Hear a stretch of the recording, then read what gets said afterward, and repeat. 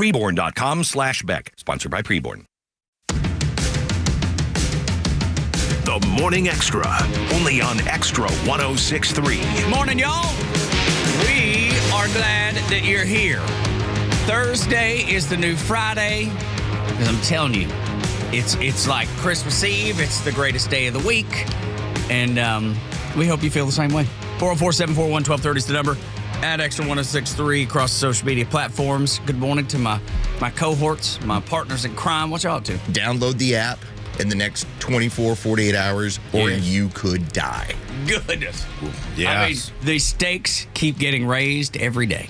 And I've been talking about this since Monday. I brought this up last week. If you don't have the app, you're not going to be up to date on all the stuff that's coming. We need to be ready. So we started with breakfast sandwiches. That's right. That's right. Lowe's came in bearing gifts this morning. I felt like it was Christmas all over again. I was like, wait, what is happening? I had to fuel up the car. I had to put it all in there. Yeah, man. The weather tomorrow. We'll see what comes. Keep downplaying it, sir. I don't have a lot of a concern. That's how you're going to lose a foot. I don't know, but I'll be full. I'll have my belly full, though. I'll be in good shape. You're going to end up with the black toe. And then you're going to be telling me, I can't believe that he was right about all this frostbite on my foot. They're going to have to take off my toe. Like Mr. Deeds. That's remember? right. Take a look at this frostbite toe. So good, dude. So what? Joey's trying to say something, but he's got It's the whole foot. Yeah, it is. He's got a black foot, and he puts a fire poker.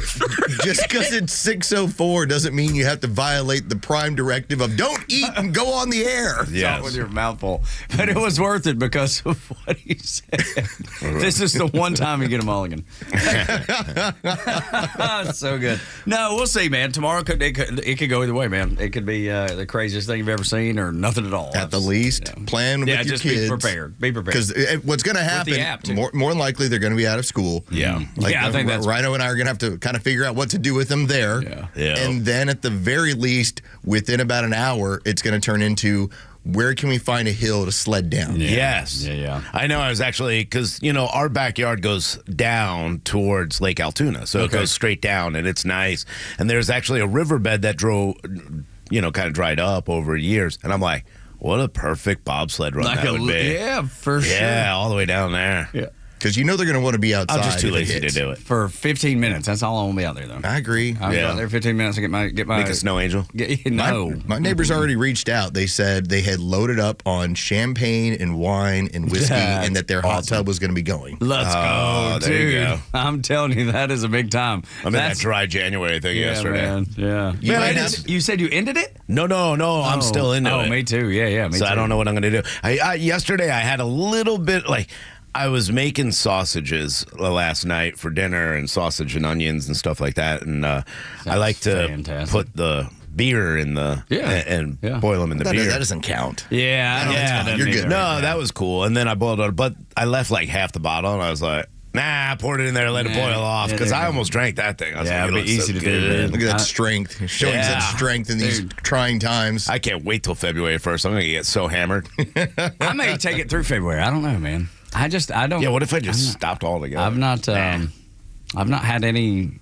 Laura had a glass of wine the other night. Didn't faze me at all. I don't know, man. Just understand that when the frostbite sets in, that's different. They're going to cut the toe off. You're going to need some help. Pain. That's right. You need something for the pain. That's right. I need to get one of those barrels for the St. Bernards because Diogi, that's, his lineage comes from St. Bernards. I want to get one of those whiskey barrels you put under his neck. So cool. That way, if I pass out, he can just come over and I'll just fill up. So you're ready. Thanks, boy. Yes. That's like Scooby-Doo, man. Of course, I'll just always be on the couch and I'll be like, yeah, here I go. Yeah, that's so funny. Like, this isn't an emergency. Stop using all my whiskey. That's right. What are you doing? Dog? We don't deserve dogs, though, for sure.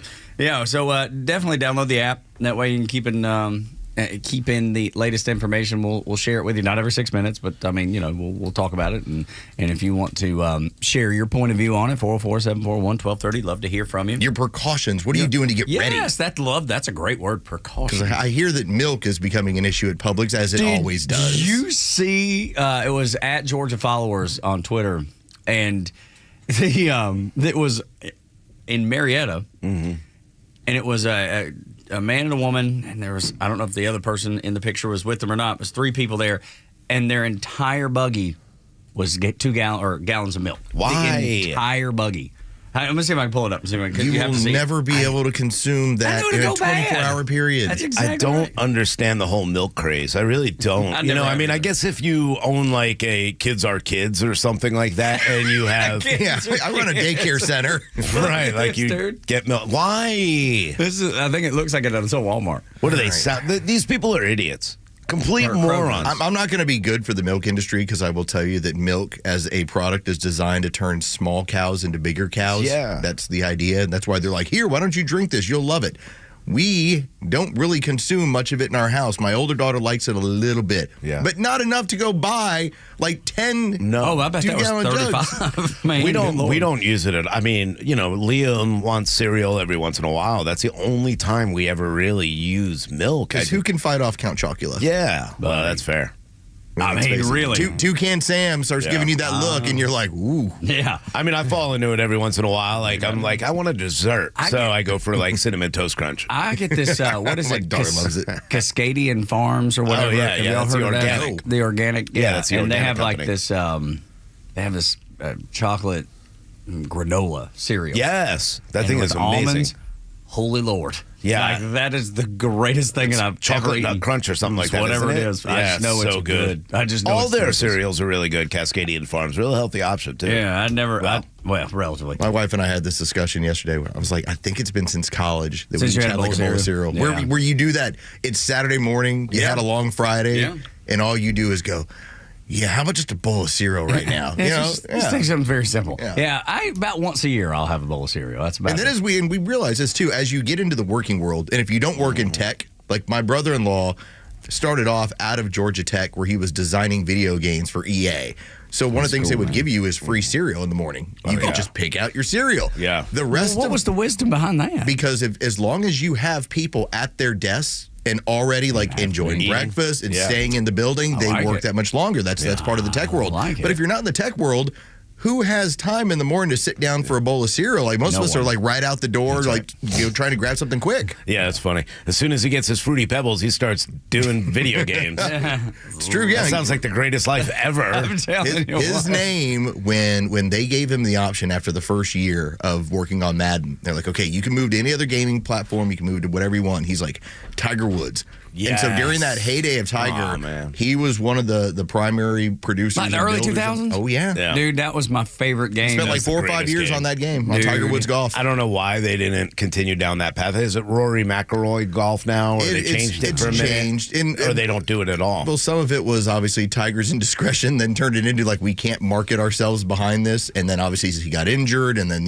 what happens to guys that get older? Yeah. Just what happens. Like But John Madden, I mean, Madden football. Madden's been out of college football. I guess he was still a broadcaster though. But like, he was Woods the is still primary playing. broadcaster. But still, Tiger Woods is the most popular golfer to this minute. I don't know why they To don't this just keep second. it that way. Well, but in the moment, you didn't know that was going to be the case. You didn't know he was going to survive like he has. Yeah, well, when he was banging Perkins waitresses, they're like, take it off the market. I get it. It just turned into Perkins. the name isn't going to be as prevalent as it should have been. But that's what he did. So they gave him cereal. Yeah. He calculated it up. I think he had made the point that he saved something like $8,000 a year by having cereal for breakfast That's at awesome. EA when he walked in the door. I bet that's right. Yeah, that's awesome. Dude, unreal. I loved that game. Me and my wife, we had, I forget what the promotion was at the little bitty radio station I started at in Dalton, Georgia, where I'm from. They had this promotion, and part of it, I got a PS2, and I didn't even know. I mean, because I'm not a video game guy, right? What is this contraption you have that requires electricity and the devil's juice? The devil's juice. So we sat down and started playing it, and Tiger Woods is what we got. There's this black and Eurasian man that's on my screen, and I don't know what to do with him. Hell of a golfer, though. Yeah. I'm telling you, hell of a golfer, this guy. Black and Asian golfer. I'm like, well, the future is weird. Dalton, we can't handle this. It's too What much. is happening? There's never been a black golfer. What is this? No, but and we got so into it. It was a party game. It was so much fun. Yeah. And I don't know that I was ever good, but even the folks that we had a condo, and there was a bunch of couples that are about our age, starting out with having kids and just where we were in life. Like And they swingers, all different. Like No, I mean, that's some weird shit you do. Gonna have to drop that one. All right. Well, welcome to the internet, everybody. I didn't think I could ever draw a tongue that far offside. It worked. It worked. You know, that's the first time I've ever cussed on the air, like one that you can't get away with. That was first pretty time funny. ever. And the funny part about it was you're like, no, that's weird ass. None of that weird ass hearing, dude. No, but that's the thing. So everybody would come on, we would play Tiger Woods, and like, that was like the weekend because we had kids. We couldn't go anywhere. Before the Wii, then, and remember, this is like before Guitar Hero and Rock Band, the early 2000s, that was the next thing we Right, it was Fire Up Tiger Woods, and everybody would take turns, and you would play your round, or you would play your hole, and then you would move it over to the next couple. And that was like, again, cool. It did change to like the Wii, and then and Rock Band and all those, but that was what we did. That was the first time you could play with like 4 people or more. And then the great part for me was that it had all the courses I've wanted to play my entire life, and they were laid out perfect. And probably a couple that you went to with your golf business, right? Yeah, especially when I got into the golf business. A lot of them were ones that I got to play, and I was like, this is amazing. They laser mapped him. In fact, I think his second to last year he was there. That was the first year they got the rights to Augusta National. So they got to go out there with their equipment, and that's why the contours of all the courses you play are so correct, because they laser map the entire thing and then digitize it, and so that's why it looks so accurate for so many years. Yeah, absolutely. Dude, it was unbelievable. But then Rock Band, that was the next one, dude. Did you ever play that? Fun. Yeah, I've never played that game. You never played it? Oh, it was so much fun. I have a good friend of mine, Patrick Higgins, the potty, as we would just refer to him as. What's the potty? He's very Irish. It's Potty O'Higgins. Potty would get so Irishman drunk, like, that next level. Yeah. And when we would get done playing like the first like 20 songs on Rock Band, he would start downloading Microsoft bucks and just adding more songs. And we would always be like, because every single one was like $4.99, $5.99. He's just added like 15 more songs, and every single time we're like, dude, you just added like 15 more songs. He goes, it's just Microsoft credits. It's not real money. No. That's how he justified it in his mind when he was that intoxicated. Boy, when he got sober, did he wake up? He would be like, did we really spend like $89 on Rock Band games, Rock Band songs last night? It was, for us, we never graduated to Rock Band. Ours was just Guitar Hero. So we didn't have the drums and whatever else went with it. Oh, my wife looked like Animal. Yeah, just arms, just going crazy on the drum kit. Dude, a fun one. No doubt. How times have changed, man. And that all started from cereal and getting ready for the cold and you losing a toe. Yeah, well, yes, and the fact that your brother-in-law worked on that stuff was really cool. Eating cereal. But what is happening in California is unbelievable, y'all. 100,000 folks evacuated. Like 1,000 homes have been burned down. This is unreal. And the people that are responsible for it don't want anybody talking about it. That's the thing that blows me away, to see Gavin Newsom be like, well, let's not politicize this. What are you talking about politicizing? Ding. I'm so glad you brought that up. What are you talking about? That was the moment I thought about it last night, to see what has gone on that predominant left, that they have now turned it into, well, I can't believe that Donald Trump and these other people are using this as an opportunity for politics. No, we're pointing out the failures of your ability to be able to prepare. This is a state that spent the better part of 5 years telling you couldn't have a gas-powered vehicle because we want clean air, and your place is on fire. Yeah. You can't breathe there. And Donald Trump brought up really good points about what Gavin Newsom did to make sure that the water wasn't coming into Los Angeles area and the Palisades area, and all the infrastructure that he denied when President Trump and Gavin Newsom met and talked about it. He wanted to make sure that the water wasn't coming in to kill any of the small fish, and these are a lot of issues that were discussed for so long. They don't have the reservoirs. They didn't use the water. They were worried about other things rather than actually taking care of the citizens of California. So I think it's fair. And yeah, of course it's politics. You're actually the government trying to run what's going on, and you're failing. So yeah, I'm sorry. You're going to talk politics during this point. You're going to talk about the mayor disappearing. They're going to talk about your failures as a governor and why you weren't prepared. Here's that mayor. Oh, wow. Yeah. Anyway, I don't cut you off. No, I was just going to say, it's like how it's such a strange mentality you got to get into. And when I say that, it's because California is so populated that they have as many registered Republicans there as anywhere else in the country. So it's not like you're sitting back and just saying, oh, all these liberal idiots, but it's who's in charge. And so as much as you say, and I know, Rhino, you'll joke around about, why don't you fall off the map? We have more Republicans there than anyone else. And can you imagine how frustrated they must be? Dude. Because they've been screaming, why don't we take care of these little things just in case this stuff happens? And the people that are running California go, no, we got to take care of some other stuff first. You're about to have more Republicans. I believe so. I saw a video of Adam Carolla. Did y'all see this? He's doing like a podcast, recording his show from a hotel because he can't be in his house. And he was like, this is about to change the political dynamic of California. And he goes into the DEI hire for, the fire department. Yeah. And the mayor and all these people that just are completely useless and have told you for years and years that this is the way forward and we've got this, and they didn't. But I want to bring this up because the person who is running things there is the fire chief. If you go through the bio, this is a person who's done everything under the sun in terms of emergency services. If you want to say a DEI hire, I would sit back and say, okay, I'm going to be hesitant on that. Yeah. But what I will tell you is when you institute DEI policies, you suddenly, that person who did all that work to get to the top, the next person only has to do 10%. The next person only has to do 10%. And so, she might be well within qualification, but the 100 people that she just hired are not. Yeah, better description. Especially the two underneath her that are supposed to be doing what they're supposed to be doing. That's where the biggest problem is. But but none of them have, because they've played games so long with politics. They're the ones who played politics that caused this situation. They're the ones who are saying, because of climate change, we have to cut down our water supply. We shouldn't have this much water in Los Angeles. Build a reservoir in 10 years.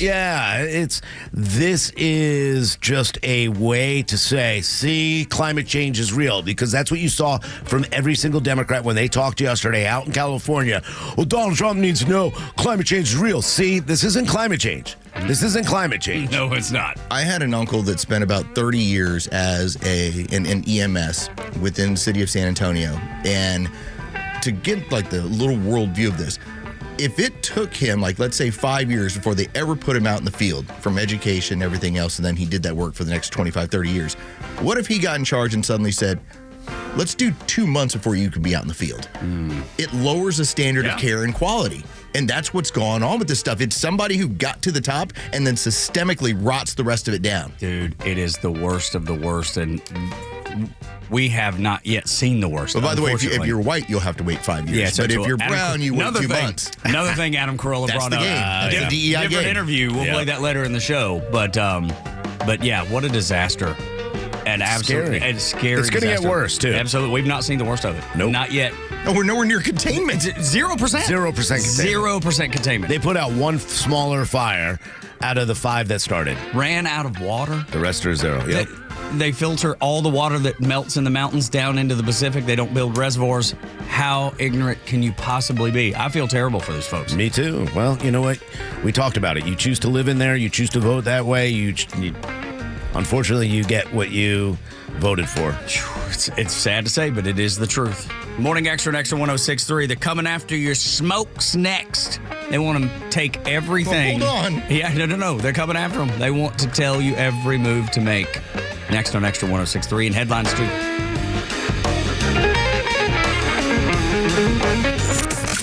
Monday, the 20th. President Donald Trump is officially sworn in as President of the United States. And Xtra 106.3 will bring you live coverage of the inauguration and everything that happens next. There will be a lot of changes and breaking news in the first 100 days of Donald Trump's second presidency. And Xtra will have live updates from the biggest personalities in the country and the local legends you know and trust. For the breaking news without the spin, there's only one place you can talk about it. Xtra 106.3 FM. Military veterans are eager to transfer their skills and experiences to civilian life, but lack trusted connections to expedite their path to success. The civilian world can be confusing, and veterans do not need to journey through it alone. When you reach out to the Warrior Alliance, we will guide you to the best-in-class resources that can lead you toward renewed purpose after serving our nation. Find out why thousands of warriors have found success after service after engaging with the Warrior Alliance. For assistance, go to thewarrioralliance.org or call 404-210-1776. Have you considered securing your family's future, protecting your hard-earned assets? navigating complex legal matters with ease. Nelson Elder Care Law is here to guide and empower you and your loved ones. As a family-owned and family-focused business, our mission is to exceed your expectations, offering absolute assurance and peace of mind. With our trademarked Absolute Protection Trust and expertise in customized estate planning, Medicaid crisis solutions, probate administration, guardianship, and conservatorship, Nelson Elder Care Law protects what matters most to you. Imagine a team dedicated to safeguarding your legacy every step of the way. Our flat fees ensure transparency, and our customized plans prioritize your family's specific needs. Are you worried about protecting your family and your legacy after you're gone? Let us help you ensure you're absolutely protected from whatever curveballs life may throw your way. Schedule a complimentary legacy planning meeting with our legal team in Marietta or Woodstock today. Contact us at 678-250-9355 or visit at nelsoneldercarelaw.com. Who doesn't want a great smile? The world seems brighter because it is. Hey, it's a Kimmer. How's it going? You know, that's only one reason to see my dentist, Dr. Dina Giesler at Atlantis Smiles. The other reason, of course, is to take care of your teeth. If they're going to make your life miserable, we all know that. But when's the last time you were smiling before you walked in the door like me? Because I know Dr. Dina and her staff are the happiest Kimmer babes you ever saw. We're going to fix me up, and I always take the gas.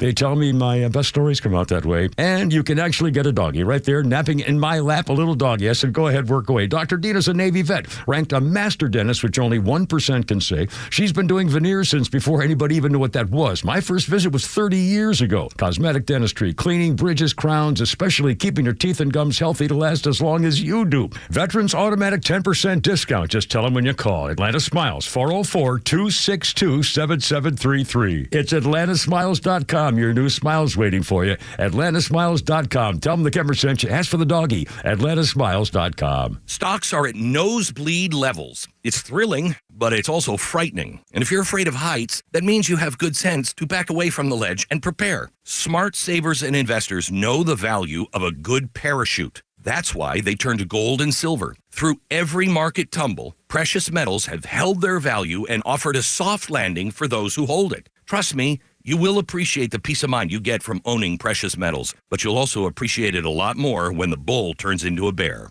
The phrase, hope for the best, prepare for the worst, is exactly where we are today. Do your own homework with a call to the great people at Lear Capital, 800-889-3070, and ask for their free gold and silver investor kit. I bought gold from Lear more than 20 years ago, and that investment has seen me safely through every market correction since. So don't wait. Call 800-889-3070. Ask how you can also get up to $15,000 in bonus gold with a qualifying purchase. Call Lear Capital now, 800-889-3070. The stories that matter to you. These are your Georgia headlines. Good morning. Here are your top stories in the state of Georgia for today, Thursday, January 9th, 2025. Write that on your check. A 14-year-old Appalachia high school student was arrested yesterday for allegedly bringing a gun to school just months after a mass shooting occurred at the school, according to Barrow County Police. School resource officers took the 14-year-old boy into custody. He was charged with 2 counts of possession of a weapon on school grounds, theft by taking a minor in possession of a firearm. No injuries were reported. Former President Jimmy Carter continues to lie in state this morning at the U.S. Capitol, where thousands of mourners have paid their respects to the late president. Carter will depart the Capitol at 9 a.m. and travel to Washington National Cathedral for a national funeral service at 10 a.m. Carter will then return to Georgia today for a private funeral service and burial at the home he shared with his wife, Rosalind. A winter storm watch has been issued for North Metro Atlanta and North Georgia. Areas like Cherokee, Forsyth, Paulding, North Fulton, Union, and Towns counties can expect up to 6 inches of snow early tomorrow morning, while Metro Atlanta area is expecting 1 to 3 inches of accumulation. Sleet is also expected. Some public schools in North Georgia have already announced closures, with more expected throughout the day. We'll keep you up with all breaking news. With your headlines, Scott Rhino, Extra 1063. Tug Rhino and Los on the Morning Extra. I'm convinced that Rhino has now moved into the next phase of preparing for the snowstorm that is yes, supposed to be coming on Carlos, good Friday. news. You can eat nut thins, right? Yeah, Buy one, get one free, Publix. Okay. Yeah, so he's Quaker over Rice there. Crisps for me. I don't know if those are vegan or not. Well, you got to travel, I guess so. man. That's the challenge of all this. Well, you got to get it early. Get it on the way home today. Yeah, that's the thing. You got some great buy one, get ones this week. I'd love for this thing to pick up a bunch of moisture and just drop 1.5 feet, 2 feet on us. Oh, God, not me. That'd be so God, I hope amazing. we don't get anything. I hate snow. I hate ice. I hate winter. I hate it all. I do not like any of it. I don't think it's pretty for 30 seconds. I can see that on a picture that is, that somebody shares on social media. Oh, but you can't roll around, make snow angels, I don't want to. and throw, snowballs at cars and fun stuff like that. I don't want to do any of that stuff. I don't like any of it. One time I did have a relatively fun experience in the snow because my wife's from upstate New York. And they got a big snow a couple times, and we went up there and we went to the golf course that was down the street. Yeah, and rode little sleds down the hill. Fun. That was fun for about 15 minutes, and I was like, okay, let's go. It's time. I'm done with this. Really?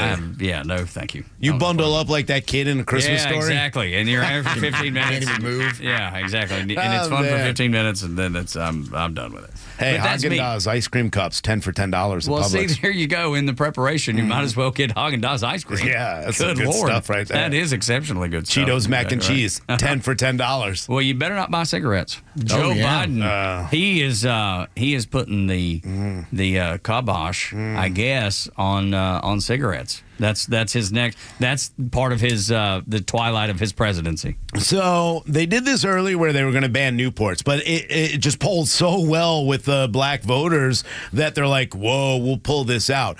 So as the Democrats are leaving office, they're going to do things like they promised about lowering prices and making sure that they give small businesses, especially black small businesses, all these good loans. They're not doing any of that. What they're going to do is ban cigarettes. So Biden and the administration decided what they're going to do is make sure before they leave, they are going to try to ban all cigarettes that are currently made and force all these companies to lower nicotine levels, make the cigarettes healthier, and redo everything they've ever done. You thought that by going after Zyn, you would say, this will just be a small thing. And then it turns out every frat boy, the entire PGA, MLB, entire NASCAR, MLB were like, no, you're not. And, okay, we better not try and pull that one. Well, let's go after the menthol cigarette. And the black community said, no, you're not. No. All right, this is what you're now getting on the way out. All the little things that they wanted to do and that they couldn't get done. It'll be executive orders. It'll be all these weird ways that they will take legislation that's gone through Congress. They'll apply it in the way that they want to, and then they'll say, see, now you can't reverse it. But the crazy part about all that is it's more about keeping you under their thumb. It's government control. I'm not saying you should smoke. No, it's horrible for you. But it ain't my place. Yes. You know it's bad for you. Yep. You make the decision. Yep. You decide what you do. The government should have no input. I say the same thing about seatbelt laws. Hate them. Yeah. Because, yes, seatbelts save lives, but the government doesn't need to have that power and that authority over you to make you do that kind of stuff. That's what I believe. Yeah, you're asking every small business, by the way, by doing this, to get rid of every inventory they have that they spent their maybe life savings on to open a convenience store, whatever it is, and ship all of those out, get rid of all of them, or sell them at a discount, or you're going to outlaw them altogether and then force them and tobacco companies and people who work at those tobacco companies to probably lay people off to afford to be able to rebuild their business to redo this. Look, I'm the same way with you. I think cigarette smoking is one of the worst things you can possibly do for your body. I would tell everybody, please do not start. I'm guilty of smoking cigarettes. I enjoy cigarettes. I got to be honest. I think they're amazing to relax me. It's fun when I'm at a bar. I don't know. It's my thing. I wish I never did. I wish I never touched them. I really do. But I don't want the government telling me what I can and can't do. Right. This is why I left New York, telling me I can't get a 64-ounce soda anymore. What a joke. And just, but what they're not doing is any of the promises. They're not giving home loans to the communities that they said they would on the way out. No, they're stopping you from actually being able to do whatever you want. And look, if you want to hurt your body with a cigarette, isn't it my body, my choice? Well, that and what's the difference in eating pizza, every night? Like, should the government come in and tell you, nope, you can't eat pizza every night? Or processed foods, you know what I mean? All we're asking for is just transparency. If you choose to take part in said activity, all we want to know is what are the consequences, because that's right. That you are bringing up something like, let's say, processed meat. And the fact that I don't know what's in there, and all I know is that you've had it being referred to as a carcinogen by the World Health Organization, maybe I should know a little bit more about what you're putting in my food, because I know what you're putting in the cigarettes. Yeah. And now the cigarette companies own all the processed food But I should companies. be able to make an educated decision. Now, I'm not saying I'm going to make smart decisions all the time. Nope. Humans don't by nature. But I like to have the choice of making good and bad decisions. Because I know the government's going to make a poor choice for me. Yeah, well, who are they to tell me what we can and can't eat? If I want to go get my 10 for 10 Haagen-Dazs ice creams at Publix today, it doesn't matter what's in it, but isn't that the next step for them? Don't let them stop you. Cigarettes are bad for you, so now, hey, these are bad for you. You can't have ice cream. You can't have this. We need to get healthier. Now, where does it end? I'm good with Robert F. Kennedy Jr. pointing things out to me and saying, hey, look at this. I'm good with going into the schools and saying, hey, this is a good pyramid of products. We're going to redo this pyramid. This is the healthy things. These are the things you need to look out for. But make your own decision. The government should never be making the decisions for us on what we should put in our body, what we should do with our body, and that's it. So there is a movie that I jumped into on Netflix because of Joe. Really? Okay. Because I made a joke about wormholes, and he was like, oh, somebody's seen Interstellar. I was like, I've never seen Interstellar. But I decided to watch Interstellar. I've never seen Cool that movie. either. Christopher Nolan movie. Cool movie. Interstellar. Now, what they do, though, is they point out, they call it the post-truth era. Mm-hmm. One of the things that they talked about in the textbooks of the future is that they removed all the references to the Apollo missions because the Apollo missions were used to bankrupt the Soviets and to win it. And you were like, wait a minute, that's not the truth of how this worked. But it was used to then create what the new mentality is.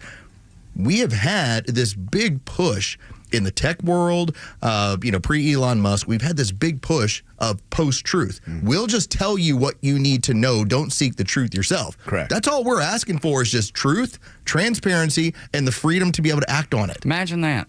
You want to be told the truth. I mean, the truth matters. That's the thing that I think gets so lost and covered up, is that, especially in politics, they act like truth doesn't matter. Right. And that's for every politician. They act like it doesn't matter, and it does. Post-truth era. Hillary Clinton told you. She flat out told you during the election. The reason why they were looking to dictate what was going on social media was because they had a problem with the truth being out there. You had the same issues with one of the CEOs that was pointing out how, the truth can get in the way of the objective. That's exactly right. And the Democrats are fine with that. A lot of Republicans, too, are just fine with that. It starts with just cigarettes. Yeah. And they're like, but it snowballs. But it's easy to vilify something like that because you go, well, that sounds bad. We should allow people to have menthol cigarettes. We shouldn't allow people to. And then it goes from there very quickly. Right. Robert F. Kennedy is not telling you he's going to take this away from you. What he's saying is we should know what's in our food and what we're giving to Americans that's making us sick. That's every lesson that RFK Jr. is trying to tell you. I'm not saying that don't take vaccines or give vaccines to your children if that's the way you want to handle your child's life or be a part of your child's life. What I'm telling you is know what's in the vaccines. You should be told by the FDA, you should be told by the governing facilities of these vaccines what is in your vaccine that's going into your body. But what does the left do? Oh my God, he wants to get rid of every vaccine. But when the Democrats actually try to get rid of something that you may find convenient, even though we think it's dumb, all of a sudden you're like, yeah, that's cool. Let's go along with that. That's how ridiculous Democrats and hypocritical Democrats are right now. It's informed consent. Yes. I know what happens if I drink this 12-pack. Or smoke a pack of cigarettes. Or smoke this. Or do whatever it is. I have informed consent in front of me. I know what the results are going to be.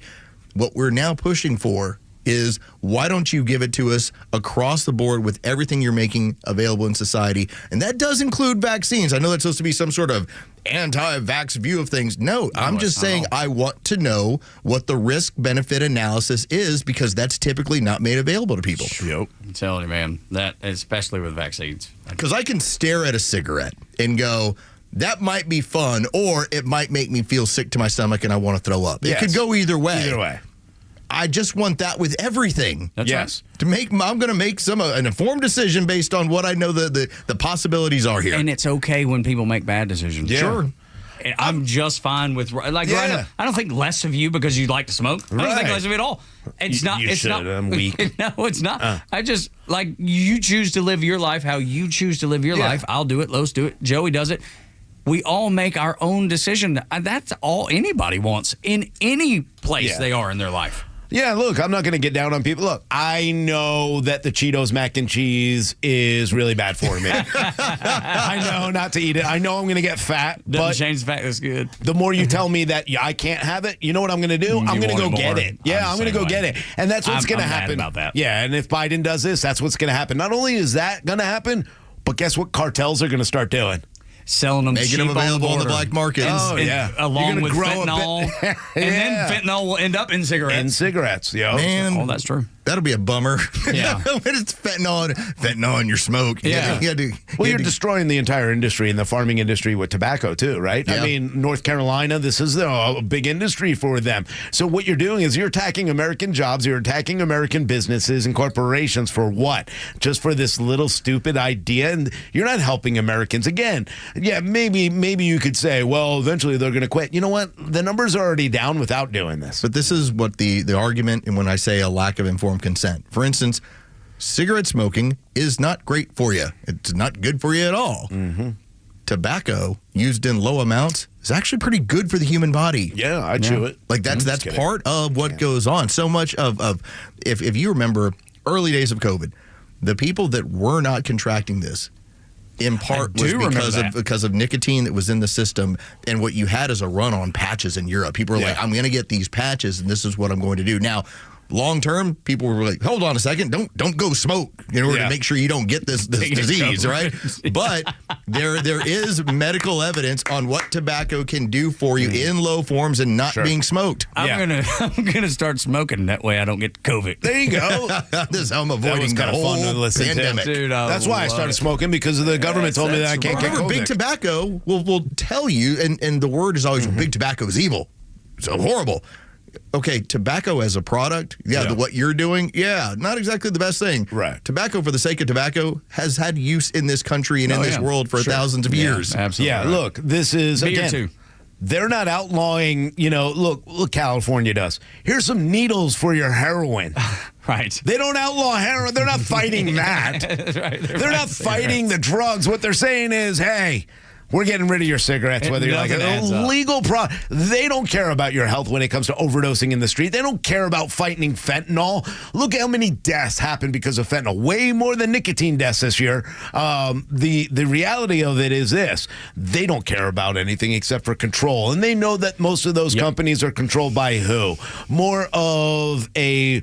what they would call MAGA extremists own those companies, those big evil corporations, but yet they'll still let you put things in your body. And it depends on the evil corporation. Sure. Depends on where they donate. That's what I'm saying. They're Republicans. It's exactly right. Because there's plenty of... They're farmers. Corporations that are not doing good by people or not doing well by people, let's say in Silicon Valley, that they warm up to and love up to and snug up to all the time because they give to the right party. Well, they're hardworking Americans. And they don't like hardworking Americans. They don't like farmers. They don't like everything about the cigarette industry. They don't like because it's way more conservative than anything else. I mean, they'll ban anything and they'll protect ridiculous ideas like, hey, it's cool to do meth and don't worry, we're not going to prosecute you. We're not going to go after those drug dealers. We're not going to worry about the 250,000 kids and women and men that were killed by fentanyl. We're not going to shut the border down, but we'll go ahead and stop you from smoking. Dude named Harrison Crank, at Harrison Crank, and I don't know who he is, but he has got a great tweet just playing on the trolling from Donald Trump about Greenland and about the Gulf of America and the Panama Canal.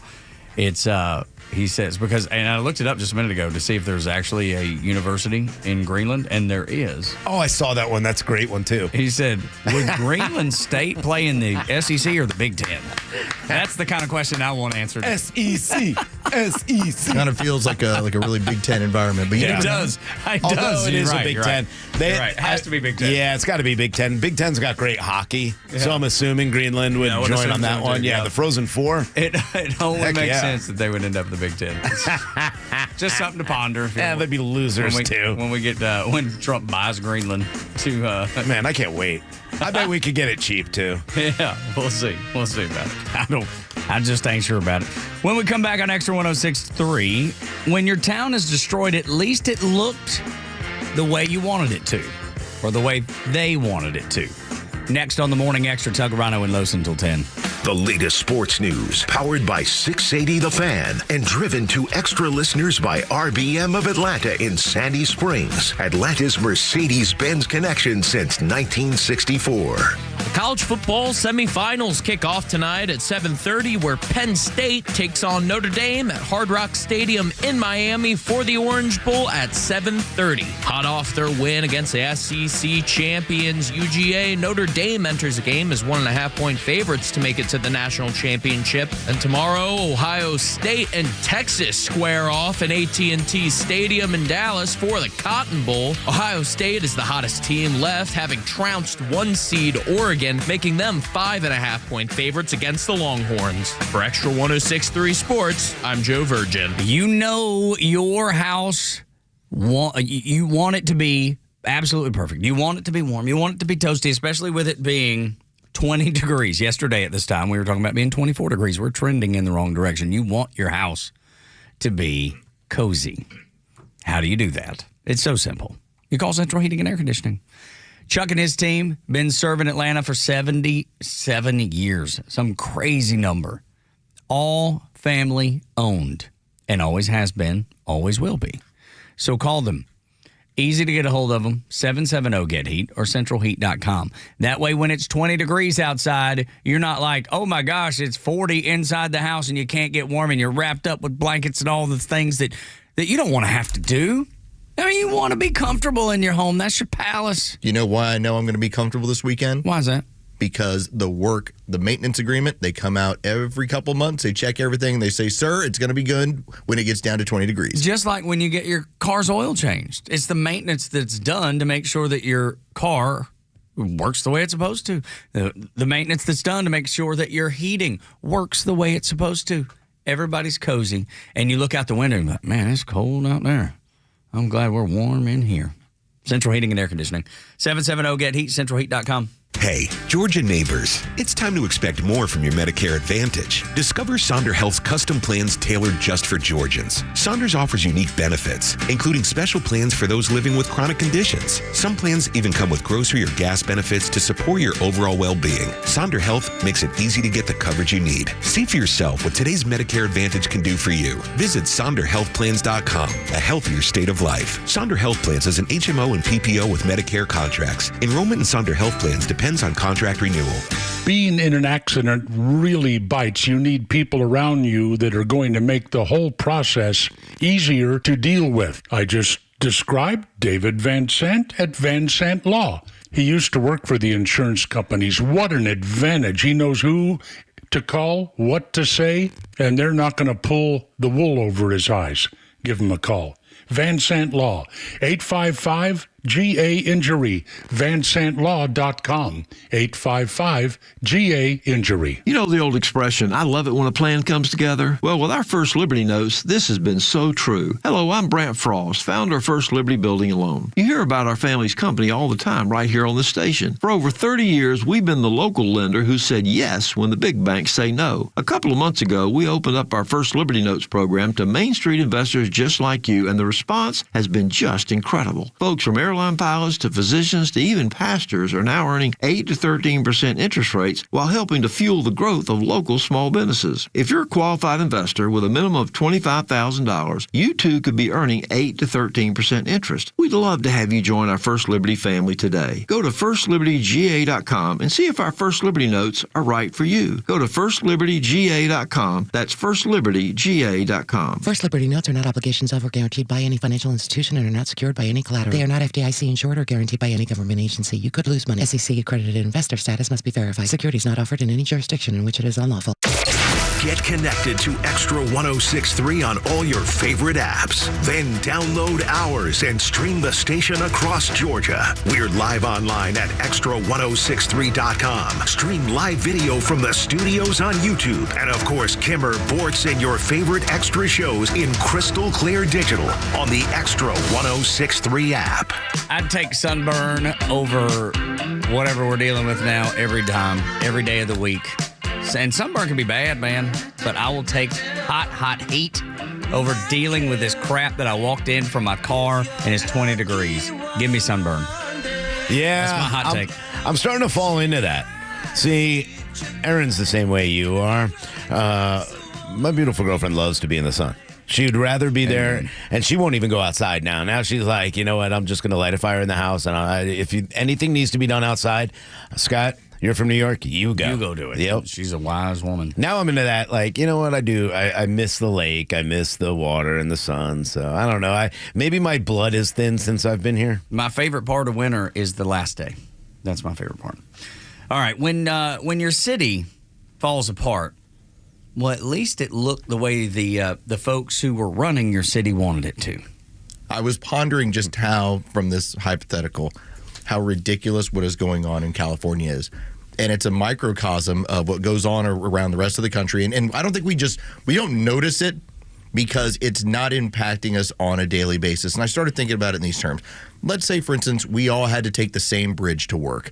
And that bridge ended up having some sort of structural issue, and it needed to be fixed. And so for the time period by which it would take us 5 minutes to cross a bridge and go to work, it's now going to take you an extra half hour. Well, the first couple days, you are a little bit frustrated. The first couple days, you're like, okay, this is a pain in the butt. But then get used to it. Why does it keep happening? And what you start to recognize is, well, the city needs to find somebody to repair this bridge, but that company, because I need some credit here, has to be minority owned. Well, okay, I think I have found a minority owned company. Now I have to vet them in a different manner than everyone else. Okay, now, yes, they're minority owned, but what does their workforce look like? And in the meantime, while you're jumping through all of these silly hoops, you don't have a bridge. Now, that's just a very simple example. Yeah. But think about how this is systemic of what is going on in California, what you're seeing throughout our military. We have gummed up the work so much that when the crap hits the fan, we can't fix it easily. Nobody knows what to do. Because I wanted to make sure that the people working on this bridge look just brown enough for me to feel good about what's going on.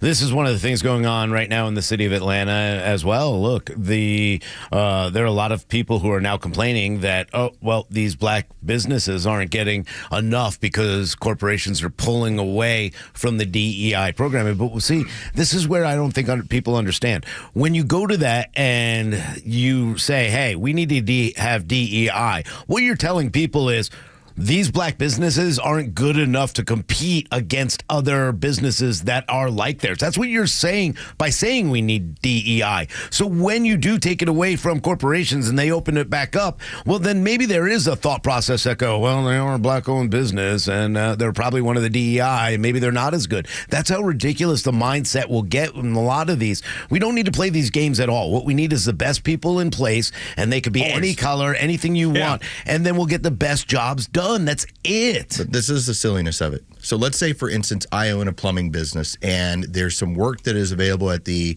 Hartsfield-Jackson Airport.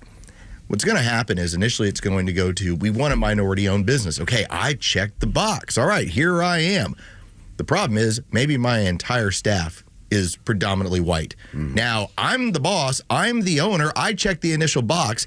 When they dig into who my employees are, now I'm eliminated. Yeah. And so that's the silliness of all of this. You have plenty of functional black-owned businesses, but depending on what their business is in, maybe their workforce looks a little too white. I mean, this is the silliness of what's going on. It's like nonstop math. Yes, you're having to do every single time. So you're busy in order to land these contracts, having to take a worker who fits a particular category rather than a particular skill set so you can land some of these positions. And again, when I say it's systemic, this is how then you have stuff in a city that doesn't work. Yeah, it doesn't work at all. And that's pretty much every city. I mean, every city in America is faced with that. LA's obviously faced with it. LA is a very good example of what's going on. Good heavens. But you brought up Rhino, you brought up Atlanta.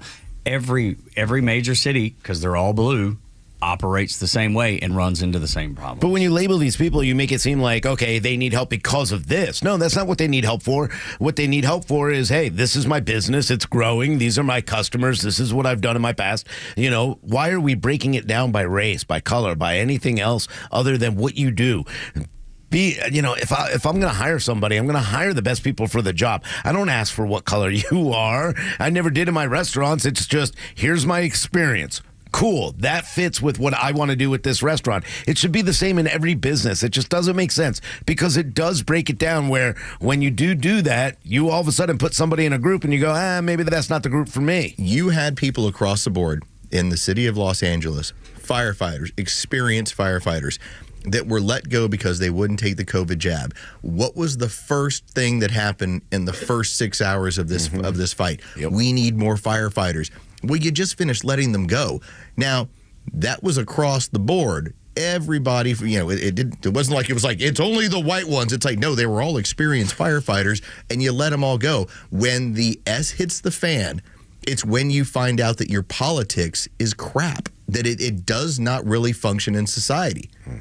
Because when that fire's coming and your house is burning down, you don't care what the person looks like that helps to show up, but the person hiring does. Fire Chief Kristen Crowley, that's the person who makes $600,000 a year, by the way. Wow, good for her. Total pay with benefits over $600,000 a year. She's made diversity her top priority.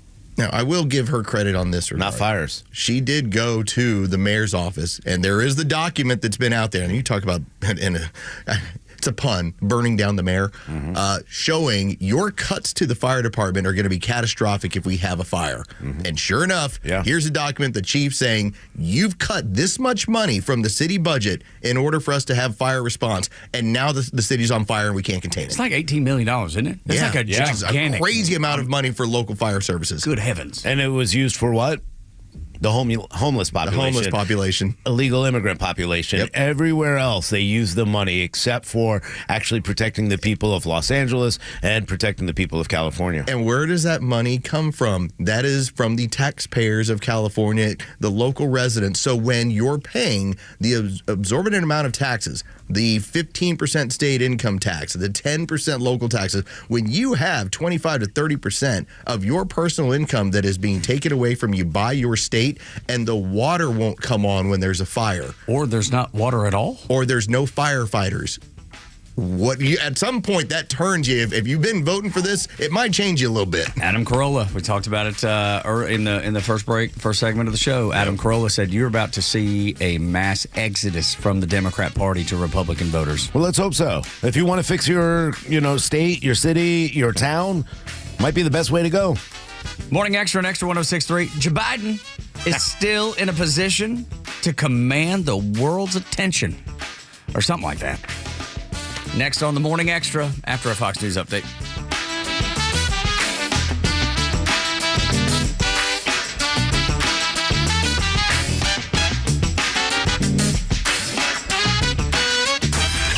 The legend Neil Bortz is only on Extra 106.3. Hey, it's Pete, and here's what you missed from the Talkmaster. What I'm really looking forward to, though, Trump's promise that on day one, he's going to start deporting illegal aliens, called migrants. And I hope he starts with those that are hiding out in sanctuary cities, Chicago, New York, Los Angeles. If the cities won't get the work done, send federal marshals, maybe National Guard in there to get it done. And if the cities don't start cooperating, punish them.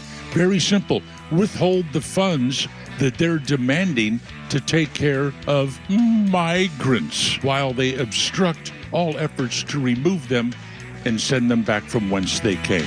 Catch Neil's commentary every day on Extra 106.3 or listen anytime on the Extra 106.3 app. Neil Bortz here. Maybe you've already taken the steps to improve your health, maybe save your life. You're using a CPAP for your sleep apnea. I've been using one for well over 20 years. So right now I'm here to tell you about a source for CPAPs and CPAP supplies here in the Atlanta area. CPAPs, etc. They're now Alpharetta. They have whatever you need. Roddy and Sharon are your CPAP experts, and they'll ship nationwide. More information, cpapsetc.com. Get involved with Special Olympics Georgia today. Join Special Olympics Georgia for the 2025 State Indoor Winter Games in Emerson and Marietta, Georgia, January 31st through February 1st. Come out and watch Georgia's champions compete in sports like basketball, powerlifting, bowling, artistic gymnastics, and pickleball. To volunteer, head to SpecialOlympicsGA.org and click on the volunteer link. Thank you to our statewide sponsors, volunteers, and fans that come out to support these amazing athletes. Learn more at SpecialOlympicsGA.org. Media Minute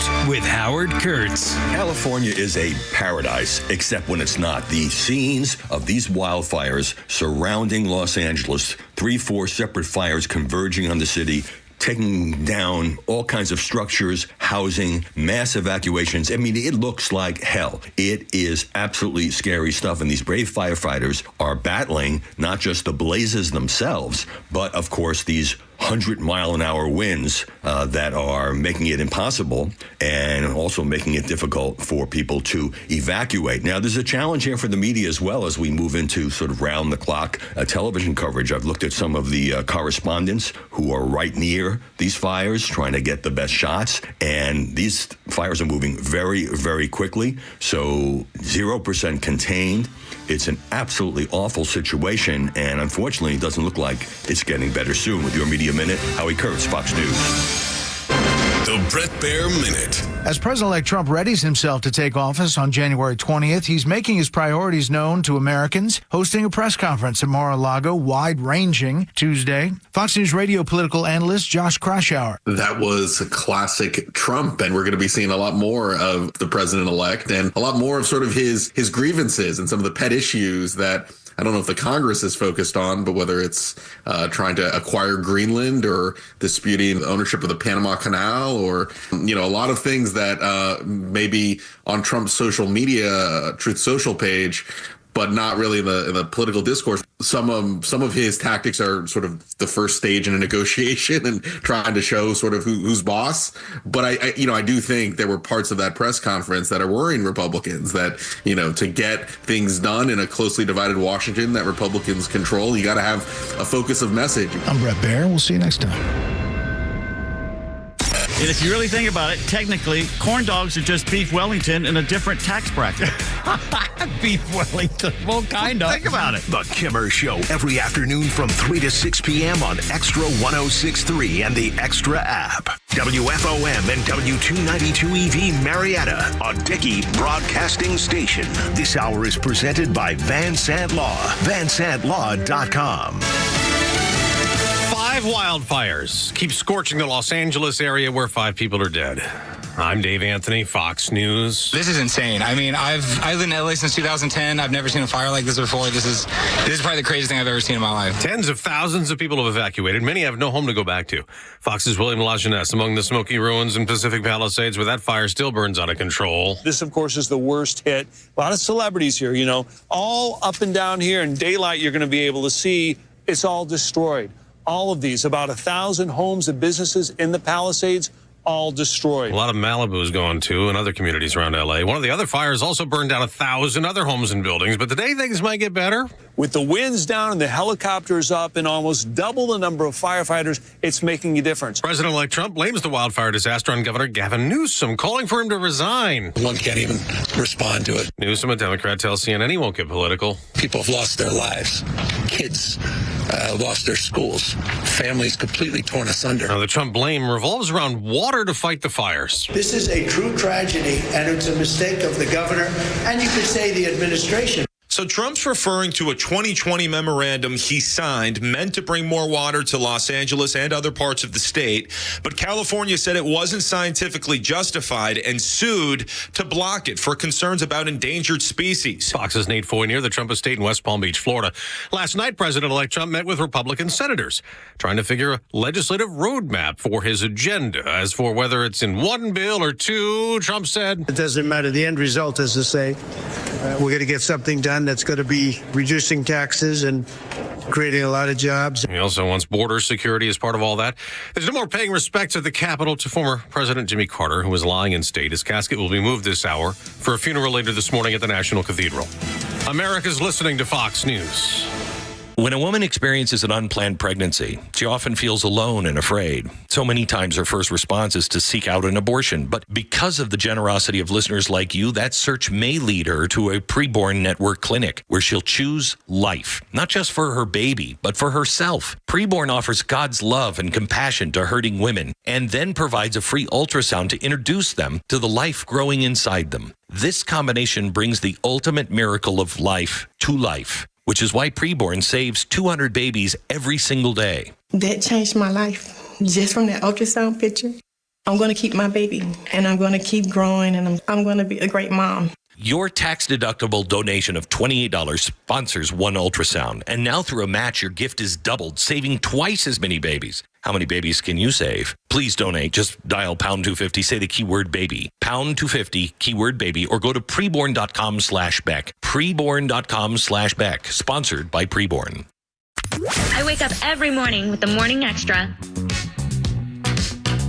Doug, Rhino, and Los on the Morning Extra and Extra 106.3. The discussion is on L.A. right now. How could it not be? I mean, we're seeing something that is once in a generation, once in a lifetime. I've never seen anything like it. There's new fires that are starting in Studio City. This thing is 0% contained. And yet, I've not heard really much out of the people that caused the issue or allowed the issue to happen.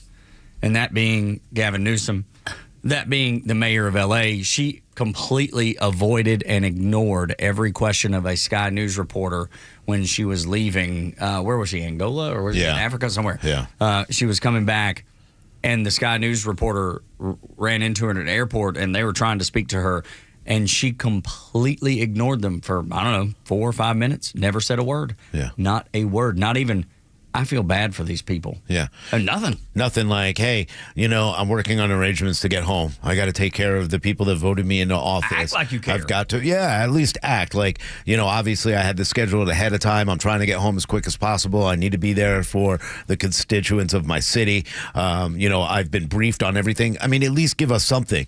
That's the, that's the scary part about what's happening with a lot of our politicians and the corruption with our politicians behind the scenes. You see what's going on when $43,000 was taking, and you have to pay it back now, or $22,000 you have to pay because of things that you've done, and you're not taking care of what actually needs to be done, which is you need to be fighting the crime, you need to be putting away criminals, you need to be fighting fires.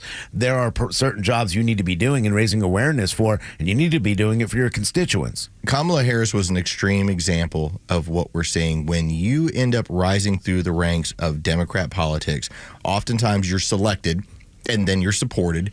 And then when you find yourself in an emergency situation and you've been untested, now you freeze up in front of cameras. Now you don't know how to answer questions. Now you're sitting there as that person, in this case, a former community organizer that was backed by the right people. And now, as we talk about, when the S hits the fan, she can't even talk. No. Doesn't know what to say, doesn't know what to do, doesn't know how to answer a question. See, that's the thing. You're exactly right, dude. Yep. She had no idea what to say. Yeah.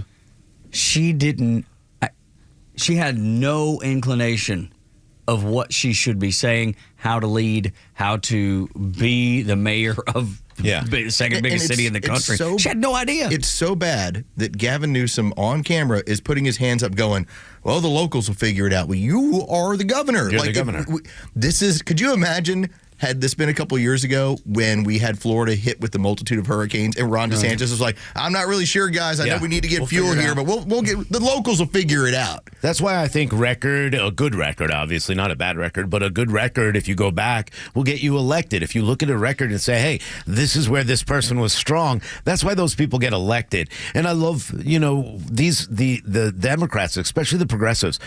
I think it was very important what Carlos said. They come out of a community organizer. Sure, they could get people to rally and scream and burn buildings or hold up banners and run around and do chant after chant, and they can organize in that manner. That doesn't mean they can organize in a crisis. It doesn't mean they can organize and do things that we need them to do in a leadership, in a leadership role. I'll be honest, I can't imagine AOC if something, God forbid, happened in New York City. I can't see her leading. No. Yeah. Now, I could see her pouring drinks for everybody and getting them riled up and making sure that they're 21. That's the only experience I've ever seen her have. Emergency management requires a certain level of stress and being able to handle that.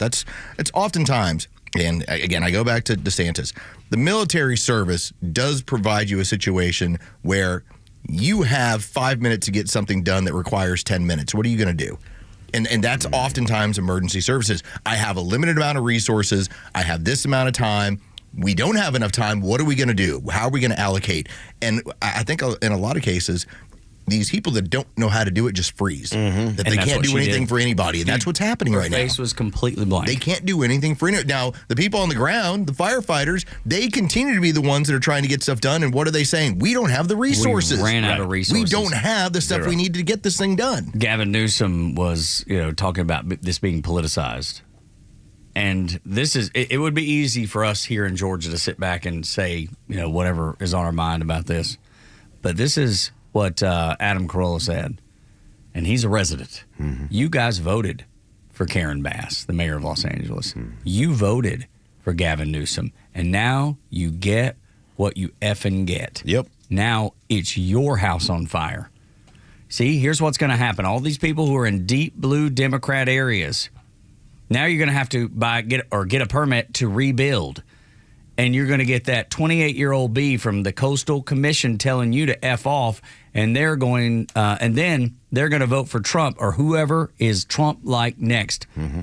He's talking about all the regulation that you have to deal with in California just to build anything. Yeah. Anything that these people have never experienced before. They voted for it, but they've never experienced it before, right? Yeah. And now they're going to have to. And when they get a taste of what they've actually voted for, this is the beginning of it, they are going to be awakened like never before. Yeah, it's a shame. It's a shame because no American should have to suffer in the way that a lot of people are suffering. And, I know a lot of the celebrities are out there getting the most attention. And they're going to be okay. They'll be fine, and I understand that. I'm more concerned about the people in Palisades that live in mobile homes that were denied fire insurance, that, they already had little to live on. That too. And small, exactly. And small homes where they're just barely getting through, but they were also denied fire insurance because that won't happen. And now all of a sudden they have nothing. They've lost everything, and they're not going to get the help. They may end up getting that FEMA check for $750, but where do you think they're going to go? They're going to go to the James Woods, the celebrities, because it's going to be more attention. And, look at their house. Look at this. Look at this. We should be worrying about the small people, the people that, are going to struggle throughout this and won't get the help because, I know Carlos knows a lot more about the way the insurance industry works when it comes to natural disasters like this. I can't imagine those people getting any help compared to a lot of the celebrities that'll be able to pull whatever strings they need to get their stuff done. The part of it is that when you have a massive incident that occurs over a large area, the companies slow roll everything because they can't afford to pay everybody at once. So it becomes this battle over like these certain areas to help. And I think about how when you talk about the people that, because if you're going to have this rich of an area, you also have people that also service the rich. Yeah. Who live in smaller apartments, live in smaller communities. They're going to be the ones that are saying, I need help right now. I'm a paycheck to paycheck person. How do you get me this help? They're the ones that are going to be the most frustrated early on, and especially if they were ever under the inclination that their voting record was somehow going to help them in the future. It's not. I tell you, there's the top of the party when it comes to communism, and then there's everybody else. And you think you were going to go along for the ride because you back these people. They don't bring you along for the ride. They keep themselves comfortable, and then you suffer the consequences. Right, which in this situation, I think even the little people are going to probably benefit from how much attention that Hollywood is going to get because those people do have a loud megaphone. They will benefit just from the attention that it gets because the communists, they don't look at little people, Hollywood people, right? Yeah. Actors and actresses, they don't. They don't care about any of them. No. You know, my fear is because you look at what's going on here and still trying to get hurricane relief for parts of Florida, parts of Georgia, and of course North Carolina as well. And when you look that they're still waiting, they still can't get help. There are people whose homes are being taken, their lands being taken. Yesterday, Brumby County decided, hey, you know what? We are not allowing you to not pay your property taxes. They're due today. That was yesterday, by the way. People who don't even have homes anymore have to pay property taxes right now after all of this. So I think those people, all the people that are dealing with that, they're not going to feel sorry for the celebrities or anybody out there. And I think they lose focus on that if you focus on those celebrities at this point. I think they feel in their hearts for the people that do work for the rich, like Carlos was saying, or the people that are living in those mobile homes or small homes that won't get that fire insurance, that they're going to care a lot about them. I hope we get help, and this is politics. No matter what, when the government's in control of the Federal Emergency Management Association, which has already been called out, this is politics at this point, and you have to pull out and say, well, here's what went wrong, so it doesn't happen again. And that's not playing politics when Donald Trump says, this was what we came up with water to this area. That's not playing politics. That's saying, this is where we went wrong. FEMA's got a big sign and a nice logo, and it looks really official. And then when they roll into a community, you recognize how useless they really are. You know, I would think about if we were ever to have a situation, let's say in Taiwan or China, and we rolled our military over there, and within 2 weeks we're like, why are we out of bullets? It's because you were not prepared. Okay, FEMA's never prepared. What you're finding out is California is not prepared, and it's always right under the surface. As much as there are people that will tell you, Donald Trump flat out told you, you are not prepared for this. Yep. And yet their ideology made them say, Orange Man bad, I can't listen to you because I am still about what I'm about, and oftentimes it's climate change, and here's what our science tells us. You're not prepared. So when the bullets start firing and suddenly we're out of bullets, when FEMA rolls in and they can't do anything, or when you have these fires and your emergency services don't work, it goes back to the dad in the room telling you, I told you weren't ready. It wasn't the point you're trying to make, but it is a point that deserves to be explored a little bit, because our military, the folks in the Pentagon, have already told us, because we're shipping all of those bullets to Ukraine, if that were to happen, we are not ready. This is across the board. That's what I'm saying, but we're on the cusp of that. That same thing happening out there with us happening with our military. California's just an example of where we are right now across the board. I think if you take everything that's going on right now with Donald Trump, and he's talking about Panama Canal, he's talking about Greenland, you talk about all those things. See, this is a proactive president, somebody who sees something that could benefit us in the future. Okay, if we take Greenland now and China, and we take the Panama Canal and we control what's coming in and out so that China's not controlling whether or not we could get our ships across, this is proactive, saying, let's take this now in case China does this. Reactive is what Democrats do. After the emergency happens, they go, well, what happened? And then Donald Trump comes in. You want to know what happens? I was trying to be proactive and telling you about water. See, this is a BS climate change thing, by the way. Any Democrat that throws out, well, if you don't believe climate change is real, this is because of climate change. Go look how much money has been given into climate change for the past, 20 years. Maybe more. Yeah, but I'm going to go to 20, okay? It's definitely more. It's probably about 50, right?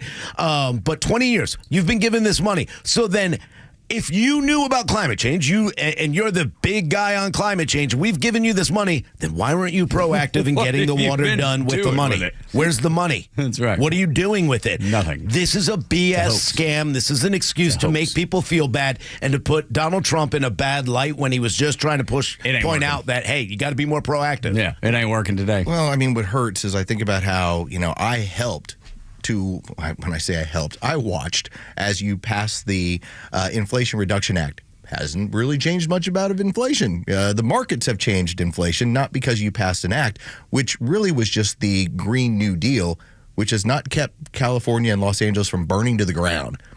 You got exactly what you wanted. You spent my money in the interest of stopping inflation, which it didn't do, to then divert it and say, well, this is for climate, which is now watching an American city burn to the ground. Yeah. In the interest of climate change, right? Right. Zero reservoirs. Yeah. Zero. I mean, you haven't done any of what you were supposed to do with that money. So most of that money was supposed to go to building charging stations. We already understand how many were built. Was it 7? There were 7. Now I think there's up to 50, though. Ooh, okay. Yeah, they got up to there 50 we go. after all we the pressure was put on. $50 billion for 50 charge. If there were $1 billion well apiece. done. But Nice work. when you also look at the climate change, look at all the other money, where it went. Go follow that trail, because you'll find out it went to saving salmon lives. That's why I wear that Salmon Lives Matter t-shirt. $48 million to that. What about using that $48 million to get water into Los Angeles, making sure they have reservoirs there in case of an emergency? What if they were proactive in, because it's not like the first time ever that a fire started in a forest in California on the West Coast, and they had to deal with the Santa Ana winds. I reached out to our friend John Androsnik, Fight for Fighting, because he's a California resident. Yeah. He's dealing Friend with of the all show. this stuff. Friend of the show. He did say when they're in town, we get to go backstage. Let's go. Cool. Can't wait. But one of the things he talked about, and he put it out on Twitter, the locals, Democrat and Republican, voted in 2014 for these reservoirs in the interest of making sure that if something happens, they're ready to go. It's the negligence of the local officials that did not fill them and made sure to divert funds to other interests, such as illegal immigration, such as homelessness, so that when these fires have started, even though the residents, Democrats and Republicans, voted for we need to have this ready to go, they found out it wasn't. Yep. Again, and that's your local city officials, your local government officials that screwed you over. Because, again, the money they decided was better used to be used for homeless and for illegal immigrants that were homeless and sheltering illegal immigrants. So I got a great idea. We know we have problems. Let's cut the budget of the people that will help fix the problems that we're not fixing with the money that we've been given. But imagine that frustration level. Love it. Where, let's say, Rhino and Joe, who are on opposite ends of the political spectrum, both agree that they are facing the same problem. They vote to fix the problem. They expect it funded because the city government and the state government said, we are funding to fix this problem. You got it taken care of. You guys are high-fiving. And then when the issue occurs, a fire, you went, wait a minute, what'd you do with my money? Like, we agreed to do this, and you're screwing us over. Imagine the anger. You're trying to say that government's going to be responsible? Well, what? They found out, like, wait a minute, we pushed this through 11 years ago, and you weren't ready? Well, we were proactive in putting out vending machines that used clean needles, clean pipes, and other paraphernalia for the drug dealers and the homeless out there. So we don't really think that your question is valid. You took the money and you diverted it to other places, even though the residents all thought this was taken. When that water stopped running, and then the word was, well, hey, there's no water in the reservoirs. If you were part of like voting that through and trying to protect your community, can you imagine how upset you are? Wait a minute. We actually agreed to do all this stuff, and you, as the city officials, screwed us over. And this is why you're hearing actors like Zachary Levi, who this was shared by Robbie Starbuck. It's a clip from, I assume, last night's Jesse Waters show. But he, in what he's saying is that this is criminally negligent. These politicians are criminally negligent. And that's something that I never in a million years thought I would hear out of a Hollywood actor. And I don't know anything about Zachary Levi. I couldn't tell you what he's in or Shazam. Is he okay? I know nothing about him. I know he's an actor. That's it. But it's interesting to see smart dude, an actor on Fox News talking about Democrat politicians being criminally negligent for the things that we're just discussing. Well, he's also a Trump supporter, so he was already ousted from the whole Shazam thing. So but he's a more conservative person, but he's also a common sense person. And this is the reality. Here's the difference, though. None of the George Soros-funded DAs or prosecutors are going to go after any of the other DAs. To his point. Yeah, to the Democrat politicians. You're not going to get anything done. By the way, so like I said, friend of show John Androsnik pointed out in 2014 what they voted for was you're going to build, maintain, and keep these reservoirs filled while also doing the forest management aspect. None of it happened. Imagine that. Government not doing with your tax dollars what they said they would. That happens every day in Washington, D.C. It happens in every major city. And it's being displayed. It's being spotlighted in Los Angeles today. When we come back on Extra 106.3, the left has given up on getting Trump in the, or they've not given up, rather, on getting Trump in that failed Mar-a-Lago documents case. They're going to fight to the bitter end. Now, they'll fail, but they're going to fight. Next on the Morning Extra, Tug, Rhino, and Los until 10.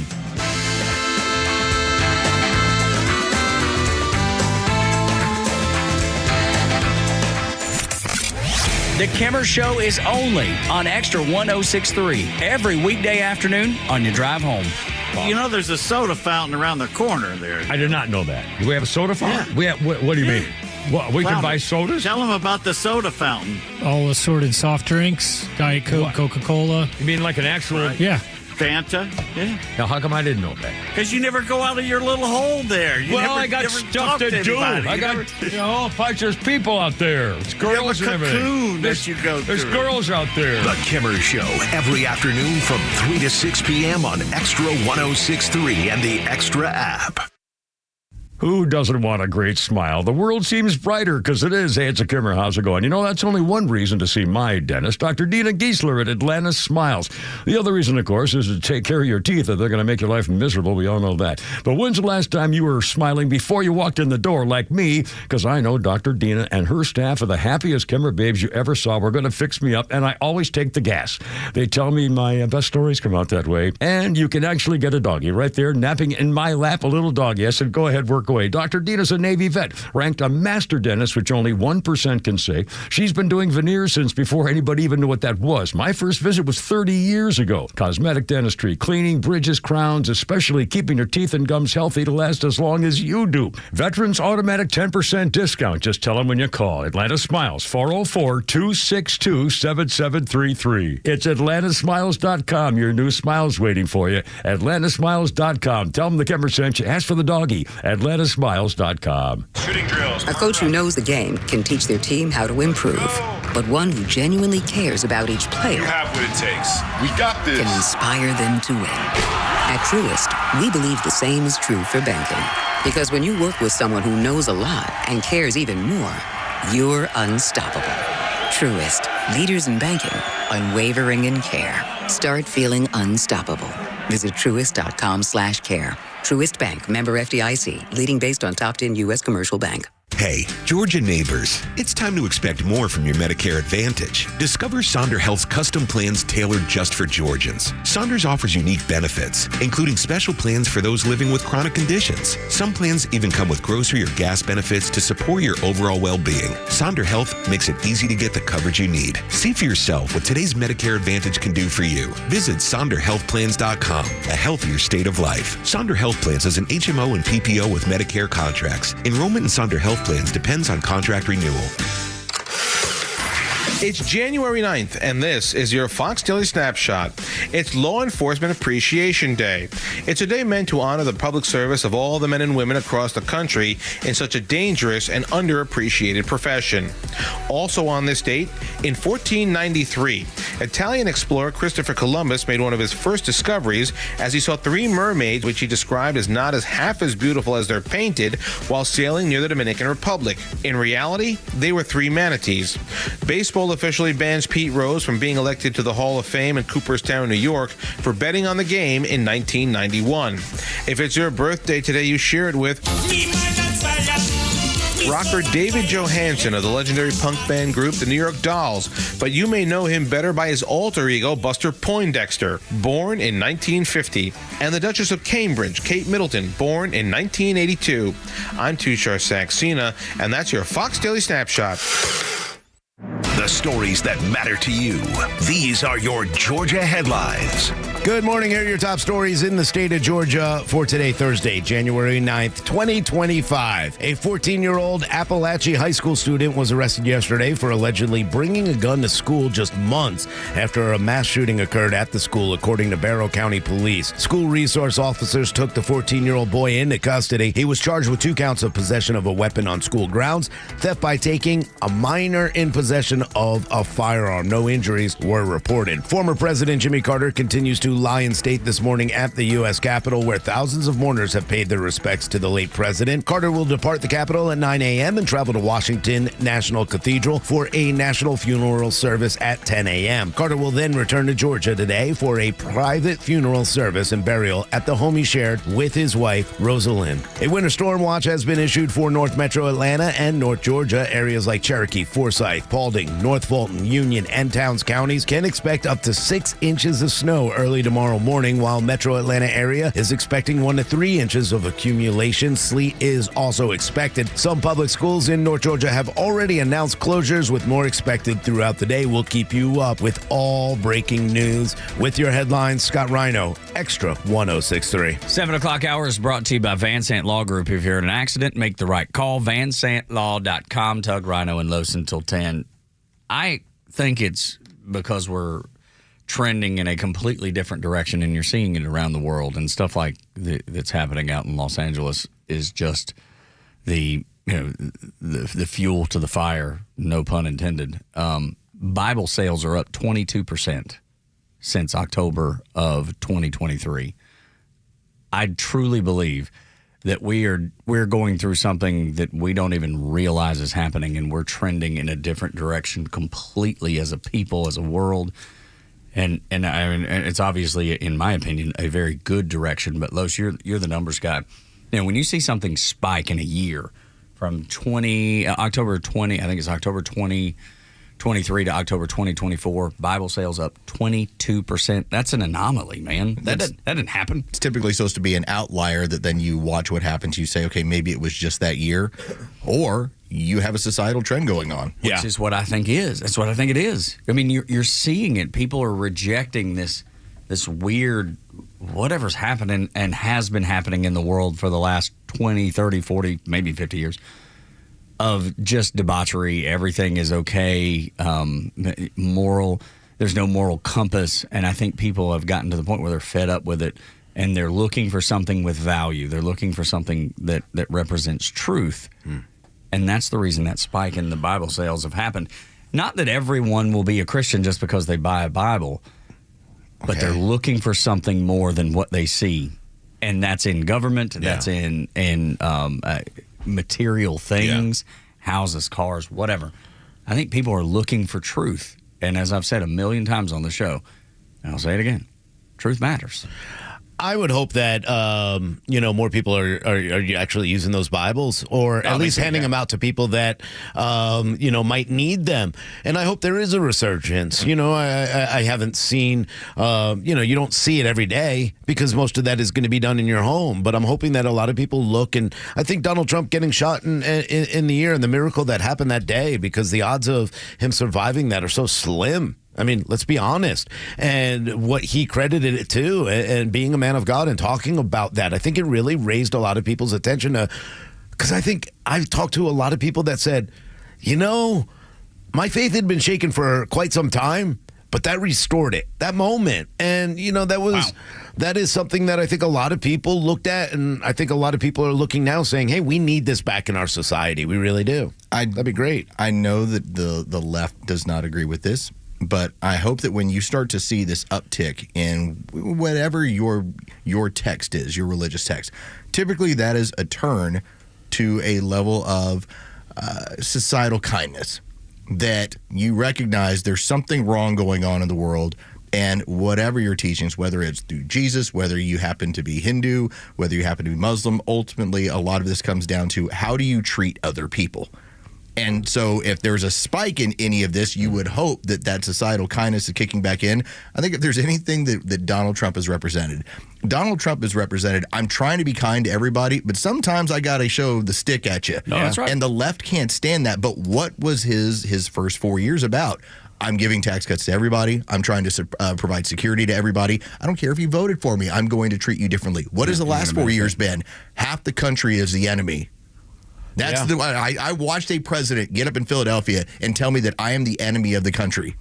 Yeah, I think, in addition to Trump, and the assassination attempts, but I think also a lot of people saw what the Democrats have been doing over the last 4 years, taking God out, attacking God, attacking Christianity, the way the Department of Justice, it seems, we've talked about it so many times, there are demons walking around every single day that are trying to destroy this planet and destroy, our ability to live in peace and harmony. So I think a lot of people are looking into that. I hope so. I think it's a great resource to have. I really do. I think everybody should have one.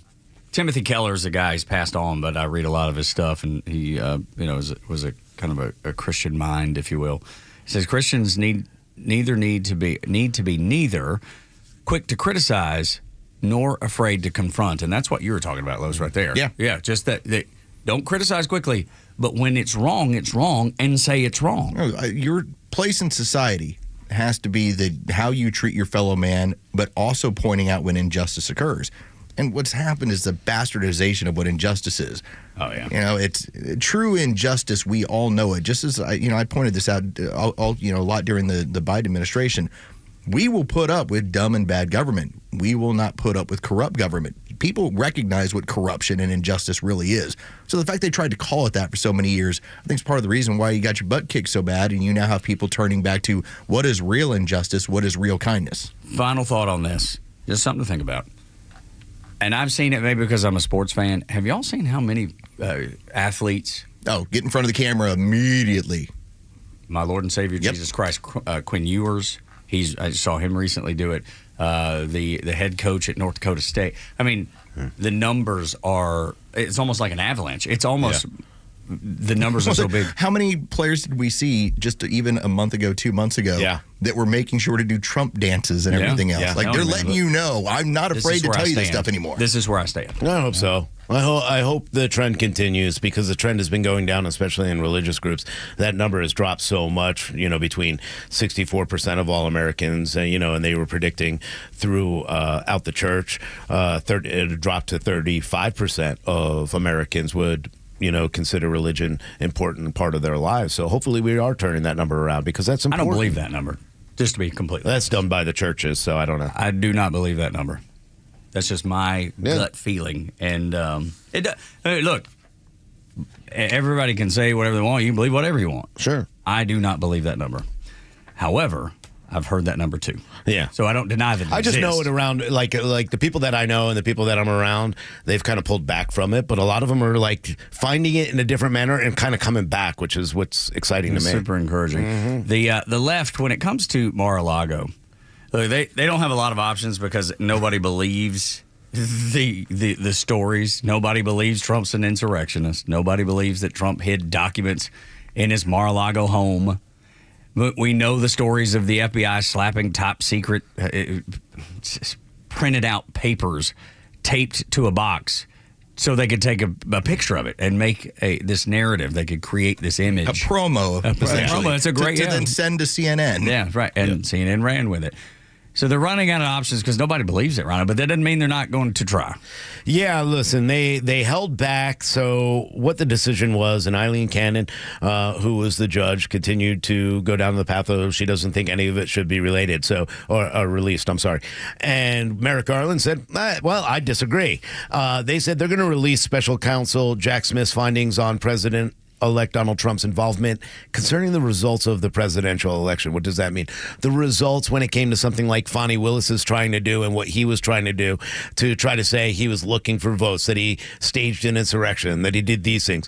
What they're going to release is all the BS kind of evidence that they had, the hearsay, the Cassidy Hutchinsons of the world saying things, those kind of BS things. What they are going to hold back and not allow the people to see are any of the classified documents because, number one, the FBI would look ridiculous in this because, it was a cover-up. Number two, they're trying to go after two of Trump's employees. They want to take down anybody surrounding Trump. They want to take down his family. They want to take down anyone they can in order to get to Trump. Well, this is how desperate it is because Judge Eileen Cannon in Florida, the heart of why this thing fell apart is she looked at Jack Smith and said that you were assigned to this case in an unconstitutional manner.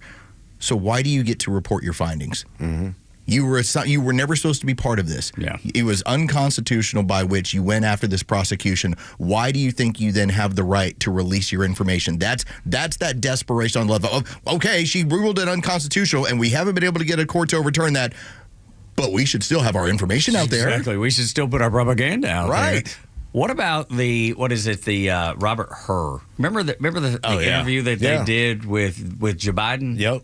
Maybe they should release that too. I don't know. Yeah, release it all. If we're releasing things, maybe let's just release it all. When it was just the text, and when you read through the text, it did seem like talking to your crazy aunt. Yeah, but you're not allowed to release that. You can't actually hear it or see it because then you would know. Yeah, that's right. We already know. It took a debate for us to actually go, no wonder that thing sounded so crazy. But that's the thing. He was making car noises. If we're releasing things, let's release it all. That's the thing. If we're going to do one, let's do it all. Yeah, I mean, I'm for it all. Listen, I'm for releasing anything they want to release. I'm not going to believe anything Jack Smith puts in front of me anyway, because like Carlos said, he wasn't even supposed to be in this. This was a witch hunt, a political witch hunt from the beginning. He should never have been appointed to any of these cases. It was completely a way to try to interfere in an election of their own. In fact, I think Jack Smith, I think Merrick Garland, I think a lot of the Department of Justice should actually be brought up on charges in election interference. I think the CIA, the 51 agents that tried to sway it, they should all be arrested and put into court systems the way Donald Trump was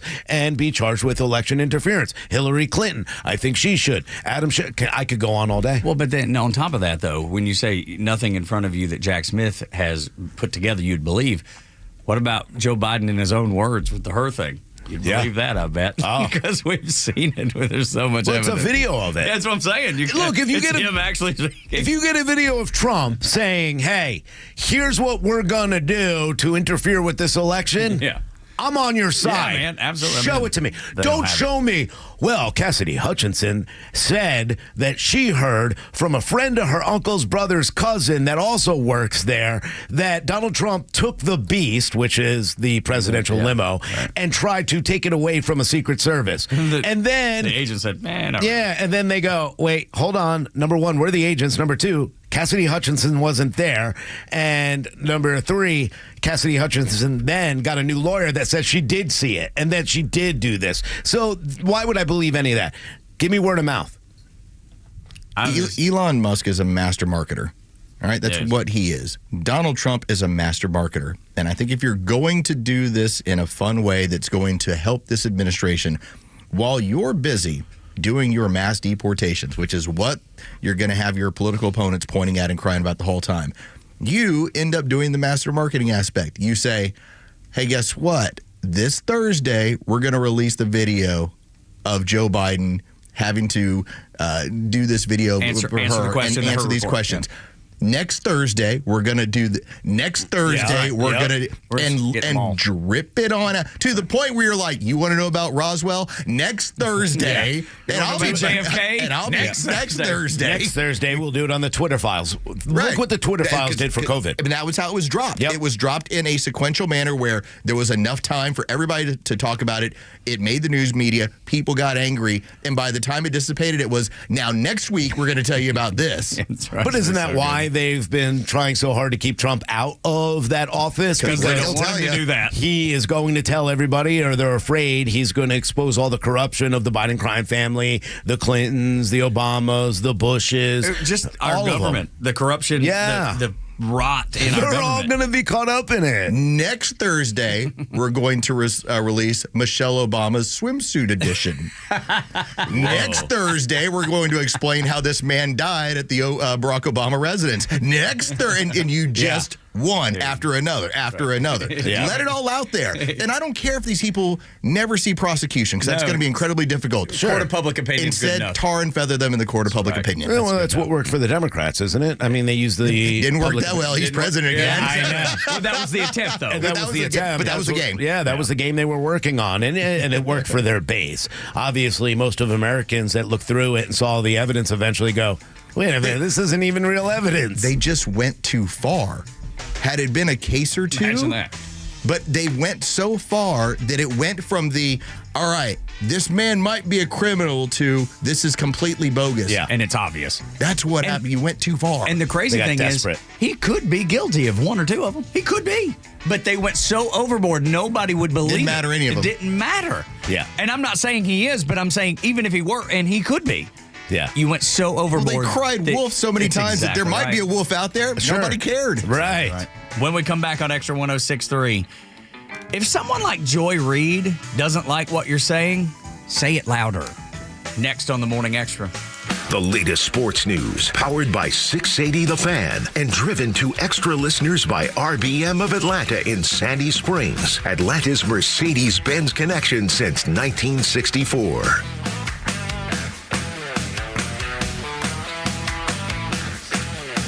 The college football semifinals start tonight with Penn State taking on Notre Dame in Miami. at Hard Rock Stadium in the Orange Bowl. Notre Dame, after beating Georgia, enters as 1.5-point favorites to make it to the national championship. And then tomorrow night at 7:30, Ohio State takes on Texas in the Cotton Bowl in Dallas. Ohio State enters as 5.5-point favorites to make it as well. Hey, it's a Kimmer. Okay, you're driving along. Suddenly you hear that horrible sound of metal and crunching. Crashed. It's an accident. Even if it's a little minor fender bender, man, that could be a nightmare. First, obviously, take care of yourself. But before you make a deal with an insurance company or anybody else, call David Van Sant with Van Sant Law. You know why? Because he used to work for the insurance company, so he knows how to get the right settlement and right away. Van Sant Law. Don't forget, if you don't get paid, they don't get paid. Protecting your interests. Insurance is great, but it's complicated. 855-GA-INJURY or vansantlaw.com. Hey, Atlanta, it's Mark from the Safe House. And now the security riddle of the day. When times get tough, where do you keep your stuff? Answer, in a quality safe from the Safe House, of course. Don't go to a big box store and get a fake safe. That would be as effective as Joe Biden's fake border policy. For over 30 years, the Safe House has been providing the best quality safes on the market. Brands like Browning, Fort Knox, and Champion. And with the largest selection of safes on display in Georgia, we're confident we can help you pick the right safe to fit your needs. So drop by our huge showroom or go to atlantasafehouse.com. Are you tired of dealing with loud, ugly, drafty garage doors? Do you have certain rooms in the house that you can't keep cool in the summer or warm in the winter? Hi, I'm Dan Watkins with All Four Seasons Garage, Entry Doors, and Windows. Now is a great time to upgrade with brand new, efficient, quiet, and beautiful garage doors. Your garage door is the biggest opening in your home, which is why it's such an important part of your home's curb appeal and energy efficiency. Give us a call today at 770-517-7078. Get started today by visiting us at allfourseasonsgarages.com. Election season is here, and regardless of which side of the aisle you're on, we can all experience the stress of uncertainty. Fear of the unknown can cause us to postpone important decisions that impact our lives, especially in retirement planning. Resist hesitation and contact Masterplan Retirement Consultants, a holistic retirement planning firm dedicated to creating a retirement plan to help with all of life's surprises. Through income planning and money management, legacy planning, and tax planning, we create a plan specifically designed for your life to see you to and through retirement. Don't leave your retirement up to chance. Create a plan for your retirement and pursue peace of mind. Visit masterplanretire.com. Masterplan Retirement Consultants. Plan well and prosper. Advisory services offered through Masterplan Retirement Consultants, Inc., a registered investment advisory in the state of Georgia. Insurance, tax, and commodity services offered through Fricks & Associates, Inc., DBA Masterplan Retirement Consultants. The aforementioned are affiliated companies. Fox on Tech. Time to fly with your AI. Delta Airlines is now unveiling a new artificially intelligent travel assistant it hopes will make air travel easier, or at least not so bad. They made a big splash at this year's Consumer Electronics Show ongoing in Las Vegas. It's a chatbot built into Delta's app, which also responds to voice prompts. Delta hopes it will function as a personal butler, and that's why it's called Delta Concierge.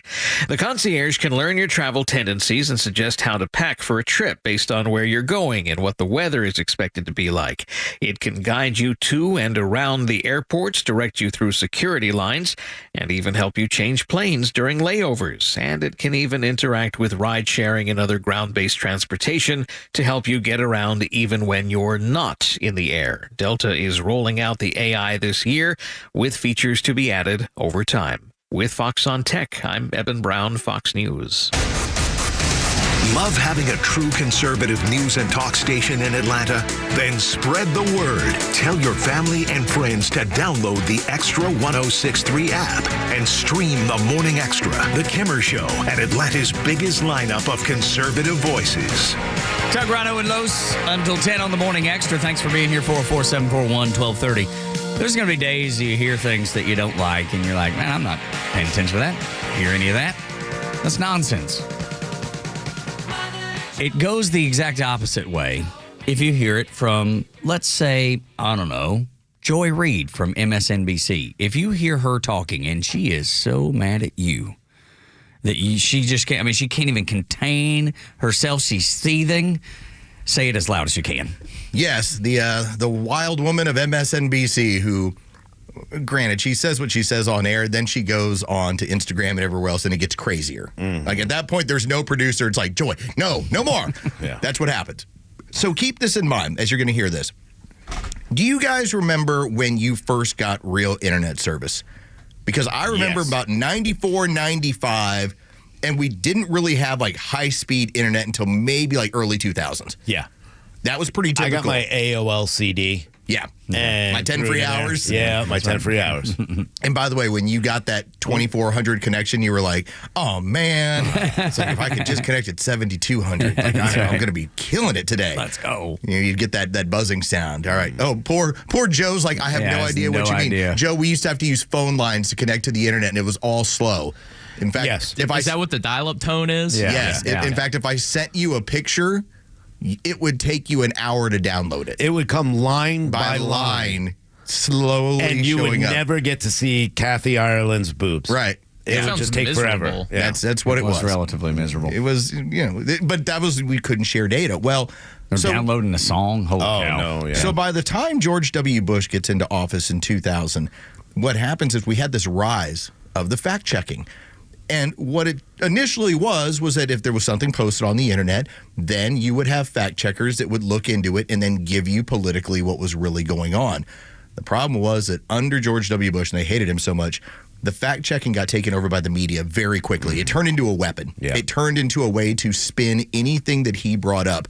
And for the better part of 20 years, fact checking has been a weapon of the left. That's all. If they don't like what you're saying, they fact check you in the interest of getting you to be quiet. So with that history in mind, take a listen to how upset Joy Reid is about Mark Zuckerberg and Elon Musk and getting rid of fact checking. Why would conservatives think fact checking is biased against them? I mean, what are you sharing if you keep getting fact-checked for false information? Think about it.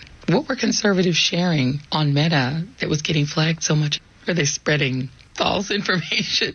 And why were they so eager? And why are Republicans in general so eager to end the idea of fact-checking? What are they trying to share? What is the motivation for not wanting it to be fact-checked? Crazy sounds so calm. Yeah, it sounds so calm. Well, because it's so crazy.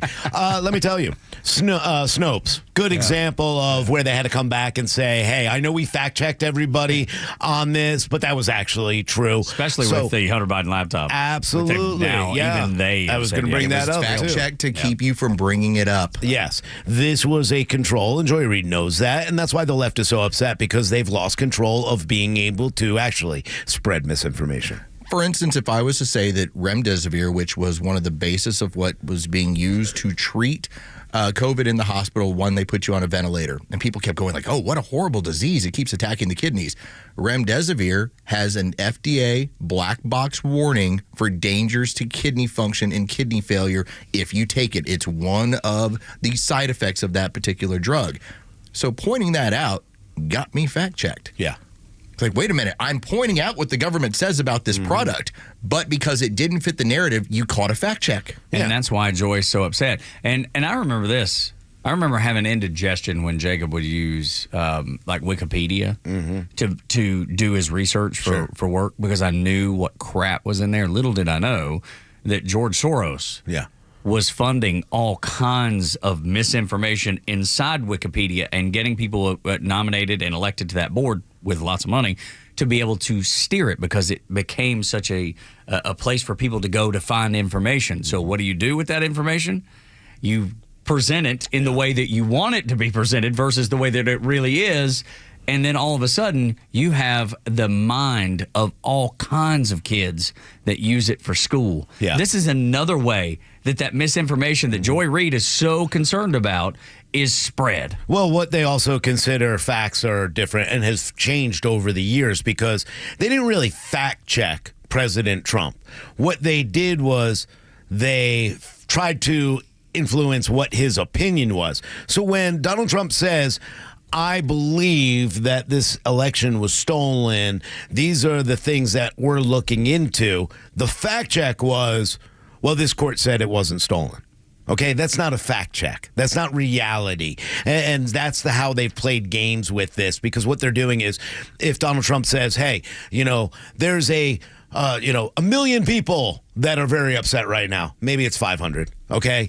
But they will go and fact check that and say, well, it actually wasn't 1 million people. It was actually 500 people that were affected by this, even though he was just saying it was a huge number. Right. One of the funniest ones, and I'm trying, you guys have to help me remember this one. Normally, I like to believe I got a steel trap sitting on my neck. But this one, I'm trying to remember what it was, the amount.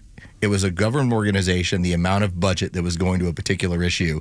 And somebody pointed out how it was like 70%, and there was a fact check, and it was like, nuh-uh, it's 72%. And they were like, that's not a great fact check. In fact, you just made it sound worse. It did backfire a lot on them. Yeah. You know, and you can see them. There's threads on X, formerly known as Twitter. There's threads about those crazy fact checks and how they blew up in whoever the fact checker is face. Yeah, I'm sorry that USA Today is not a reputable source for me when they come to fact check. No. Because again, the facts that they were using, and we did it actually when Biden and Trump had their debate. The fact checking from CNN was all about his personal opinions on certain things about how many people were coming across the border. Or J.D. Vance. And again, yes. With ABC. Absolutely. One of them that jumps out still to this very day was when Donald Trump talked about the dangers that were going on in the cities, and they fact checked him in real time about how, the FBI is saying that it's not, and here's the stats.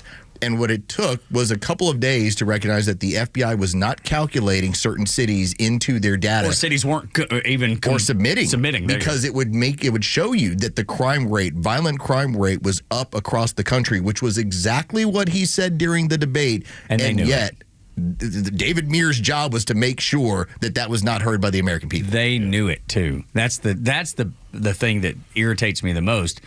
They knew what they were doing. They knew they were manipulating. They knew that the data wasn't right, that they were going to reference, and that Trump was. That's why Joy Reid is so ticked off, because they don't have that power it's a anymore. Weapon. It's gone. That's right. Well, here's an example. Trump, kept talking about Jan 6. Okay, this is recent, by the way. This is a CNN fact check, and talked about, talking about the insurrectionists and why would an insurrection not have guns. Not have any guns, and in his mind, he's thinking, all these people were coming in, they would have all had guns if they were trying to overthrow. All gun owners. Well, here's the fact. Well, this is multiple people illegally entered the Capitol grounds, did carry gun on them. See, that's their fact check.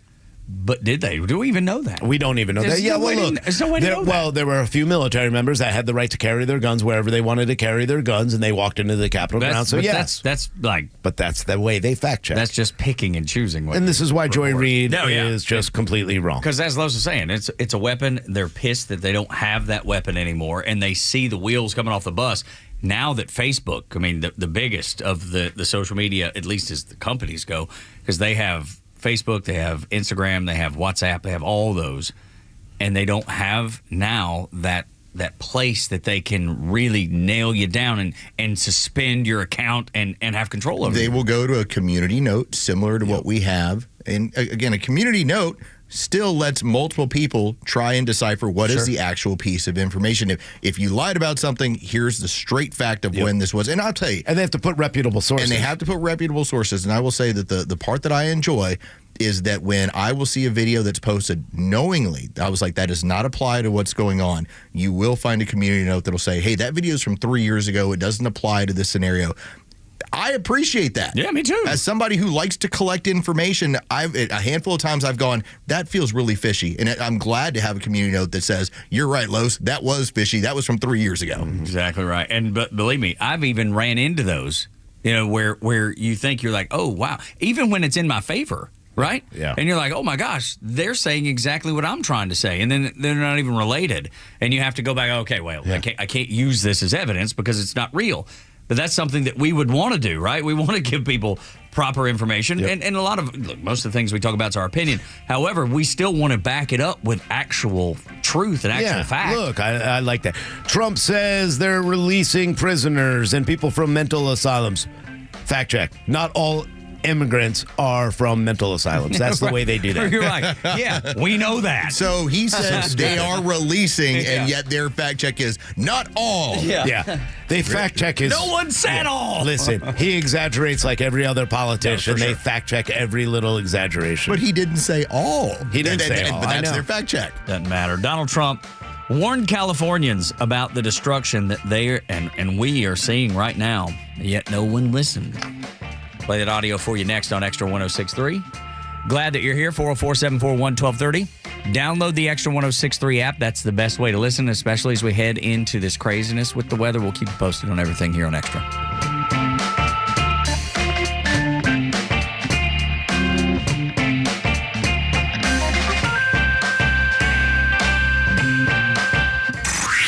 Time for the Bortz Report, exclusively on Atlanta's only conservative news and talk station, Extra 106.3. There are two newspaper columnists that I will always read. One of them, Peggy Noonan in the Wall Street Journal. Amazing writer. The other one, Bill Torpey in the Atlanta Journal-Constitution. Hope I'm pronouncing his name right. I think he's an excellent columnist. Now, Bill and I talked the other day about a little event back in 1987 involving me, Jimmy Carter, and Rosalind Carter. Bill wrote a column about it. You might find it in today's Atlanta Journal-Constitution, maybe tomorrow, I don't know what day. But it tells the story of me and a few other ballooners going down to Plains, Georgia, and then I take Jimmy and Rosalind for a balloon ride. No, the Secret Service wasn't with us.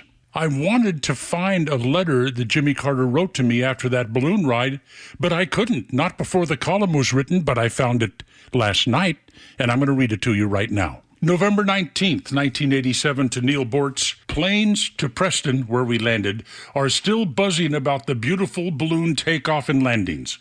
And Rosalind and I and Jeff and Mandy and Jason and Sarah will never forget the exciting excursion that you made possible. We are deeply grateful to you, Donna, and all of those others who made this possible.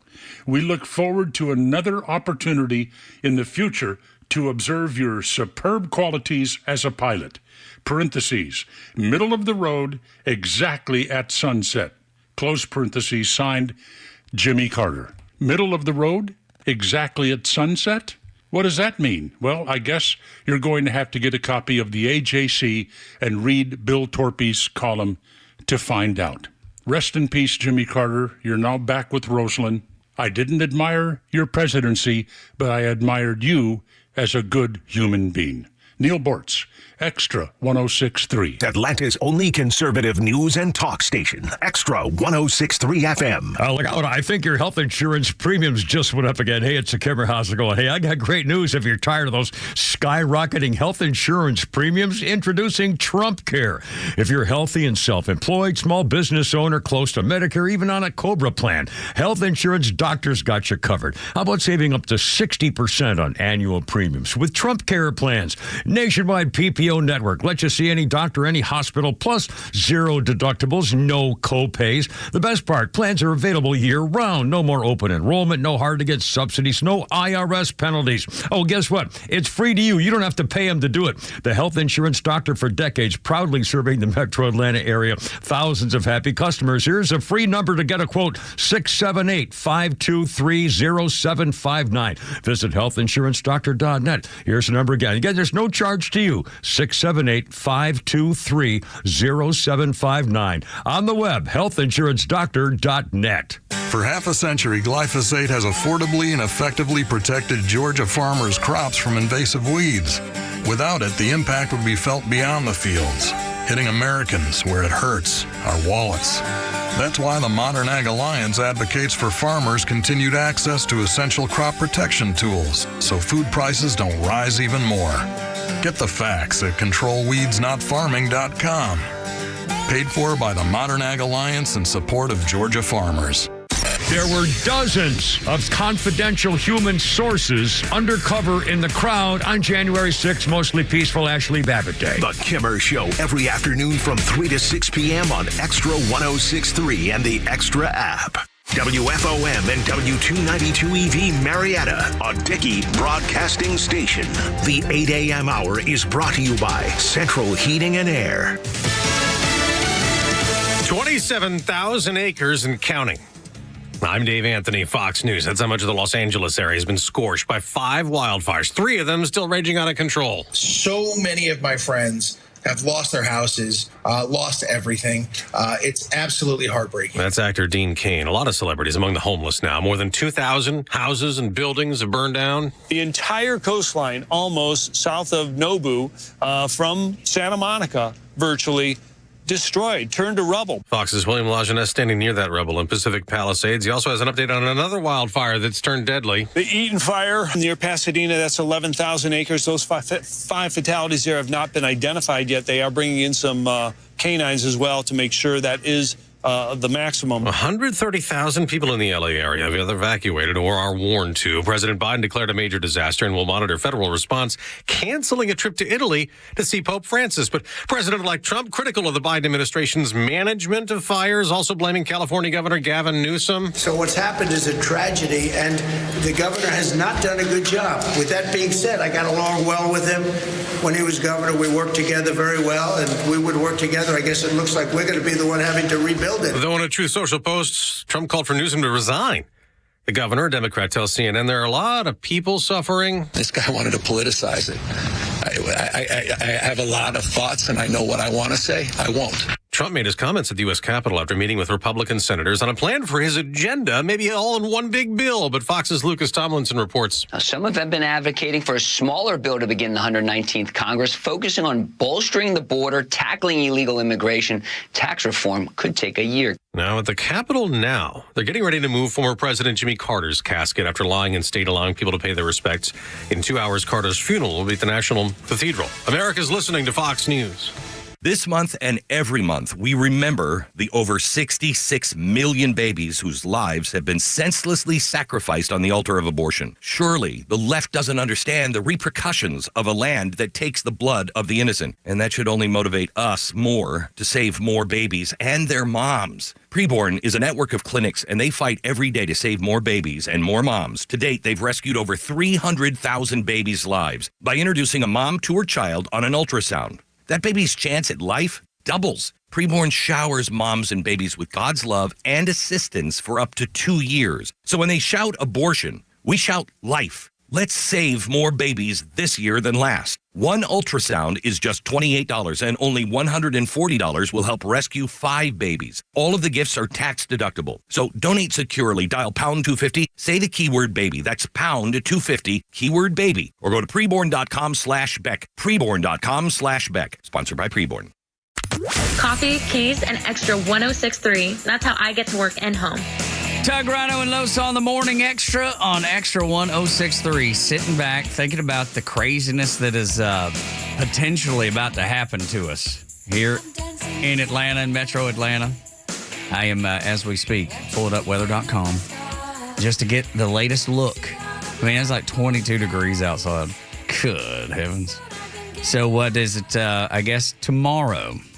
You know, tomorrow is when everything is supposed to get all wacky, but they can't nail down exactly when it's supposed to happen because it's bounced around. It keeps going down. That's right. It started in the afternoon, then noon, then 10. Now it's at 7. Yeah. So we'll see if anything happens at all. Which dude, I've been through these fire drills my whole life.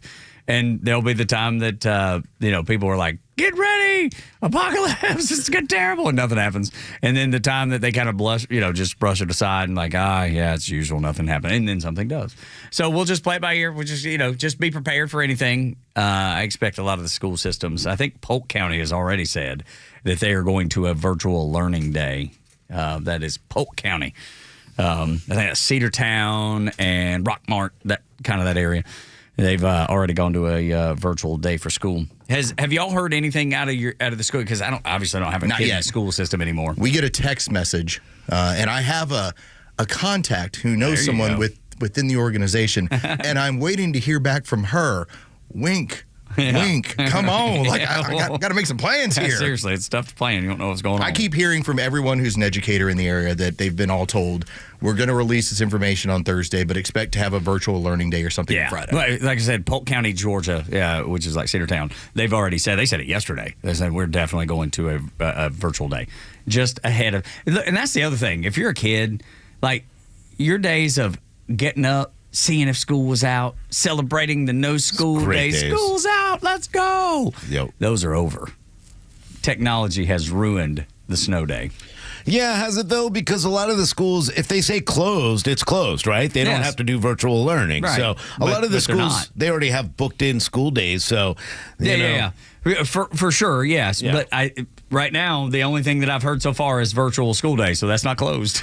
Oh, well, it just depends where you are. Calhoun City schools are closed. Carrollton City schools are closed. Carroll County schools are closed. Claiborne County schools are closed.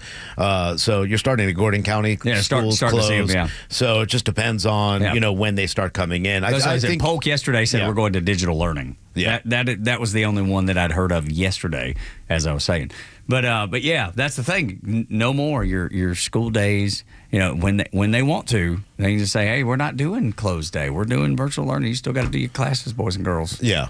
But yeah, especially up because you started talking about Calhoun City, Gordon County. That's right around the neighborhood that I grew up, just north of there in Whitfield, and it gets messy up there. But it usually, because of the way that's in a valley, it never, Dalton never got snow, hardly ever. Like in 1993, the blizzard 93, that's infamous around here anyway. When we got 2 feet and we were closed down for 2 weeks. Yeah, nobody knew what to do. It was just a disaster. It was amazing. It is. I love it. I loved every second of it because I was in school. I have to call the man out. So, program director of our sister station, Mr. Andy, he jumped on the fan yesterday and was complaining about all of our preparations for this stuff and how we're complaining about whether we got hotel rooms or things like that. So it was like a management rebuttal, and it was funny. But the point that really hit was, and it was our friend Matt Chernoff down the hall who hosts Chuck and Chernoff Afternoon Drive. He goes, "Andy, you're from Cleveland. You're used to dealing with this. You don't know what happens to this city when it snows." And just the every northerner, and it works, okay? You can make fun of us because you're absolutely right. We freak out. We don't know what to do. We can't drive in it. Admittedly, that's just what happens. Yeah, but you know what? I mean, you also have to take into account that, because my New York friends do this all the time to me. They're like, I can't believe you can't get... I go, we don't have underground subways, dude. You don't even have a driver's license. What are you talking to me about? I got to go 45 miles to get to a Walmart in my house in Hiawassee. Get out of here. So, it's all relative. Yeah, for sure. I remember the hurricane when it went up the East Coast and landed in New York City, and they didn't know what to do. Exactly. They had no idea. And I was like, see, now you know how we feel. Yeah, exactly. Or crippling heat. Get that. Absolutely. 100%. We have humidity. 2 snow plows and a pound of ice or a pound of salt to get rid of the ice. We have no prep for this either. So we're supposed to go to North Carolina. Yeah, this is big. In the border, South Carolina and North Carolina for a volleyball tournament this weekend. And the issue that we're running into is that obviously them having to brine, them having to salt the highways. Yeah. We don't have enough of that stuff to take care of 85 from Atlanta to Charlotte. And it's not fiscally responsible because it would never get used. Once every 2 or 3 years get used. Maybe. That's what I'm saying. It just doesn't make sense to spend the money on that sort of stuff. Yeah. Because you're never going to use it. Right. Why would you? Anyway, but we'll keep an eye to it, and especially with your travels, Los. We're going to find out. Because Los and I have talked about this, having kids that have played travel sports. Mine has moved on to college, and Los is still in it.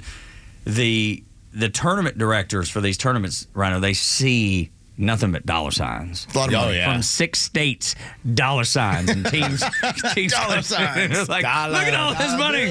We're not going to cancel this thing for any reason. They're backing it up several hours to make it safe to travel from your hotel to the facility. It's the matter of how do you get to the hotel. That's exactly right, dude. It is nuts. It'll take Los's kids' organization to say, hey, we're not going to risk this. We're not going to roll the dice. And Los has said they're already contemplating that. But those tournament directors, because this is how they make their living, they won't cancel that thing for... they're in hotels too, by the way. Absolutely. Once you book those, group rates and all those rooms. 24 hours out, dude, you're locked in. You ain't getting any money back. It just ain't going to. Even now, from what I understand, we get a percentage of our money back. Oh, do you? Okay. We come out from the hotel or the tournament? Hotel. Yeah, okay, got it. Yeah. So, that's better than it used to be because we never ever got anything. No, we're still in that window where there's a percentage that you get back based on what you had to pay to secure it. Dude, we went over. Jacob and this was a summer ball tournament, but between Jacob's freshman and this year's sophomore year of baseball, he was playing a college wood bat summer league, and we had to go over to Alabama, and it just rained the entire time. And the first night, they would not give us our money. They did ultimately refund us for the second night because we just went on back home. Yeah. The first night, though, we were locked in. So we even just stayed over there. I'm texting with one of my volleyball girlfriends who used to coach one of our teams. That's what I call the people that we hang out at the bar with. I love it. Like it's my wife's volleyball girlfriend as well. So Yes, that's right, what it it is. is. Yeah, right. And I just said, is it true y'all are practicing, then headed to the Carolinas? She said, yep. I said, that's some baller move. Respect. Yeah. So they told the parents, we're paying for another night. We're going today. Let's go. That's pretty. That's big time, man. It's the worst, though, man, for all the athletes and everybody. You know, I played in a softball World Series where it rained every single day so bad that you couldn't get on the fields. Yeah. And then they're like, hey, I know you guys have been here for 6 days and you haven't played at all, whatever. We're going to try to get one pitch in for every one single elimination all the way. And you're like, man, I just spent, maybe $1,000, $2,000 to get out there. Yeah, with the money you spend on those.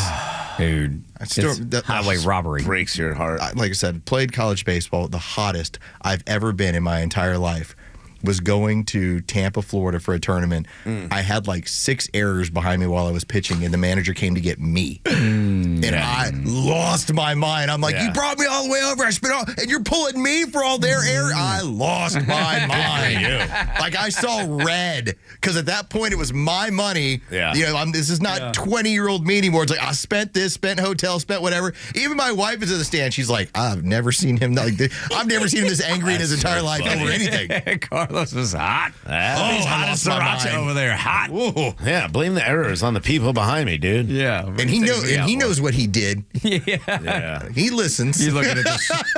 He knows what he did. I'm just waiting for that text message. Yeah. Okay, yeah, you're right. You did go kind of crazy. Oh, that's funny. That's really funny. Morning Extra 106.3, 8 o'clock hours brought to you by Central Heating and Air Conditioning. It is 19 degrees. We're trending in the wrong direction, boys and girls. 19 degrees. If your house isn't cozy, it can be.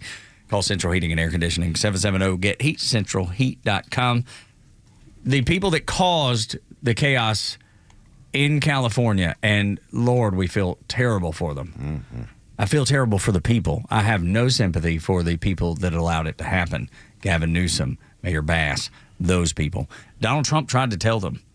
I saw a video in 2018 when Donald Trump was with Gavin Newsom. They're talking about the underbrush in California and how they never take care of that. Like we do controlled burns across the Southeast. The state of Georgia does it all the time. We know how to manage forests. In California, they may know, but they don't do it. And then Trump was on Rogan talking about it. So I was with the head of Austria. He said, it's a shame. I see all those forest fires in California, and all they have to do is clean their forest, meaning rake it up, get rid of the leaves, get rid of, leaves that are sitting there for 5 years. And we'll certainly get rid of the dead fall. And get rid of the trees that are falling that are like so many things this country. By the way, could you really rake the whole forest, though? I don't think you could rake the whole forest. Well, you could, I think you can get rid of the dead fall, but raking all the leaves. You could certainly get rid of the dead, okay? Yeah, I think that's the real issue. Environmentally, they don't want to do that. They said, it's got to be nature and all this stuff. But in the meantime, this is exactly right. But you could have, so it was the Department of Commerce that needed the approvals, but Gavin Newsom had to sign them. I got it all done. Nobody could believe it. It was all done. I said, I got it. You got so much water. All you have to do is sign. And that guy didn't want to sign. And that was obviously the runoff from the snow in Northern California. Yep. And instead of keeping it in reservoirs or directing it to a place where they could store it, they just filtered it right off into the Pacific Ocean. What about the smelt fish? No, they might not make it.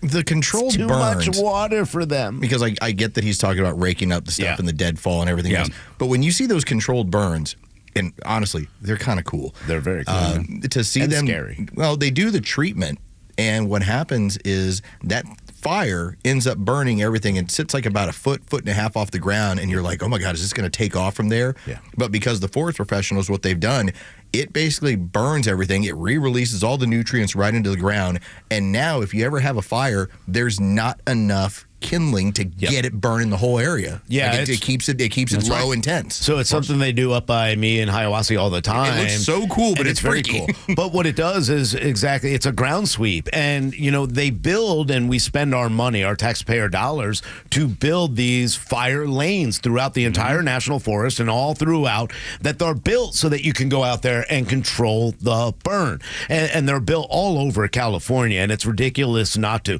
There are many different ways that you clear land, and that's one of the better ways. Now, obviously, if it's a small pasture, I'm going to do it with goats. They're going to clean everything up for me, eat everything, and, that's something that, a lot of farmers and everybody else do for their own property to make sure that not everything catches on fire. So there are plenty of different ways to do it. Yeah, you're not going to go through there with a rake and rake everything. You're going to burn it all. Right. Joe, he said rake, and Joe Rogan was like, rake it. Rake it, he doesn't understand. Well, so there's such a thing as a fire line. And again, my grandfather was a firefighter for the longest amount of time, so I always took an interest in this stuff. Like, I love seeing the people that do the fire jumping and stuff like that. I love seeing those documentaries. But when you have, just as Ryan was telling you, when you have a prepped area and it does catch fire, it's much easier for our professionals to go in there, create a fire line, which basically it's a pit where it will not have the fuel to move on from this area. So it might burn up 2 or 3 acres, but that's it. It's not going beyond the fire line. And so, but when you don't have any protection, when you haven't done any of this work, all of it burns. And then the environmental angle. I don't know. It's not, it doesn't take a genius, because if I understand it, anybody can understand it. But it's like, I'll give you an example. In our yard one time, we're getting ready to sell our house, and we had a little like a little chimney outside, right? And for whatever reason, the bottom of it had rusted out, and I had no idea. So we start this fire, and it starts leaking through the bottom. And that's then, a panic moment. And I'm talking in the summer when it's as dry as it could possibly gas be. on it. Yeah, it seemed you would have. I didn't have to, because it moved so quickly. So quick. I'm as big as this studio was. How it took me that long to get the water hose, put it all out. But the whole point was it was burning that under the Bermuda, and it burned so quickly. But then, going back to the environmental point of view, it grew back. It was the most lush green thing you'd ever seen. It looked like Augusta National. Oh, you need that ash. Right. But that's what I'm saying. Like, that's the nutrients being re-released. Exactly. Yeah. Why don't environmentalists get there? Like, what part do they miss? They do. Yeah, you're probably right. Yes. They understand it. Fair They point. just don't want you to think about it in that manner, because, they pretend like squirrels and everybody are just going to sit there and look at the fire and be like, oh, I guess I can't move. That's my house. Yeah. They move on. Of course they do. And then they get out of the way. And then they move back. It's amazing. This in fact, whole I had so many, all the animals came back after they burned all around us. Right, exactly. They all came back. In fact, you know what they did? They came over to my house and hung out and ate all my bird feed. That's right. Bears and stuff. Yeah. Bear climbing. Rhino's got a video of a bear climbing a ladder to get in his bird feeder. Yeah. It's fantastic. I guess my forest is done. So. Yeah, no doubt. But that's the thing. I mean, everybody knows the least educated, me, to the most educated. Everybody knows, and yet nothing was done. They spent millions and millions of dollars. Logie brought it up earlier, the amount of money, the taxpayer dollars that they spent to build reservoirs, and none of them got built. They voted in 2014, both Democrats and Republicans. This was not a Republican issue that you can get through easily in California. These were both sides that said, we need better management of our forests because of the fires. We need reservoirs that are ready to go. We need them filled so that if we have a scenario like this can be taken care of more easily. And those funds and that work was diverted to other projects that the governor saw fit to use them on. But the good news is that even though they have a Democrat governor like Gavin Newsom, and we have Donald Trump who's doing what he can, Elon Musk made sure that Starlink's available for all first responders, firefighters, and everybody else, so everybody can have communication. So we'll be able to fix this, and then we'll rebuild. And luckily, they'll have Donald Trump and the entire GOP to actually get things done, because we're proactive rather than reactive and waiting till after and playing games with, oh, here's all your climate change, and we passed the Green New Deal and all the largest climate money ever. And yet you're going to blame climate change for this fire. So if you did the largest climate bill ever to protect Americans, then why are they suffering so bad? You complete liars and failures, and it's a complete fraud. Absolutely. It is a hoax. Everybody knows it. and nobody's buying it. And Adam Carolla had such a great point. Because of this, these people that have voted Democrat their entire life, now they see what actually happens to real people when Democrat policies are put into play. He said you're about to see the biggest switch of political parties in California that you've ever seen before. I'm eager to see if he is correct. When we continue on Extra 106.3, Democrats have to work with Trump if they ever want to win again. That coming from a Democrat, interestingly enough. Next on Extra 106.3.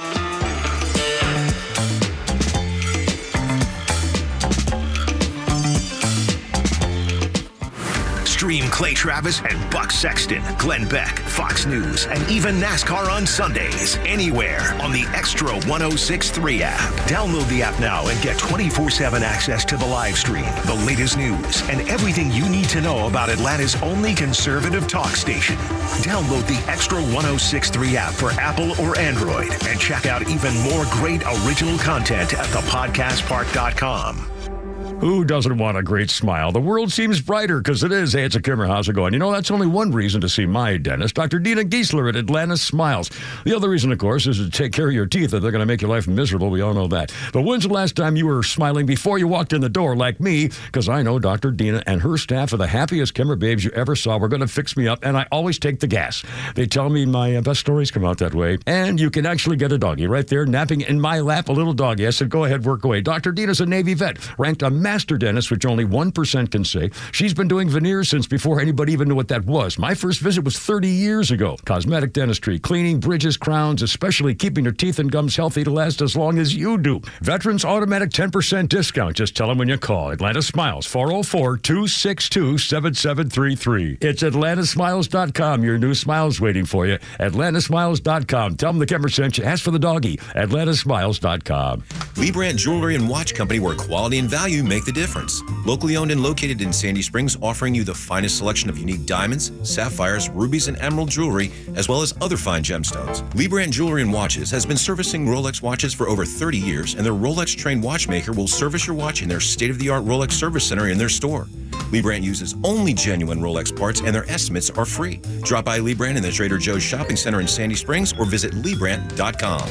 Hey, Georgia neighbors, it's time to expect more from your Medicare Advantage. Discover Sonder Health's custom plans tailored just for Georgians. Saunders offers unique benefits, including special plans for those living with chronic conditions. Some plans even come with grocery or gas benefits to support your overall well-being. Sonder Health makes it easy to get the coverage you need. See for yourself what today's Medicare Advantage can do for you. Visit SonderHealthPlans.com, a healthier state of life. Sonder Health Plans is an HMO and PPO with Medicare contracts. Enrollment in Sonder Health Plans depends on contract renewal. You may know that ATL Turf Co. has become a leader in artificial grass design and installation services. But you may not know that ATL Turf Co. is a large artificial grass distributor. We only sell U.S.-made, premium name brand turf at factory direct pricing below wholesale. And now we're open to the public with large inventories of lawn and landscape, putting green, athletic, and pet turf on sale. Plus, all remnants are on sale for only $1 per square foot, direct from Dalton to our warehouse in Kennesaw. Visit atlturfco.com to learn more. atlturfco.com. Convenience is defined as the state of being able to proceed with something with little effort or difficulty. Well, at RBM of Atlanta, we embody this philosophy. Meet our Mercedes-Benz pickup and delivery service. It gives you back time and money. Does your Mercedes-Benz need service? If so, we'll pick up your vehicle that's requiring service from your home or office and bring it back to our dealership for the required service. With over 100 appointments available every weekday, over 50 appointments on Saturdays, and more than 200 courtesy vehicles in our fleet, we're here to serve. We'll work around your schedule. We're here to save you time, energy, and money. RBM of Atlanta is a J.D. Power 2023 Diamond Dealer of Excellence for the customer sales experience and Georgia's only 9-time Mercedes-Benz Best of the Best winner. We're proud to be Atlanta's Mercedes-Benz connection since 1964. Pickup and delivery service restrictions do apply. Ask your service coordinator or service advisor for details.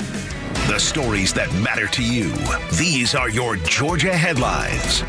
Good morning. Here are your top stories in the state of Georgia for today, Thursday, January 9th, 2025. A 14-year-old Appalachia high school student was arrested yesterday for allegedly bringing a gun to school just months after a mass shooting occurred at the school, according to Barrow County Police. School resource officers took the 14-year-old boy into custody. He was charged with 2 counts of possession of a weapon on school grounds, theft by taking a minor in possession of a firearm. No injuries were reported. Former President Jimmy Carter continues to lie in state this morning at the U.S. Capitol, where thousands of mourners have paid their respects to the late president. Carter will depart the Capitol at 9 a.m. and travel to Washington National Cathedral for a national funeral service at 10 a.m. Carter will then return to Georgia today for a private funeral service and burial at the home he shared with his wife, Rosalind. A winter storm watch has been issued for North Metro Atlanta and North Georgia. Areas like Cherokee, Forsyth, Paulding, North Fulton, Union, and Towns counties can expect up to 6 inches of snow early tomorrow morning, while Metro Atlanta area is expecting 1 to 3 inches of accumulation. Sleet is also expected. Some public schools in North Georgia have already announced closures, with more expected throughout the day. We'll keep you up with all breaking news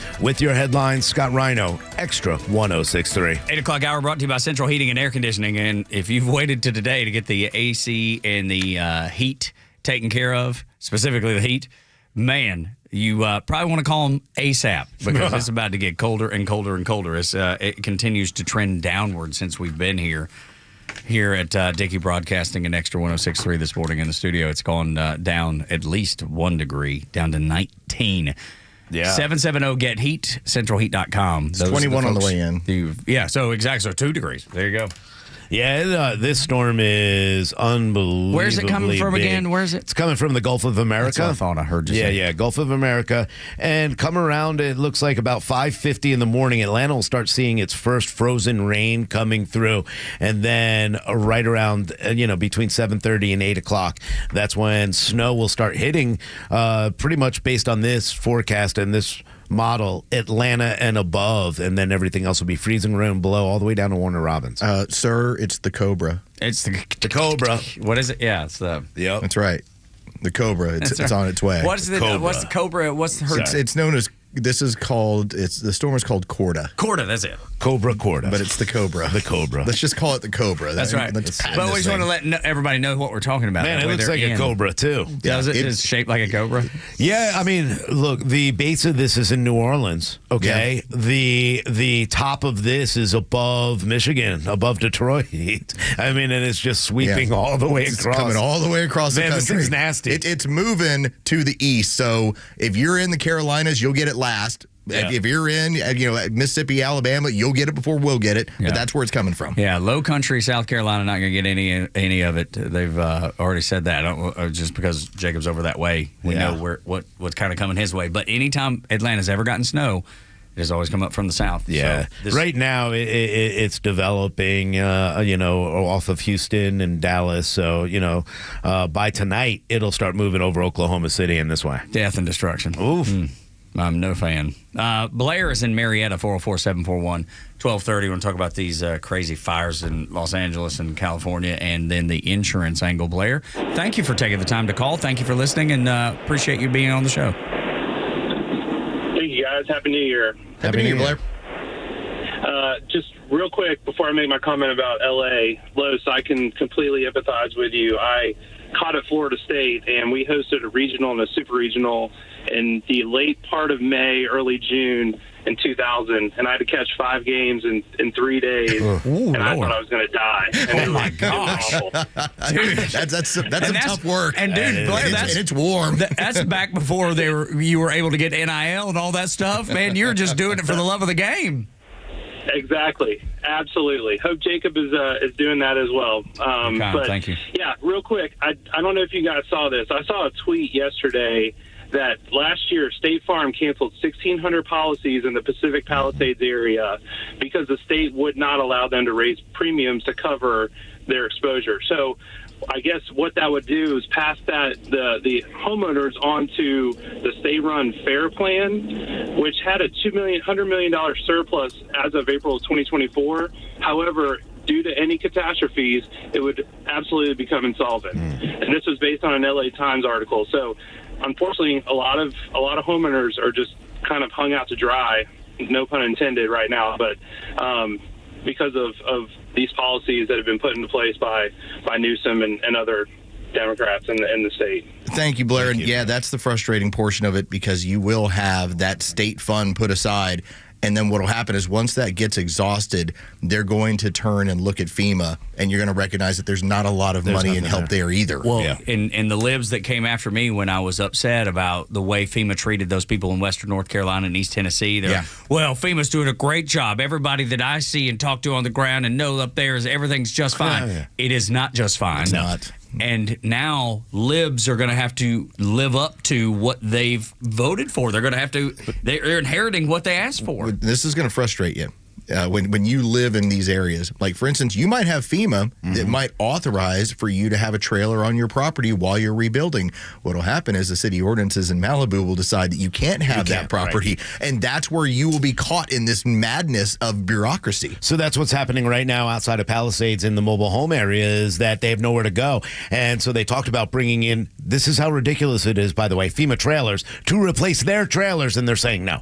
So this is one of those things that, the bureaucracy, these little regulations that Donald Trump and conservatives want to get rid of, stupid regulations that don't protect the American people, actually hurt the American people more, need to go out of the window. Just get out, because Blair was absolutely right. And that was the other thing in these mobile homes, these small homes, they're not getting insurance coverage, or they were denied fire insurance or any kind of catastrophic insurance for their homes, because they just realized, hey, these are mobile homes. They're not, worth much and blah, blah, blah. They'll just buy another one. They can't just go buy another one. There was a scenario we saw in Florida. This was back in 2018 when Hurricane Michael and that Cat 5 came through.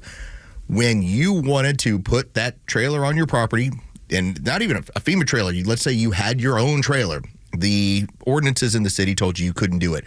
And then when you tried to house, let's say you had a crew of people that were putting your house back together, you couldn't house them on your property either. But there wasn't a hotel in the area. So you were asking these crews, a lot of them that were working out of, let's say, Pensacola or a little further down the road, you were asking them, hey, can you travel 3 hours in and 3 hours out every single day? It's impossible to do. Who can do that? Right. I mean, who can do that? That's what happens when the bureaucracy gets involved in this stuff. And they can. It'll just cost you a lot more money. Yeah, it just costs you an arm and a leg. It costs you a fortune. Or they got to get a hotel somewhere, in between the two. And, it's just a disaster. But that was, and we denied the city ordinance. Like, I had people who stayed in my house while they were doing it. And just tried to kind of keep it under wraps. Hold up. They told you couldn't even let someone stay in your own home working on your home. Yes. That was against the ordinance. That was against the ordinance. It's absolutely ridiculous. I'm telling you, you will see the worst of government when this happens. Well, but then that's why Adam Carolla keeps saying there is going to be a wave of new voters who are changing their party affiliation based on what they voted for, they expected to get, and they actually got. That will be a sight to behold when California becomes a red state because of this, because of the policies. Boy, I'd love that to happen. Or I can't see let's say it's a toss-up. Dude, the most rich and famous are the ones that are going to be affected the most. Yeah. They're the ones that have the biggest megaphone. This is what Adam Carolla is saying. I don't know. I'm not there. Yeah, I know. I mean, look, I hope so. I hope that's the case. I hope that it's it kind of wakes people You're up right. a Let's say little it bit. doesn't happen all the way. There's going to be people you think Barbara waking up. Streisand's going to wake up today and be like, you know what, Trump, I'm on your side? No. And I'm not saying everybody will be a Trump voter necessarily, but I think they're going to be awakened. A little bit more conservative. Or just aware. Not woke, but awake. I hope they look into that. These people, a lot of these Hollywood actors are going to be fine. They got their second or third home already. Not all three of their homes burned down. The Obamas, their homes didn't burn down all over the country, and neither did a lot of these wealthy elites that, continue. I'm sure Rob Reiner is not going to get up today and be like, you know what? I mean, I think these people in Los Angeles and my friend Gavin Newsom really failed us. I just don't see a lot of that. I do see the people, though, and that's where I think that we'll see more, hopefully. But you're right, they'll bring a lot of attention to it. But are they going to call out their leaders? That's what's going to be important. Are the people who are going to be in front of the TV camera saying, hey, this is why this went wrong. Let's be honest. Let's look back and see the water, the reservoirs, the fact that you decided not to redirect water in there in the name of climate change, the fact that the Los Angeles mayor spent the money elsewhere rather than working on the fire department or preparation in case of an emergency like this. Are they actually going to bring attention to that? And if so, maybe voters will be more conservative from that point on. Because right now they can't say, if y'all keep talking about this, just going to say it's racist. Yeah. Okay, it doesn't work. Right. All right. So what have they had? It's transphobic. Okay, got to go on to the next one. Okay, Yeah. what else could it possibly Play be? the next card. It's ageism. Okay, it's not happening. So now they're just saying, y'all are politicizing this tragic event. It's like at some point you're going to have to say you politicized so much of this beforehand that you're reaping what you sowed. Yep. Absolutely correct. Morning Xtra and Xtra 1063. The funny thing that kind of goes along with this conversation is there was an opinion writer that said basically if the folks at the Hill and the Democrat Party, Democrat voters, Democrat politicians, if they don't realize that they have to work with Donald Trump, they are never going to win again. They sort of get it. They call Trump this tyrant, someone that loves dictators, which both are obviously false. But he says as bad as Trump is, to win future elections, you better hold your nose and work with Trump. And they don't have a choice for 2 years. So though this guy's right, they do have to work with Trump. They have no other choice. It is going to be his way or the highway. There is value in what he is saying. Does he have it mostly wrong? Yes. But there's value there. If they don't try to make things better, try to help Donald Trump make the inflation shrink, make the economy better, then they are going to continue to lose for as long as maybe we're alive, because they don't have an opportunity to change anything that they've done at this point. Yeah, I don't see any Democrat who's going to play game after game after game actually moving forward, or people really believing them anymore, because eventually, the economy and everything else is going to be in the forefront of people's minds when they go to vote. And that's where we're at in this, come 2026, if Donald Trump doesn't do something that shows growth in the economy, Democrats have a chance again.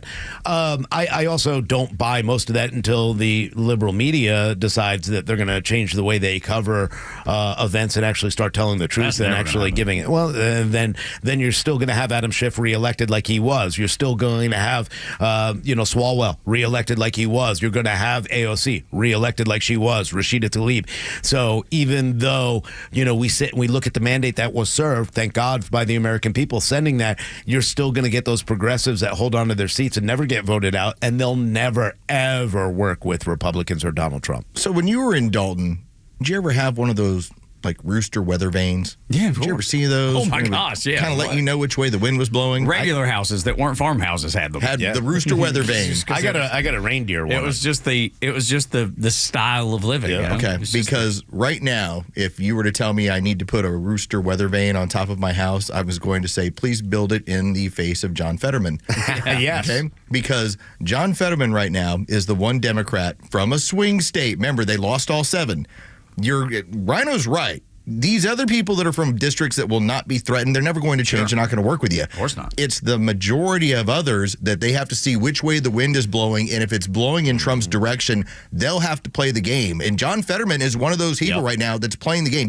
You'll never get it from like those Schiff or Swalwell, any one of them. No. It's more of as Fetterman goes, I believe the rest of the Democrats go until something changes the dynamic of Donald Trump's leadership. Another great example of that is John Ossoff right here. He's already saying he's going to vote for the Lake and He's Riley following Act, the Fetterman weather vane. He knows. He has to. Yeah. He has to. And that's pretty now much... Raphael Warnock. Yeah, exactly. Okay, this is a man who said his Jesus election is cool with abortions. Yeah, right. And would even encourge it. It was filthy, disgusting, horrible. He's not changing his way. But his election isn't coming up either. Right. You know what I mean? So Yes. there's nothing for him to lose at this point. As it gets closer to the election, I bet he starts playing cards. And I'll be honest, probably, and we'll see how that ends up. But yeah, Ossoff though, has always been a little bit more moderate. He's always kind of been working on things quietly. You haven't heard as much from him as you have from Raphael Warnock, who throws out all the, the race baiting and all the lies and everything else he does. John Ossoff has done a pretty good job with some of the things that he's picked up on. The Postal Service is one of those examples. So, yeah, I think he's going to stay more moderate. You saw it with Joe Manchin. You saw it with Kyrsten Sinema. You saw it with the representative down in Florida, and I'm sorry, I forgot her name. She's like, yo, I'm out of this Democrat Party, and they flipped out about that. I think you're going to see a lot more. Fetterman's a great example. I don't know how many more are out there, but they're the quiet ones that I think will really start working for their constituents. So are we just going to see this giant bald head with a little bit of like a beard and go like, oh, that's the Fetterman weather vane. It's up on top of Tug's house. Awesome. That's right, so yes. Tug can look at it and go, oh, I see which way the wind's blowing today. I know how they're going to vote. That's right. Yes, probably so.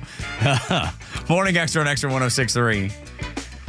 Download the app so you can listen live and on demand. When we come back, the showdown is versus Big Pharma. The stage is set. You'll learn all about it next in Story Time on Extra 106.3. The latest sports news, powered by 680 The Fan, and driven to Extra listeners by RBM of Atlanta in Sandy Springs, Atlanta's Mercedes-Benz connection since 1964. College football semifinals kick off tonight at 7:30, where Penn State takes on Notre Dame at Hard Rock Stadium in Miami for the Orange Bowl at 7:30. Hot off their win against the SEC champions UGA, Notre Dame enters the game as 1.5-point favorites to make it to the national championship. And tomorrow, Ohio State and Texas square off in AT&T Stadium in Dallas for the Cotton Bowl. Ohio State is the hottest team left, having trounced 1-seed Oregon, making them 5.5-point favorites against the Longhorns. For Extra 106.3 Sports, I'm Joe Virgin. Thank you, Joe Virgin. Hey, it's Los. Let's talk about Howard Brothers and Kawasaki. So, beginning of the year typically means like, well, it's going to be cold, all right? That's what we're dealing with. We got some crazy weather that's going to be coming in, but I want you to think the way that Tug Howard thinks. Think about warm thoughts. Think about spring. Think about how much it's going to be better when you can get back in that yard. Well, your equipment has to be ready as well. So when you're in this time period, you're thinking warm thoughts, just know that your mower is going to need some help. Take it over to Howard Brothers. Get it taken care of with quality Kawasaki genuine parts, whether you're gearing up for the busy season coming up just around the corner or maintaining your machines for peak performance when it's time to go again. Kawasaki parts end up helping your engines run stronger, longer, and smoother. Stop by Howard Brothers today for the Kawasaki parts you need to get the job done right. Don't get caught up in the fact that it's going to be really cold and icy and snowy and everything else. Spring is going to be here before you know it. That's why Tug is so happy. The grass is always greener when you take care of it with Kawasaki and Howard Brothers. You know the old expression, I love it when a plan comes together? Well, with our First Liberty Notes, this has been so true. Hello, I'm Brant Frost, founder of First Liberty Building and Loan. You hear about our family's company all the time right here on the station.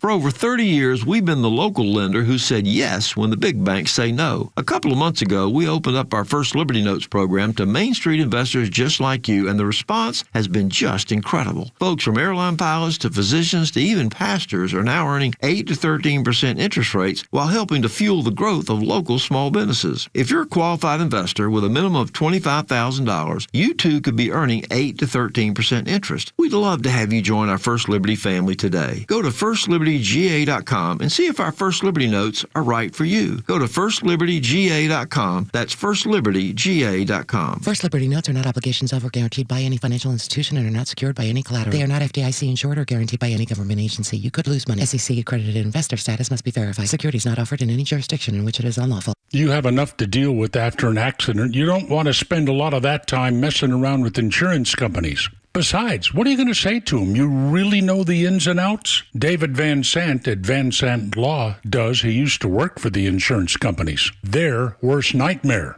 He knows who to call, what to say, how to listen to him, and he has your best interest at heart. Van Sant Law, 855-GA-INJURY. VanSantLaw.com, 855-GA-INJURY. At Nelson Elder Care Law, we understand that family's everything. That's why we prioritize your family's future with personalized asset protection solutions. Call us today to schedule your legacy planning meeting and discover how our team can tailor our services to meet your family's unique needs, ensuring a secure and worry-free future. NelsonElderCareLaw.com.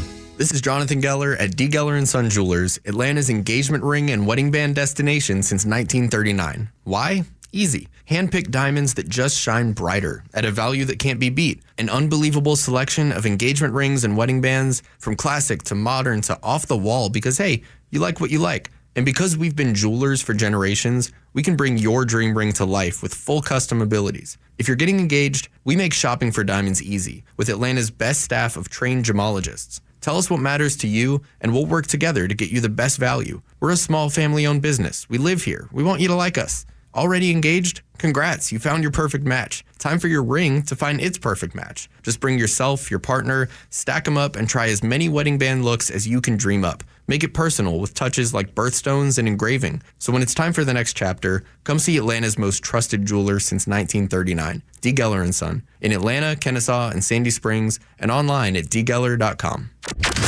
The Morning Extra from 6 to 10. Glenn Beck until noon.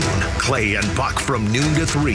And the Kimmer Show on your ride home from 3 to 6. Plus Jesse Kelly from 6 to 9. And Jimmy Vela from 9 to midnight. The voices you need all day with a conservative voice of Atlanta. Extra 106.3 FM and the Extra app.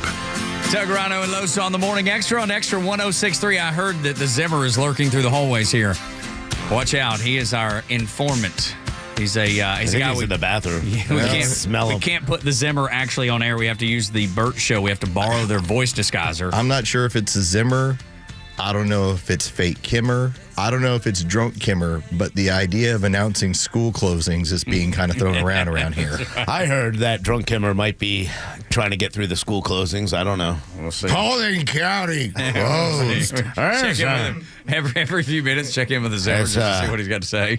Houston. Yeah, right. That'd be Houston. Houston. Yeah, that's what he'll do. That's exactly what he'll do. Yeah, Houston. It's not Houston, sir. It's not Houston. It's Houston County. Why would you call it something else? Come on. Don't you correct me. I'm sorry, Zimmer. Albany, Georgia. It's Albany. Especially for them now. Yeah. From down there. Albany. Cairo. It's Cairo. Cairo. So good. There's so many great names in the state of Georgia. God, I love our little cities. Lafayette, not Lafayette. Yeah. It's Lafayette. Is fun. Over in Walker County. You know which, never mind. I'm not going to go off on them today. Okay. We're going to let them slide. Yeah. We're going to let them rest for a little bit. We'll go off on somebody later. All right. Story time is brought to you by Atlanta Ramjack, your local foundation repair experts. AtlantaRamjack.com. Settle in and get comfortable, folks. It's story time with Uncle Los. Oh, thank you, Ramjack. Thank you, Rhino and Tug. Yes. Oh. All right, Joe, you get a thank you, too. And thank you for the tip on Interstellar. I enjoyed it. Did you watch it last night? No, I watched it a couple days ago. Oh, got it. Stuck behind a bookcase. Jeez. But he told me, last week, and I was like, oh, it's on Netflix. Telling you, my workouts are better as long as there's always something to watch that I'm interested in. Right? Yeah. And so I think I watched it over like a 2 or 3 day period and I enjoyed it. Right. Like you turn your brain off for like 45 minutes at a time and you're like, oh, I'm already done. Cool. Get it. So we cover a lot of different complicated topics. I think we try and do it in a manner of making it as easy as possible to understand. And then to be able to tell you about the real world consequences that they tend to have. For instance, the argument that we've had in this country for the better part of now 30 years over Section 230. Now, if you're not aware, you just got like a general understanding, you can go back to the 90s, and what happened was you had a post that was made on Prodigy, and that post ended up hurting a company. And the question then became, can people sue internet service providers, internet providers for the content that is on their system? And if that hurts a company, like for instance, if you were to post about a a hotel that was crappy, and that hurt. Could they go after you? And what the finding was when it came to Section 230 was no. That third-party providers to a website would not make that place liable. Now, here's the problem. We have now had, with the rise in the amount of people that are here illegally, that's also increased the child sex trafficking that's going on in this country. And the ads that have been posted online to these places, you have a lot of parental groups that are like, you got to get this stuff down. Like, how do you have these kids that are getting out there? And every time when it goes under scrutiny in the court, it always goes back to Section 230. So you can post if you wanted to start your own website, Tug, and all that people were posting on there were ads for child sex, you're not liable. Right. Because you would hide behind Section 230. So the idea is always that we have to have a cutout. Now, I say that to say that you have this exact same scenario, and we got through one hurdle yesterday, but the hurdle still remains. 1986 is when you had the national, and they used childhood in there, because that makes it sound really good, right? Yeah. The National Childhood Vaccine Act of 1986. What essentially this did under Ronald Reagan was you had Big Pharma that was arguing, we can't continue to develop products if you make us liable for the results of what happens. That if it injures somebody, we could lose. We could lose a ton of money. And so in the interest of national health, this was created. And what it did is it created a pool. If you were injured by a vaccine, you would get a payout. But you couldn't use a tort. You couldn't use the law to go after Big Pharma. Now, I point out Section 230 to recognize that sometimes you need to have a law change because things aren't working out. There's a loophole there. When I point out what happened yesterday, and this is what occurred, Governor DeSantis had pointed it out. It is now cleared a grand jury in the state of Florida, and you now have this question that's going on, and it's going to work its way all the way to the Supreme Court. I don't know if by spring, maybe by next fall. But the court case is going to be, you can't sue Big Pharma because of that act of 1986. But what happens if Big Pharma hid their vaccine injury data from you? Yeah. That's the question. And so even though we can point out Section 230 has been used for child sex trafficking, and this is wrong, yet no one's made a change, and the law has been absolute whenever you go after it. Section 230, sorry, can't do anything about it. The law is absolute. The law is absolute with this case in 1986, with this act. But what happens, the change is, what happens if they knew it would hurt you and they didn't tell you? Like with COVID. And it's gone through a federal grand jury. It's gone through a grand jury in the state of Florida. It's going to continue to move through the courts. And now it's going to become a question, if this thing continues to get shot down, what is the penalty for a company developing a product that they know? Not that they gave you informed consent, but they know does damage, yet they didn't tell you. Are they still protected under the 1986 Act? They shouldn't be. Right? In my view, they shouldn't be. That's the fight now. And so I start with that Section 230 from 30 years ago, and this rule from about 40 years ago, in that we have to be able to, and we are with our laws, but we have to be able to recognize when something is not working in the interest of the public good. And child sex trafficking is in no way a public good. No. Neither is vaccine injury. These are two parallel cases where, because we haven't done anything to 230, this has continued. And whether we do something about Big Pharma that can intentionally injure people yet still be protected, that we can fix. Yeah. The struggle that I have, Rhino, is that any company, take vaccine companies out of it, any company that builds something that goes on to not be what it was supposed to be, and it hurts you, it injures you, then they're going to be responsible. Yeah. Like if Ford came out with a car and it didn't pass any of its inspection, regulation, safety, whatever, and they still sold it anyway, they would be in trouble. Yeah. What's the difference? Why does the vaccine company get to opt out, but Ford doesn't? You know what I mean? That's the struggle that I have with it. Yeah, it's really funny because, if it's, it affects a third-party content. So if you remove it and it's something like, let's say I said that the mask doesn't work, they remove me. Well, I'm protected in that. I say, you can't remove me because I said that.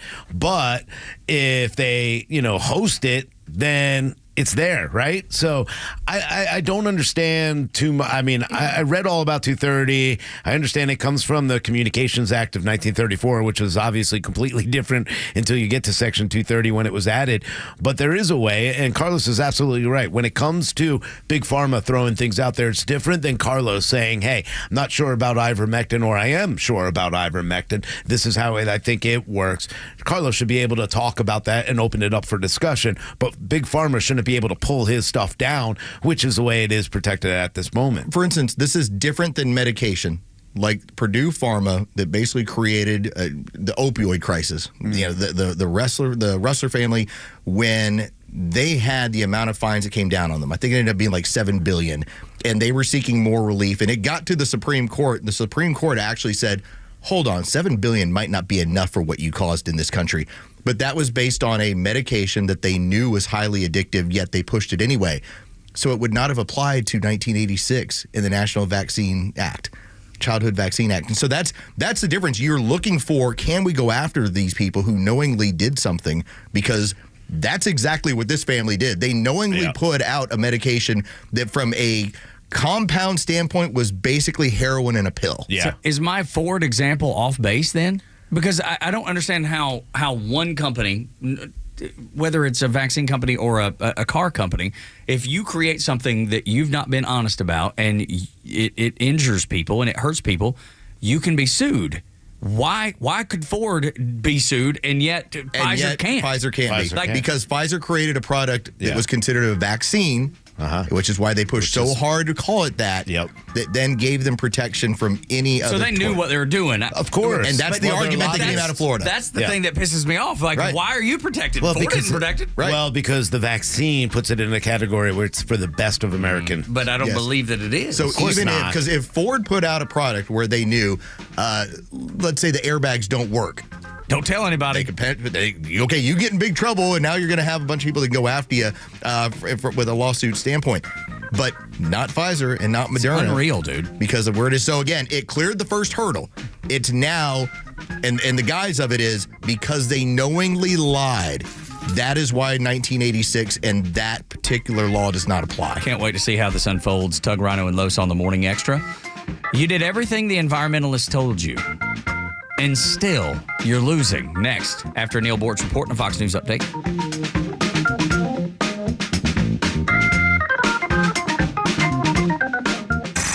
It's time for the Bort's Report, exclusively on Atlanta's only conservative news and talk station, Xtra 106.3. There are two newspaper columnists that I will always read. One of them, Peggy Noonan in the Wall Street Journal. Amazing writer. The other one, Bill Torpey in the Atlanta Journal-Constitution. Hope I'm pronouncing his name right. I think he's an excellent columnist. Now, Bill and I talked the other day about a little event back in 1987 involving me, Jimmy Carter, and Rosalind Carter. Bill wrote a column about it. You might find it in today's Atlanta Journal-Constitution, maybe tomorrow, I don't know what day. But it tells the story of me and a few other ballooners going down to Plains, Georgia, and then I take Jimmy and Rosalind for a balloon ride. No, the Secret Service wasn't with us. I wanted to find a letter that Jimmy Carter wrote to me after that balloon ride, but I couldn't. Not before the column was written, but I found it last night, and I'm going to read it to you right now. November 19th, 1987, to Neil Bort's Plains to Preston, where we landed, are still buzzing about the beautiful balloon takeoff and landings. And Rosalind and I and Jeff and Mandy and Jason and Sarah will never forget the exciting excursion that you made possible. We are deeply grateful to you, Donna, and all of those others who made this possible. We look forward to another opportunity in the future to observe your superb qualities as a pilot. Parentheses, middle of the road, exactly at sunset. Close parentheses, signed, Jimmy Carter. Middle of the road, exactly at sunset? What does that mean? Well, I guess you're going to have to get a copy of the AJC and read Bill Torpey's column to find out. Rest in peace, Jimmy Carter. You're now back with Rosalind. I didn't admire your presidency, but I admired you as a good human being. Neil Bortz, Extra 106.3. This is Atlanta's new home for Fox News, Extra 106.3 FM. For half a century, glyphosate has affordably and effectively protected Georgia farmers' crops from invasive weeds. Without it, the impact would be felt beyond the fields, hitting Americans where it hurts, our wallets. That's why the Modern Ag Alliance advocates for farmers continued access to essential crop protection tools so food prices don't rise even more. Get the facts at controlweedsnotfarming.com. Paid for by the Modern Ag Alliance in support of Georgia farmers. Go beyond just a baseball game with your Atlanta Braves and check out Truist Park's Ballpark Tour. See the ballpark like never before and explore the franchise's rich history with artifacts, exhibits, and more, led by tour guides who will take you to places behind the scenes that most fans have never even seen before, including the press box, premium club spaces, and of course, step onto the field where your favorite Braves players battle it out during the season. And each tour comes with a complimentary player chain necklace. Visit Braves.com/tours to purchase your tickets today. Fly ball to deep right by Marcel. Hello, Chop House. And did you know Truist Park can host your next event? As a year-round facility, we host private events ranging from corporate meetings, trade shows, team building events, holiday parties, rehearsal dinners, you name it, Truist Park can host it. Visit Braves.com/events to get started on creating an experience like never before with one of Truist Park's unique venues. Atlanta Braves baseball. We are Braves country. And if you really think about it, technically, corn dogs are just beef Wellington in a different tax bracket. Beef Wellington. Well, kind of. Think about it. The Kimmer Show every afternoon from 3 to 6 p.m. on Extra 106.3 and the Extra app. The Kimmer Show is back every afternoon from 3 to 6 p.m. only on WFOM Marietta, a Dickey broadcasting station. Extra 106.3 FM. Destruction, death, and despair.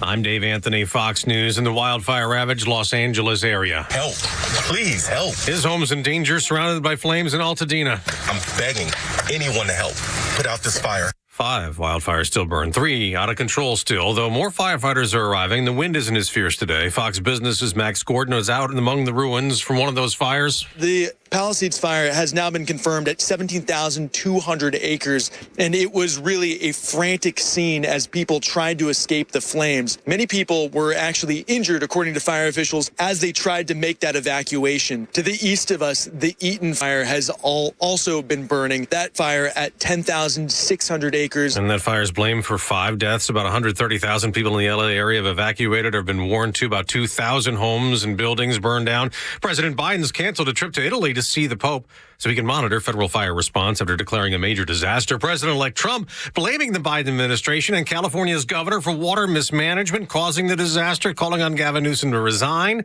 The Democrat tells CNN he won't respond and get political. People have lost their lives. Kids lost their schools. Families completely torn asunder. The day after another Russian missile attack killed 13 Ukrainian civilians and wounded more than 100, the U.S. announces another $500 million in military aid, more American missiles and ammo, and other assistance.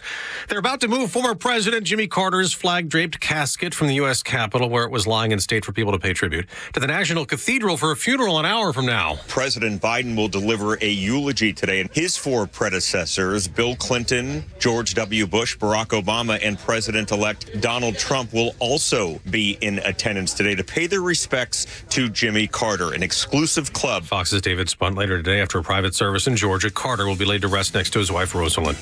America's listening to Fox News. When a woman experiences an unplanned pregnancy, she often feels alone and afraid. So many times her first response is to seek out an abortion. But because of the generosity of listeners like you, that search may lead her to a preborn network clinic where she'll choose life, not just for her baby, but for herself. Preborn offers God's love and compassion to hurting women and then provides a free ultrasound to introduce them to the life growing inside them. This combination brings the ultimate miracle of life to life, which is why Preborn saves 200 babies every single day. That changed my life. Just from that ultrasound picture, I'm going to keep my baby, and I'm going to keep growing, and I'm going to be a great mom. Your tax-deductible donation of $28 sponsors one ultrasound. And now through a match, your gift is doubled, saving twice as many babies. How many babies can you save? Please donate. Just dial pound 250, say the keyword baby. Pound 250, keyword baby, or go to preborn.com/Beck. Preborn.com/Beck. Sponsored by Preborn. Extra 106.3 and Fox are red. CNN and CBS are blue. If you want conservative news and talk, we have just the app for you. Search for the Extra app wherever you download apps. Talk Rhino and Lois on the Morning Extra on Extra 106.3. Man, it just, there's two, I guess, can you call fire a weather event? I mean, it seems like a weather event. Well, with the Santa Ana winds, it's I at would least a assume big so. part of it. Yeah. So we have all that happening out. It's the biggest story in the world. And then, for us, weather is in the discussion. Everybody's talking about it. So it seems weather is completely top of mind for everybody in the United States of America today. Everybody. That's all we're talking about. That's what we've been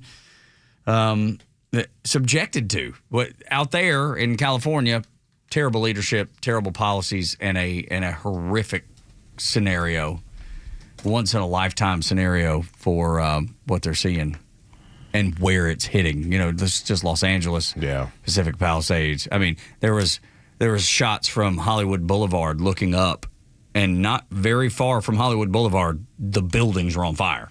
I mean, and as of the start of this morning, 3 hours ago, there was 0% containment of the fires there. Where here it's more of a, act of God. We've got to wait and see how this thing all shakes out. But everybody's like, all right, here's the plan. What's the plan if the plan falls apart? Right. So, what's the contingency? What's the plan if the plan falls apart? As if the plan was, how do we burn most of our city and then figure it out? That's what I said for here. I know. I'm thinking like in my mind of like,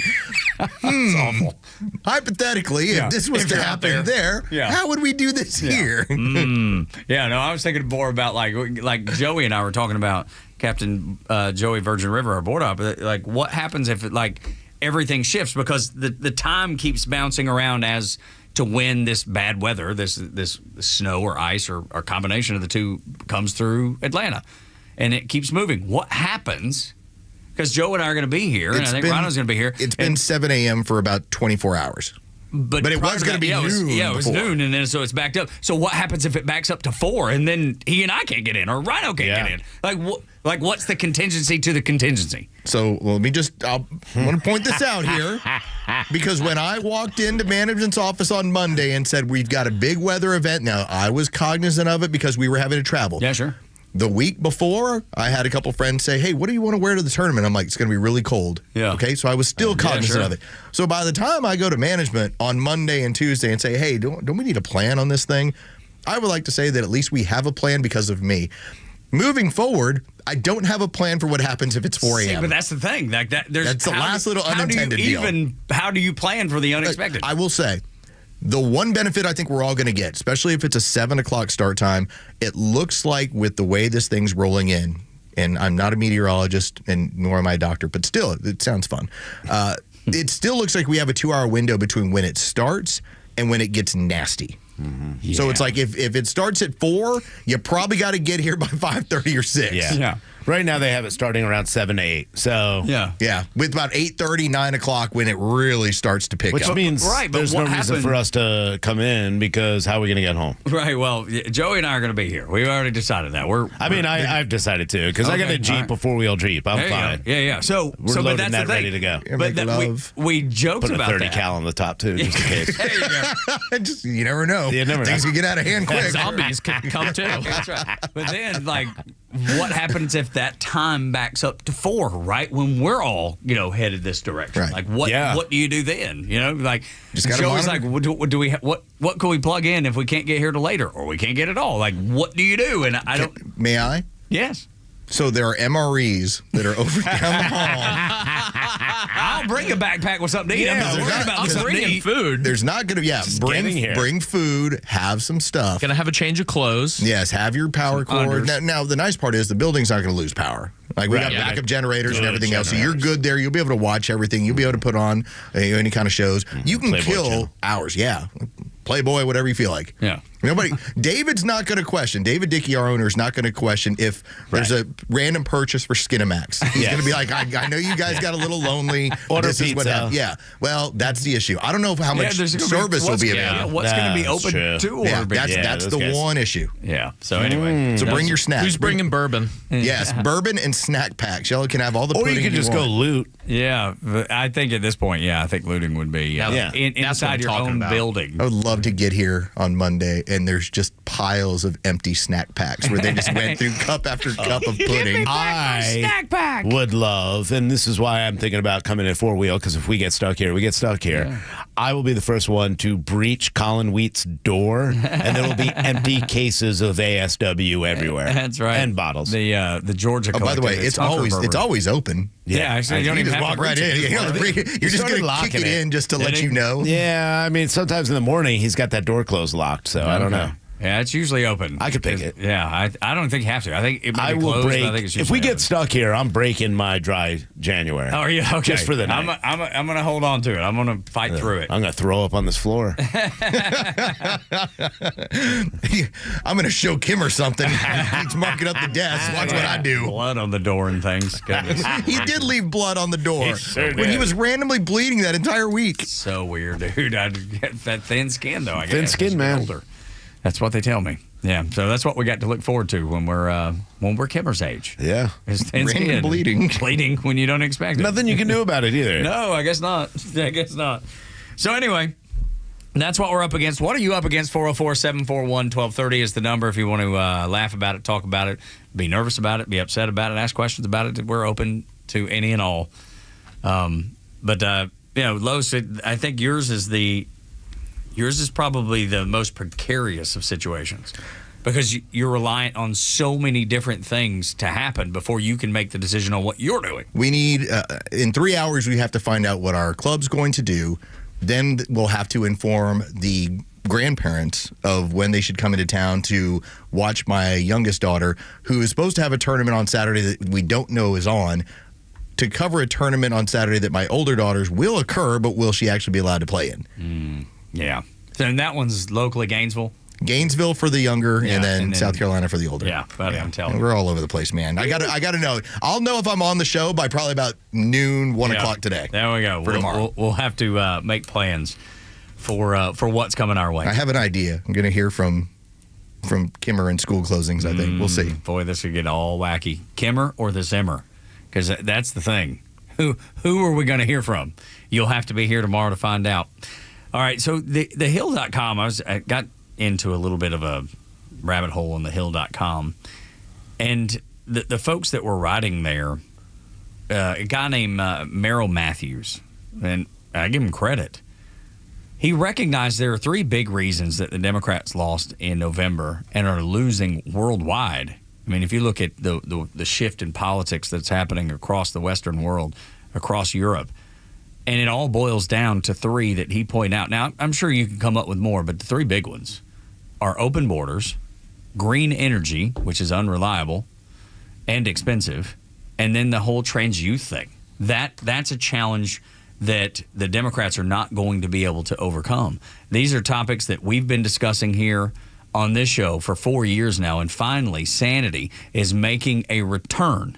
And I couldn't be more thrilled about it, but we're a long way from getting to sanity land. We've got a long route to go and a lot of things to repair and fix before we get there. The Dems won't win again until they reconcile their ignorance on these 3 topics. And that's the thing. You could probably add things to it, but I think the 3 that he nailed down are exactly right. Every civilized nation around the world is running from these faulty, failing, liberal faculty lounge, as Lowe's calls them, ideas. Those 3 are the reason that the Democrats are in collapse. We are in a better place than Europe right now. Europe, this happened to them first. And what it's created is this huge fight where initially they're using the term, well, it's Islamophobic if you don't want to have this. Now you've turned people. Talking about their open borders. For instance, saying, well, Britain is for the British. And then, the Bobbies show up at your house to talk to you about your social media posts. Like there's weird stuff going on there. And we'll put you in jail for it. But you now have, at least in our country, it is not in any way any kind of phobia to talk about you need to send these people home. You need to send them back to the places they came from, and that we need to focus on getting our ducks in a row. That's what Europe is trying to do. It's a different kind of fight there. That's what we're trying to do. But at least, just as you're pointing out, Merrill Matthews understood first and foremost that across the globe is the number one aspect that's occurring. And it is falling away everywhere. You're seeing it across the continent. And look, Canada. I mean, there's a reason that Justin Trudeau stepped down. He's in favor of all those things that Merrill Matthews is talking about. And now they've bid him adieu. It is time for you to go. And he saw the writing on the wall. He knew his time was done. Yeah, I think, again, we're looking at leaders who are reactive to something instead of being proactive. He had plenty of opportunities to probably get through the pandemic in a way or take care of the people of Canada, and he chose not to. He chose to go against the people, and the economy fell apart. Interest rates were ridiculous in Canada. The healthcare system's a complete mess. No matter what they say about, oh, we're from Canada, we get free healthcare. Yep, tell that to the people who are waiting 9 to 12 months just to get things. I got tons of friends up there right now who continue to complain and say it gets worse and worse. And that's all it took. I mean, once you go, hey, how is this now? This affects my life every single day. Justin Trudeau can't play the games he was playing up there. And people are moving away from that liberal ideology, that progressive idea, because it doesn't do anything for you. Yay! I can't call someone a name anymore. I also can't afford my food. Well, what's fundamentally different here, there is not a lot of difference between the Mexican culture and the American culture. No, that's right. We're talking about a Judeo-based Christian ethic society that believes in family and hard work, and here's what it is. There's a big difference in what's going on out of Northern Africa and what shows up in Spain. Yes. Oh, yeah. And that's the contention and the angry part. That is the part that is causing so much of this contention. And so if you want to tell me that that's number one, I'll go with you on number one. I'll tell you that immigration followed probably by inflation, and we can start listing them out, because every single one of these, the larger amount of people it affects, the more it was a big, massive voting issue. Yeah, and then if you go to the second one with the whole green energy thing, In Germany, they're talking about spikes in prices for energy during the daytime, when you use energy, that are uncontrollable, that people can't afford. And they're wondering and asking themselves, well, why is this happening? Because you've gotten rid of your reliable energy, and you've been sold this bill of goods about green energy, which we know is a marketing campaign that's not real. So you're taking the people that need the energy the most in the day during the coldest part of the year and saying we've got to bear down. We have to stick to this climate change agenda. We have to make sure that we're taking care of Mother Earth, and everybody wants to take care of Mother Earth, man. Everybody does, right? I'm a conservationist, not an environmentalist. I think there's a very distinct difference. Is there room for any of that stuff? Of course. But you can't make it the main place that you get your energy. Wind and solar just won't provide what you need. And Europe is finding out about it, and people are rebelling. No different than that North African culture that Los brought up in Spain that don't mix. That Pakistani culture that's not mixing in Great Britain and in the UK. Those things are happening, and people are rebelling, and people are so freaking tired of it. Well, this is the issue of multiculturalism. Rather than we are a melting pot. We all grew up with the idea America is a melting pot, because when we all come together and we all believe in the ideals of Americanism and American exceptionalism and what we should be together, we're all stronger. And I grew up believing it, and I believe it to this day.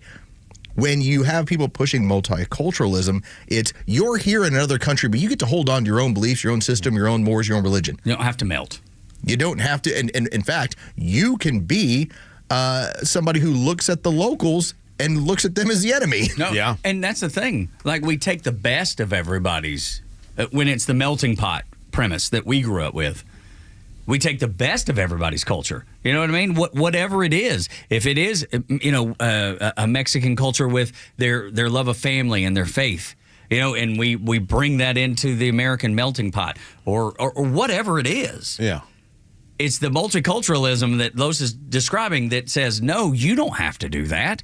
You can spit on all of that stuff that you don't like and don't agree with. You do your own thing. And that never works. That's when that started is when assimilation became a cuss word. Yeah. It's the left has a complete false idea on how to bring people together. They actually divide people more than ever, and they have to do it because they don't want everybody. That's what cost them that entire election. Was not only did they divide, black from white, but they divide black from brown, brown from white, brown from black from all the same way.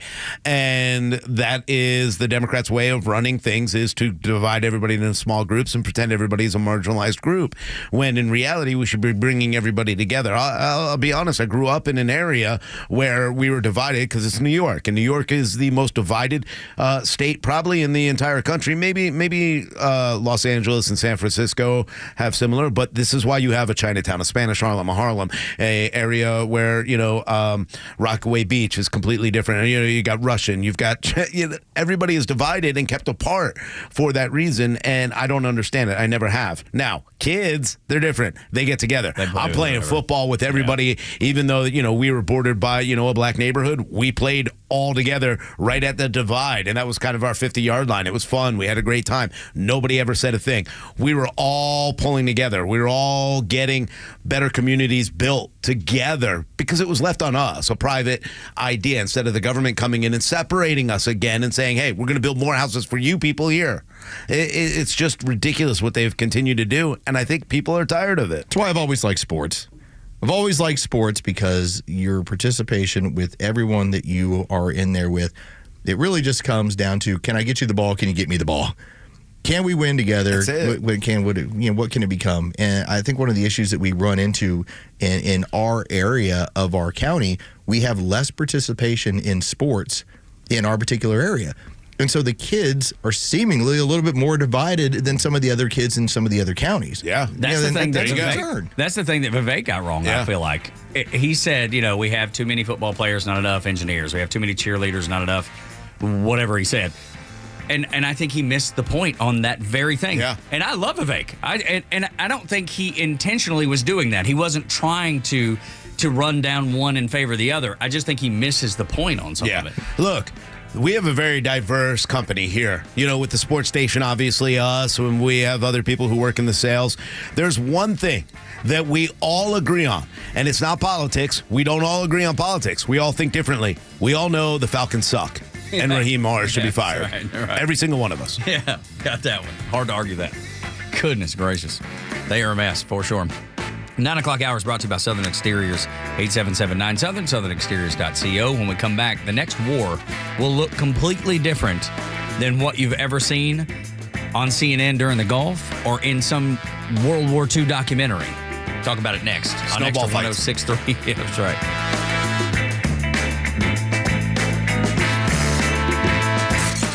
The legend Neil Bortz is only on Xtra 106.3. Hey, it's a camera. How's it going? Here's what you missed from the Talkmaster. So here we are, a new year. Question today, what was the big story of 2024? At my age, surviving it.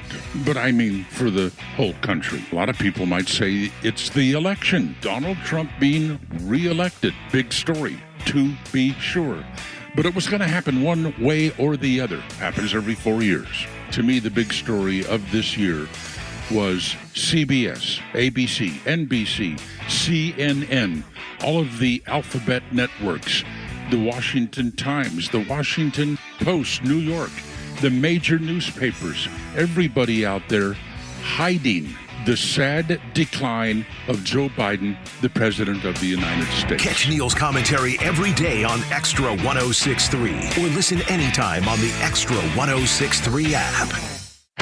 Join A Second Chance Bail Bond CEO Daniel Madelon and host Tug Coward for the weekly radio show Back Your Blue. They will highlight special initiatives, criminal justice programs, and community events aimed at keeping our communities safer. Tune in Saturdays at 10 a.m. to learn some good news about and from the law enforcement and justice communities. Tune in on Saturdays or catch up on all past episodes wherever you get your podcasts or at thepodcastpark.com.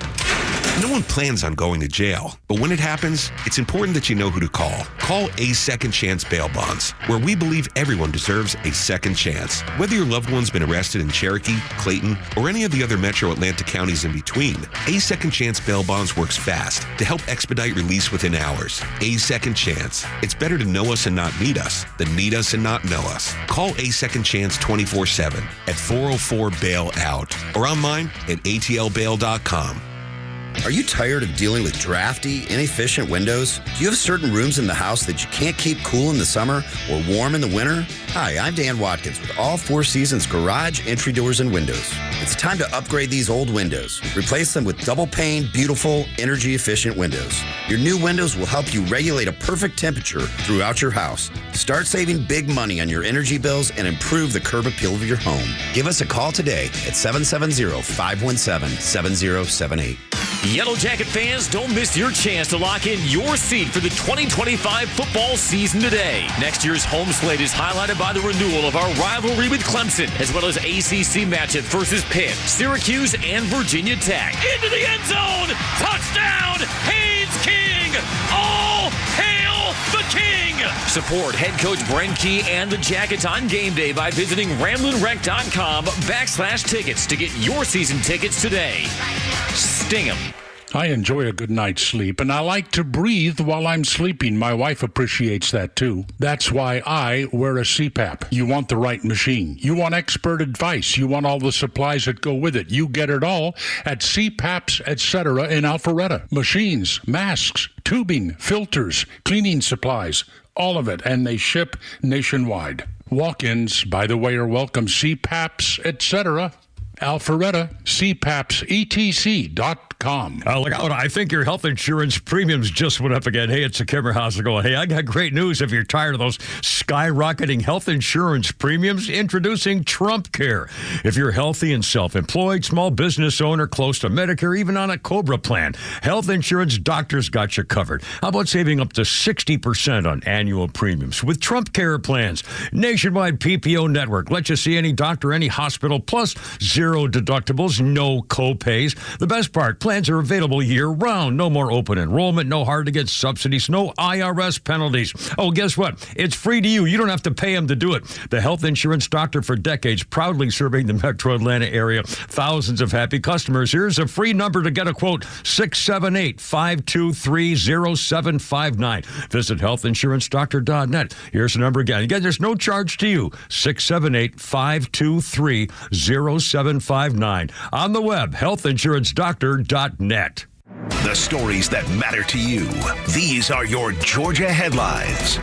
Good morning. Here are your top stories in the state of Georgia for today, Thursday, January 9th, 2025. A 14-year-old Appalachia high school student was arrested yesterday for allegedly bringing a gun to school just months after a mass shooting occurred at the school, according to Barrow County Police. School resource officers took the 14-year-old boy into custody. He was charged with 2 counts of possession of a weapon on school grounds, theft by taking a minor in possession of a firearm. No injuries were reported. Former President Jimmy Carter continues to lie in state this morning at the U.S. Capitol, where thousands of mourners have paid their respects to the late president. Carter will depart the Capitol at 9 a.m. and travel to Washington National Cathedral for a national funeral service at 10 a.m. Carter will then return to Georgia today for a private funeral service and burial at the home he shared with his wife, Rosalind. A winter storm watch has been issued for North Metro Atlanta and North Georgia. Areas like Cherokee, Forsyth, Paulding, North Fulton, Union, and Towns counties can expect up to 6 inches of snow early tomorrow morning, while Metro Atlanta area is expecting 1 to 3 inches of accumulation. Sleet is also expected. Some public schools in North Georgia have already announced closures, with more expected throughout the day. We'll keep you up with all breaking news with your headlines. Scott Rhino,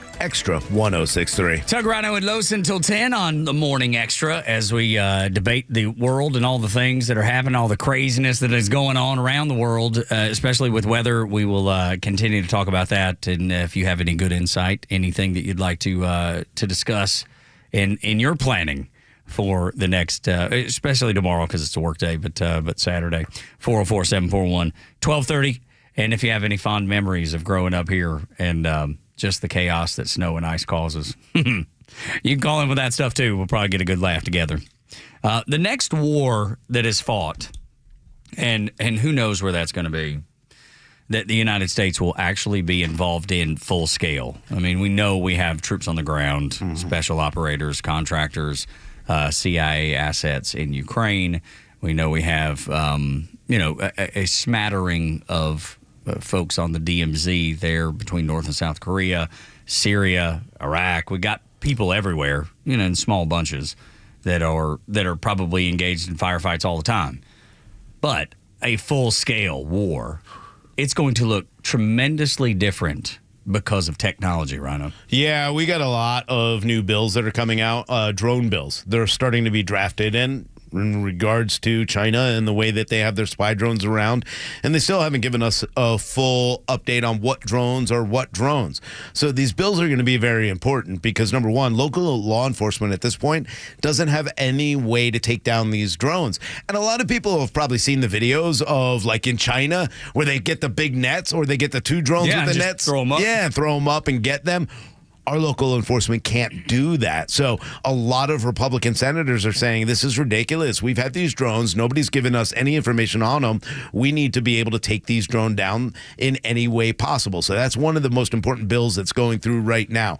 But there are a lot of others, including a ban on those imports, the Chinese imports of drones, not knowing what kind of technology is in these drones and whether or not they could spy on the American people and areas where these people put up like DJI drones and to check out everything around. I've said how Ukraine has basically given us the modern blueprint for what wars are going to look like in terms of using drones on troops, on convoys, all the stuff. Now, but I will tell you too, it's also the Stone Age of drone technology. Like, this is, we're talking about stuff like I got it from Radio Shack. I put a bomb on it and I flew it at somebody. I'm like, that is not what we're talking about here. We're talking about things that are semi-sonic. We're talking about things that can move in ways that nobody could dream of with payloads that are insane.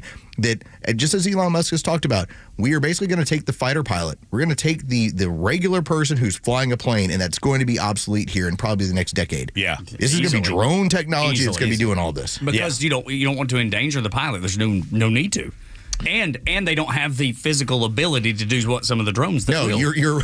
You would black out. Yeah, that's what I'm saying. You don't have the physical doing ability. the things that drones are going to be able to do. That's exactly right. Yep. No. Look, this is something that I think is going to develop and continue to develop. But I think it's one of the most important things, especially with cybersecurity. The cyber war is the newest war. We talked about it a little bit yesterday. Drones are capable of carrying a lot of things, including ways.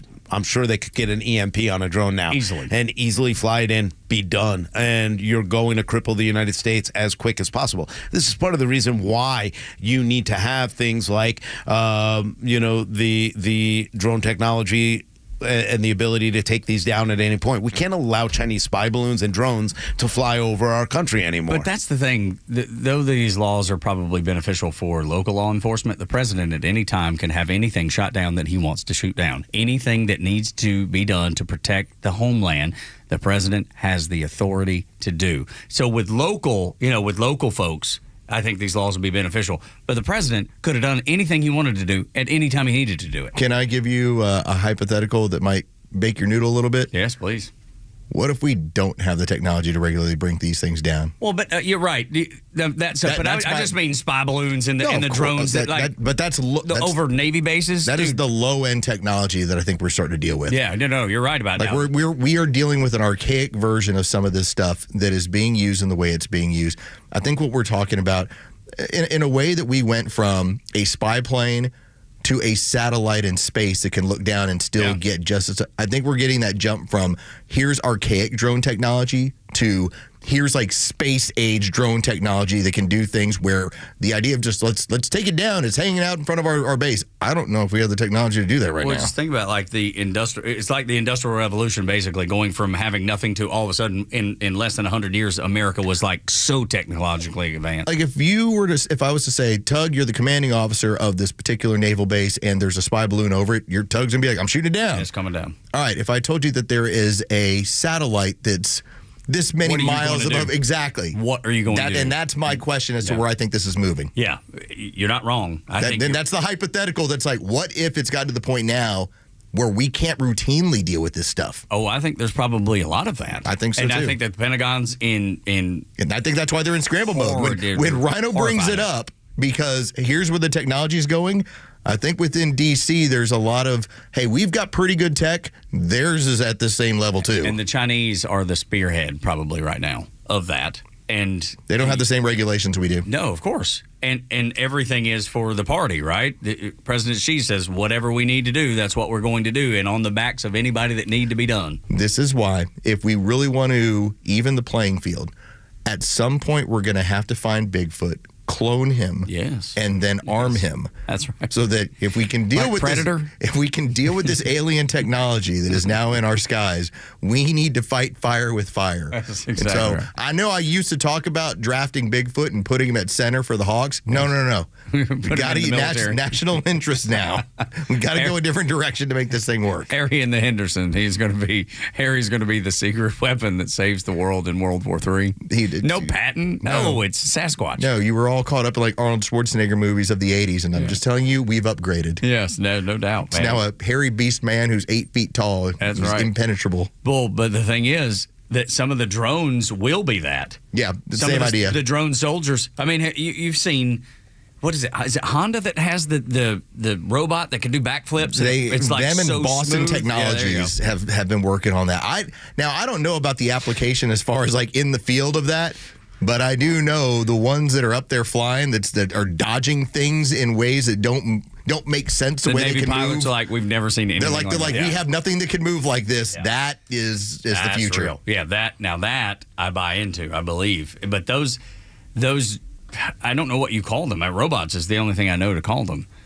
Is the most terrifying. And those dogs, you see the robot dog with the Gatling gun on its back. Those are friendly. Yeah, of those are course like they are. low end tech. Yes. They're horrifying. Just the thought of them. Everyone's going to have Rhino in 10 years will have one out in front of his house. That's low end. Yeah, just walking. I'm just saying what my human mind can perceive and what I've seen so far.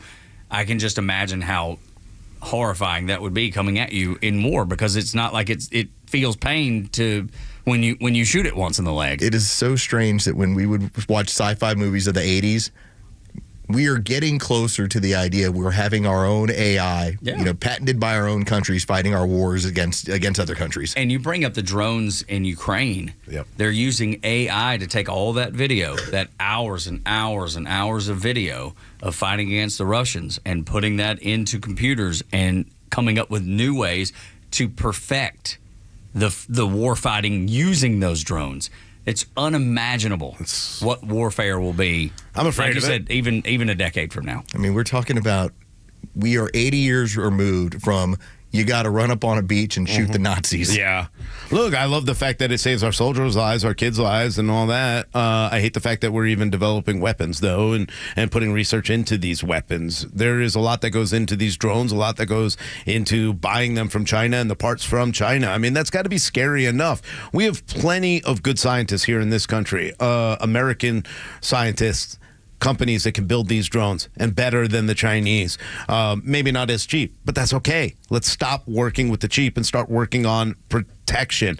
That's why it's so important. Again, this is why Donald Trump is thinking ahead. Greenland, very strategically placed and protects not only us, but all of Canada as well.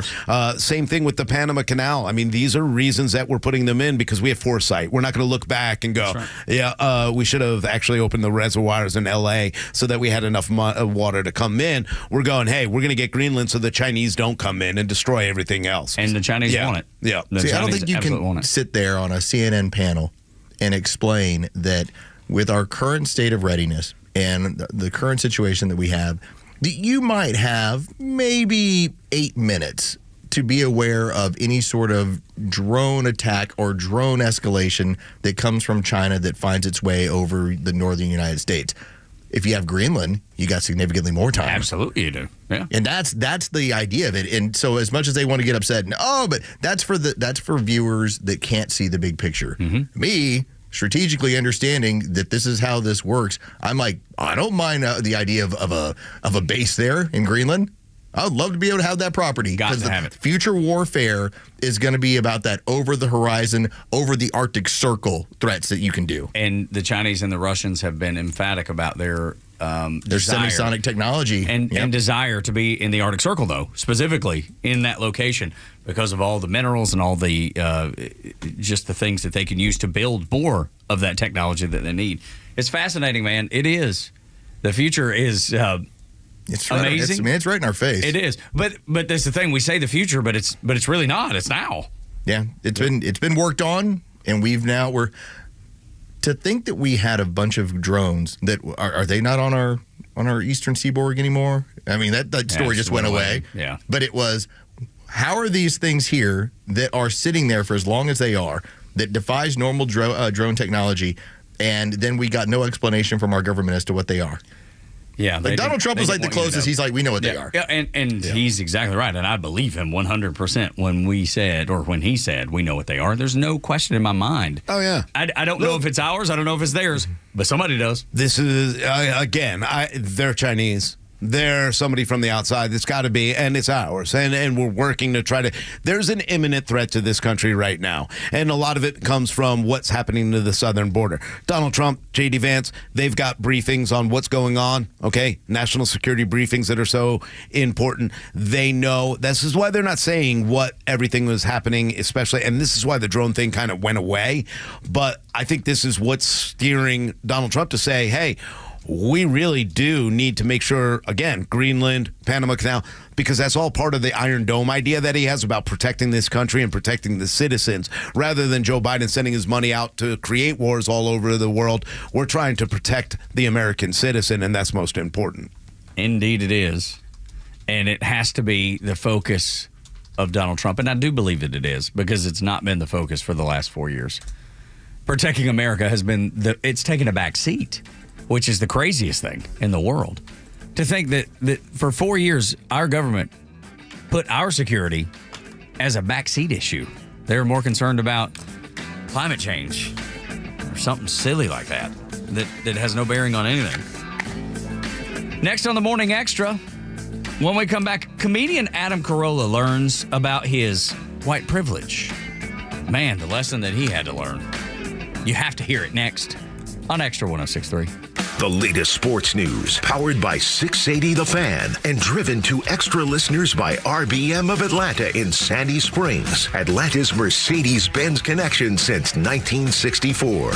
College football semifinals kick off tonight at 7:30, where Penn State takes on Notre Dame at Hard Rock Stadium in Miami for the Orange Bowl at 7:30. Hot off their win against the SEC champions UGA, Notre Dame enters the game as 1.5-point favorites to make it to the national championship. And tomorrow, Ohio State and Texas square off in AT&T Stadium in Dallas for the Cotton Bowl. Ohio State is the hottest team left, having trounced 1 seed Oregon, making them 5.5-point favorites against the Longhorns. For Extra 106.3 Sports, I'm Joe Virgin.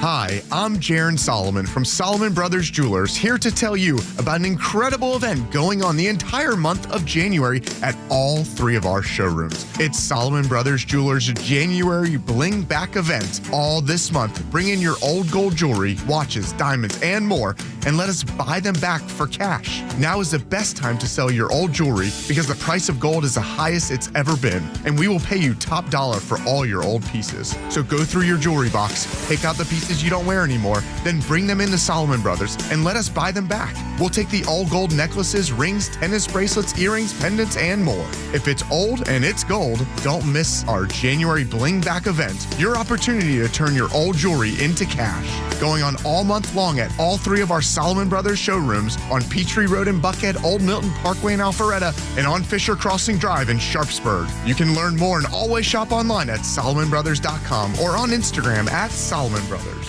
It's here. It's called winter. Is your furnace ready to make sure you're warm inside and you keep the cold weather outside? Well, if you're not sure, you need to talk to the folks at Central Heating and Air Conditioning. Central Heating and Air is one of the few second-generation locally owned HVAC companies in Atlanta. With Central, you're not just a number, you're a member of the family. It's been that way since 1947, and it's still that way today. Give Central a call at 770-GET-HEAT or go to centralheat.com. Central Heating and Air Conditioning can fix what ails your house and possibly your family with home ventilation and air quality products. Central has packages designed around health using variable speed, fresh air ventilation, air purifiers, dehumidifiers, and more. Carrier products, carrier warranty, carrier peace of mind. Central Heating and Air Conditioning, your Atlanta Carrier expert since 1947. Call 770-GET-HEAT or go to centralheat.com. That's 770-GET-HEAT, centralheat.com. We're smart, we care. We're Central Heating and Air. Eggland's Best, the only eggs with more fresh and delicious taste, plus superior nutrition. Eggland's Best, better taste, better nutrition, better eggs. Military veterans are eager to transfer their skills and experiences to civilian life, but lack trusted connections to expedite their path to success. The civilian world can be confusing, and veterans do not need to journey through it alone. When you reach out to the Warrior Alliance, we will guide you to the best-in-class resources that can lead you toward renewed purpose after serving our nation. Find out why thousands of warriors have found success after service after engaging with the Warrior Alliance. For assistance, go to thewarrioralliance.org or call 404-210-1776. What is your New Year's resolution? If you're like most, there's a box of your family's treasured videotapes and photos tucked in a closet that you've been meaning to preserve, but you just don't even know where to start. I know the feeling, but Legacy Box will make it really easy to check this important task off your to-do list. Just send in your Legacy Box filled with camcorder tapes, film reels, and pictures. Get back all the digital copies and the originals. That way, everybody can enjoy it. Legacy Box is the industry leader and has helped over 1 million customers safeguard their past. Plus, all the work is done here in the U.S. by their team of over 200 trained technicians. Visit legacybox.com/records right now. Save 50% off when you preserve your past with Legacy Box. Kick off the new year by rescuing your family's most cherished memories that haven't been watched or enjoyed in years. Legacy Box makes it easy, and you'll experience the joy of discovery plus the satisfaction knowing that you've done your part to preserve your family's history. Legacybox.com/records. That's legacybox.com/records. The legend Neil Bortz is only on Extra 106.3. With daily commentary you'll hear throughout the day. And he's on live with the Morning Extra every Tuesday morning at 7:30. Atlanta's only conservative news and talk station, Extra 106.3. And catch all of Neil's commentary on the Extra app. Doug, Rhino, and Los preparing for the worst, hoping for the best. That's the way I live my life. There's no change for me whatsoever. Just hoping everything will turn out accordingly. Hoping everything will turn out just fine. I am getting so much info to help me prepare. Okay, what are you getting?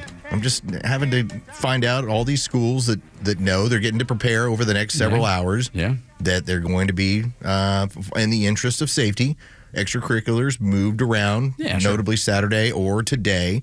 Friday, it looks like it's going to be washed out for the most part. It'll be an online learning day. And this is going to be pretty much across the metro area. And now the newest weather has us sitting at about 33 or 34 degrees by the time we get to about 9 a.m. So you're going to get snow for like 2 hours in the morning. Then it's just a matter of how much precipitation did you get, because now it's going to be rain, slushy, nasty. Turning into ice as it gets into the evening. Into the afternoon evening. Yeah. So you'll have a window. Yeah. To get home, get out, do what you need to do is what it looks like as of right now. You'll have a window at 33 or 34 degrees to get back over into wherever you need to get. But by the afternoon, later into the evening, you want to be home because that stuff's going to ice over. No doubt about it. Thankfully, it's happening on a Friday. And that's why you have the app, so you don't lose your foot. That's right. That's right, because you don't want to lose your foot. Like that frostbite, you get stuck in the wrong place. Dude. Yeah. My wife, still to this day, because she grew up in upstate New York where it gets real cold and they have a lot of ice and snow and that sort of stuff. She said still to this day, and I can't remember if it's on, I think, which hand it's on, but one of her hands she got frostbite, and still to this day, if it gets too cold, it's still, like her digits still burn. She can tell the future. Yo, I don't. She gained a superpower? Maybe. That's how it happens. I don't think she told me about that part. Ask Rhino. He's read comics. He knows how this works. Yeah, sometimes exactly. you have an injury and you get a superpower. You got out a of it. superpower. Well, look, you can be there. Frostbite Man. Right. That's right. He talks to the snow angels. That's right. And then when he touches you, you just turn black and fall apart. That's right. Terrible you don't know. Superpower. Terrible news. He can just create a snowball in his hand and throw it at you. You're done. Like Buddy the Elf. Yep. Yes.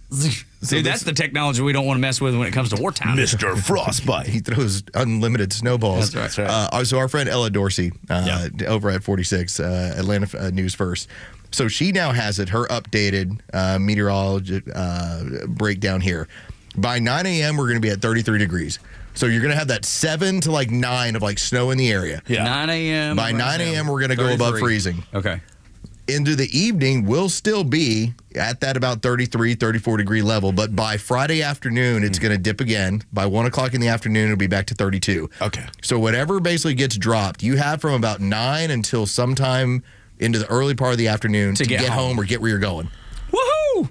We're good, dude. Let's go. Rhino, we're good for tomorrow. I don't like this idea at all. We're all set. It's a window. Yeah. We got, as long as we got that window, we're good. We'll go to Beck early. We'll let Beck have the bonus hour, and we're out. Let's That's go. a good idea. 6 to 9? That actually is a good idea. Yeah, tomorrow, just plan on us being here 6 to 9 tomorrow. Yeah.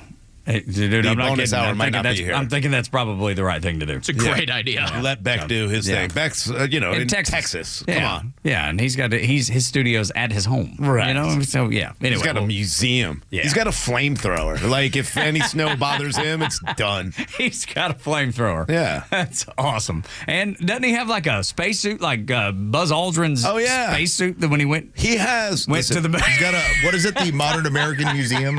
This man has a rat from World War II that they implanted a bomb inside because they figured, hey, what if these rats could get anywhere? Boom. Yeah, and he actually tried to bring it down to Mar-a-Lago because he was doing a speech with Trump, so he brought it as part of like the museum thing, and he had to go to Secret Service and tell them like, hey, I got a rat. I know it's dead, but it's full of it's not going to go off. It hasn't gone off in like 20 years, and they're like, no way. And they put it in the little X-ray machine, and they're like, it's full of wires. He goes, yeah, I'm telling you. I wasn't kidding. In World War II, they built these things. Like I wasn't just trying to scare you. Hey, it's full of wires. Yeah. Why is this rat got all these wires in there? Yeah. No, and doesn't he have like the set Happy Days or He's got one of crazy. the? I mean, he does. I would love to see that. I'm so fascinated by stuff like that. He's he's such a recluse, which I kind of understand. Yeah. You know, like he seems so outgoing and everything else. But, at one point he gave me his cell phone number to do an interview and all that stuff. So I tried to text him back one day and say, hey, I'd love to have you guys on again with us in the morning and all this. And then it was like, yeah, nothing. And then I tried to call, it was disconnected, and now he has a new number. So I'm like, either he didn't want to talk to me. It's not like I bothered him. I only text him like one other time. Yeah, it's probably. But I bet he changes it all the time. I know country artists do that. They change them all the time. Rob is in Milton. Going to talk about the snow possibly coming into town and what havoc it might wreak. Rob, what's up? Not so much, man. I'm not afraid of the snow, but the way the DOT is not clearing right-of-ways, I mean, it's dangerous driving down roads now, the way the trees are leaning over the road. If we get any amount of freezing precipitation on the trees on ice, oh, my God, it's going to get bad quick. Yeah, those trees are going to come down, and that's what he's referring to, just the fact if they're already leaning into the right-of-way, and then... It looks like we're going to be fortunate because as of now, the 21-degree, 19-degree temperature that we've had looks like it'll be clearing out and that we will stay in the low 30s. Now, it still doesn't mean that you're not going to have areas where things are going to be freezing. You're going to have ice and everything else. But at least it's not, apparently, just from the looks of what's being put out here now by, like I said, even our meteorologist friend Ella Dorsey, it's not a blanket of the entire area. Okay. Good enough. I don't expect the worst, to be honest with you about this. As I've said the entire time. Like, I'm prayerful that it happens the way, but it's just it normally doesn't. So I'm sometimes downplay it a little too much, probably. But it's what you told me. You were like, you know what? You're like, I'll pray the gay away and I'll pray the snow away. And I didn't really think either one of them made a lot of sense. I don't agree. And then, I still think it's coming. I don't think either are working. That's exactly right. No, well, it's weird how he uses the same theory. Yeah, and both of them have failed. I can't imagine why. Can't imagine that both of them would be so wrong. But Jesus, please take the snow from the area. And take the gay away, too. Take the gay away. I keep finding myself watching Hallmark movies. I need your help. That's right. I feel super sensitive for no reason. I never felt this way before. Yes. So anyway, Adam Carolla, he learned about his white privilege. And he told the story, and it shouldn't be a surprise, but yet it still is. Geez, I want to talk about my white privilege so badly. I graduated North Hollywood High with a 1.7 GPA. I could not find a job. I walked to a fire station in North Hollywood. I was 19. I was living in the garage of my family home. My mom was on welfare and food stamps, and I said, can I get a job as a fireman? And they said, no, because you're not black, Hispanic, or a woman. We'll see in about 7 years. And I went to a construction site and dug ditches and picked up garbage for the next 7 years. I got a letter in the mail sent to my father's house saying, your time has come to do the written exam for the LA Fire Department. I took it, and I was standing in line, and I had a young woman of color standing behind me in line, and I said, just out of curiosity, when did you sign up to become a fireman? Because I did it, or a person, 7 years ago, and she said, Wednesday. That is an example of my white privilege. Goodness gracious. Is that not the most insane thing you've ever heard? Now, we've all heard about stories like that, but that's one in reality. That's the way it played out, and there is plenty of people that like to see it play out that way moving forward. It's not always the person at the top. Like, oftentimes, you might have somebody who went through the ranks. They're more than qualified. Now they're at the top.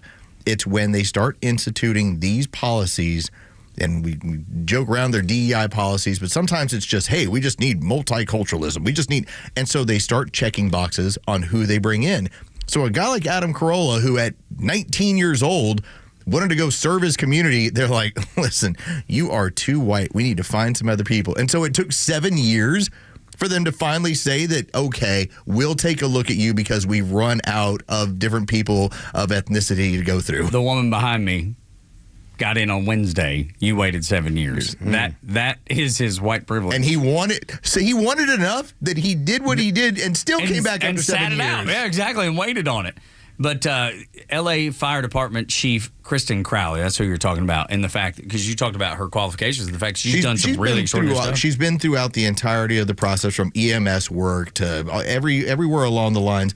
But when you start implementing, and I this is my problem I have with it, she did everything she needed to get to where she got to. The problem is that now she's looking for you to do 10% of what she did for you to go ahead and get elevated. It's like, hold on a second. That doesn't make sense. Like, how did you work to that level, and now you're reducing the standards? Because when you reduce standards, you reduce quality. That's exactly right. And you're seeing it on display. You're seeing it in California. This is a snapshot of what it looks like when there's no standards, there's no expectations, and there's no quality in the work that's being done. I was just watching a video of firefighters filling up women's handbags with water to go put out fire because they didn't have enough to come through the hoses.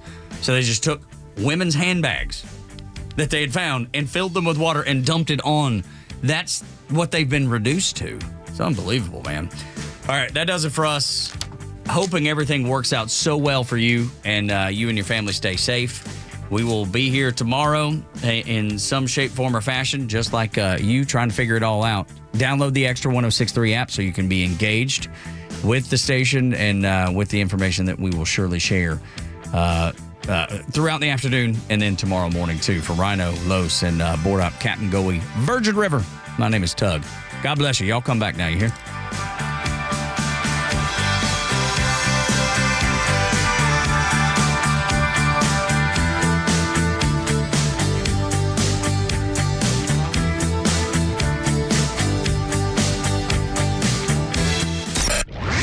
Hey, it's Tug. The Morning Xtra has you covered from 6 to 10, and Kimmer's got you on the ride home. Basically speaking, I'll bet you that in most neighborhoods, kind of neighborly areas in most parts of this country, there's usually one old fart who's kind of an old guy, and he's kind of a funny guy in the neighborhood. He may be an old geezer, or the people kind of talk about him, or it's just, somebody's an old coot, maybe a nice old guy, but he's just kind of, that's me. I'm the guy. I realized it just over the weekend. I see people, waving like, oh, he's so, Shaking their hands at the oh my same God, time. I'm the guy. They see me out there washing my car by hand, grunting and groaning and wheezing. Oh, that poor bastard. He's going to drop dead one day. I swear they're going to find me curled up behind my car with a hose running. Someone should go help him. The Kimmer Show, every afternoon from 3 to 6 p.m. on Extra 106.3 and the Extra app.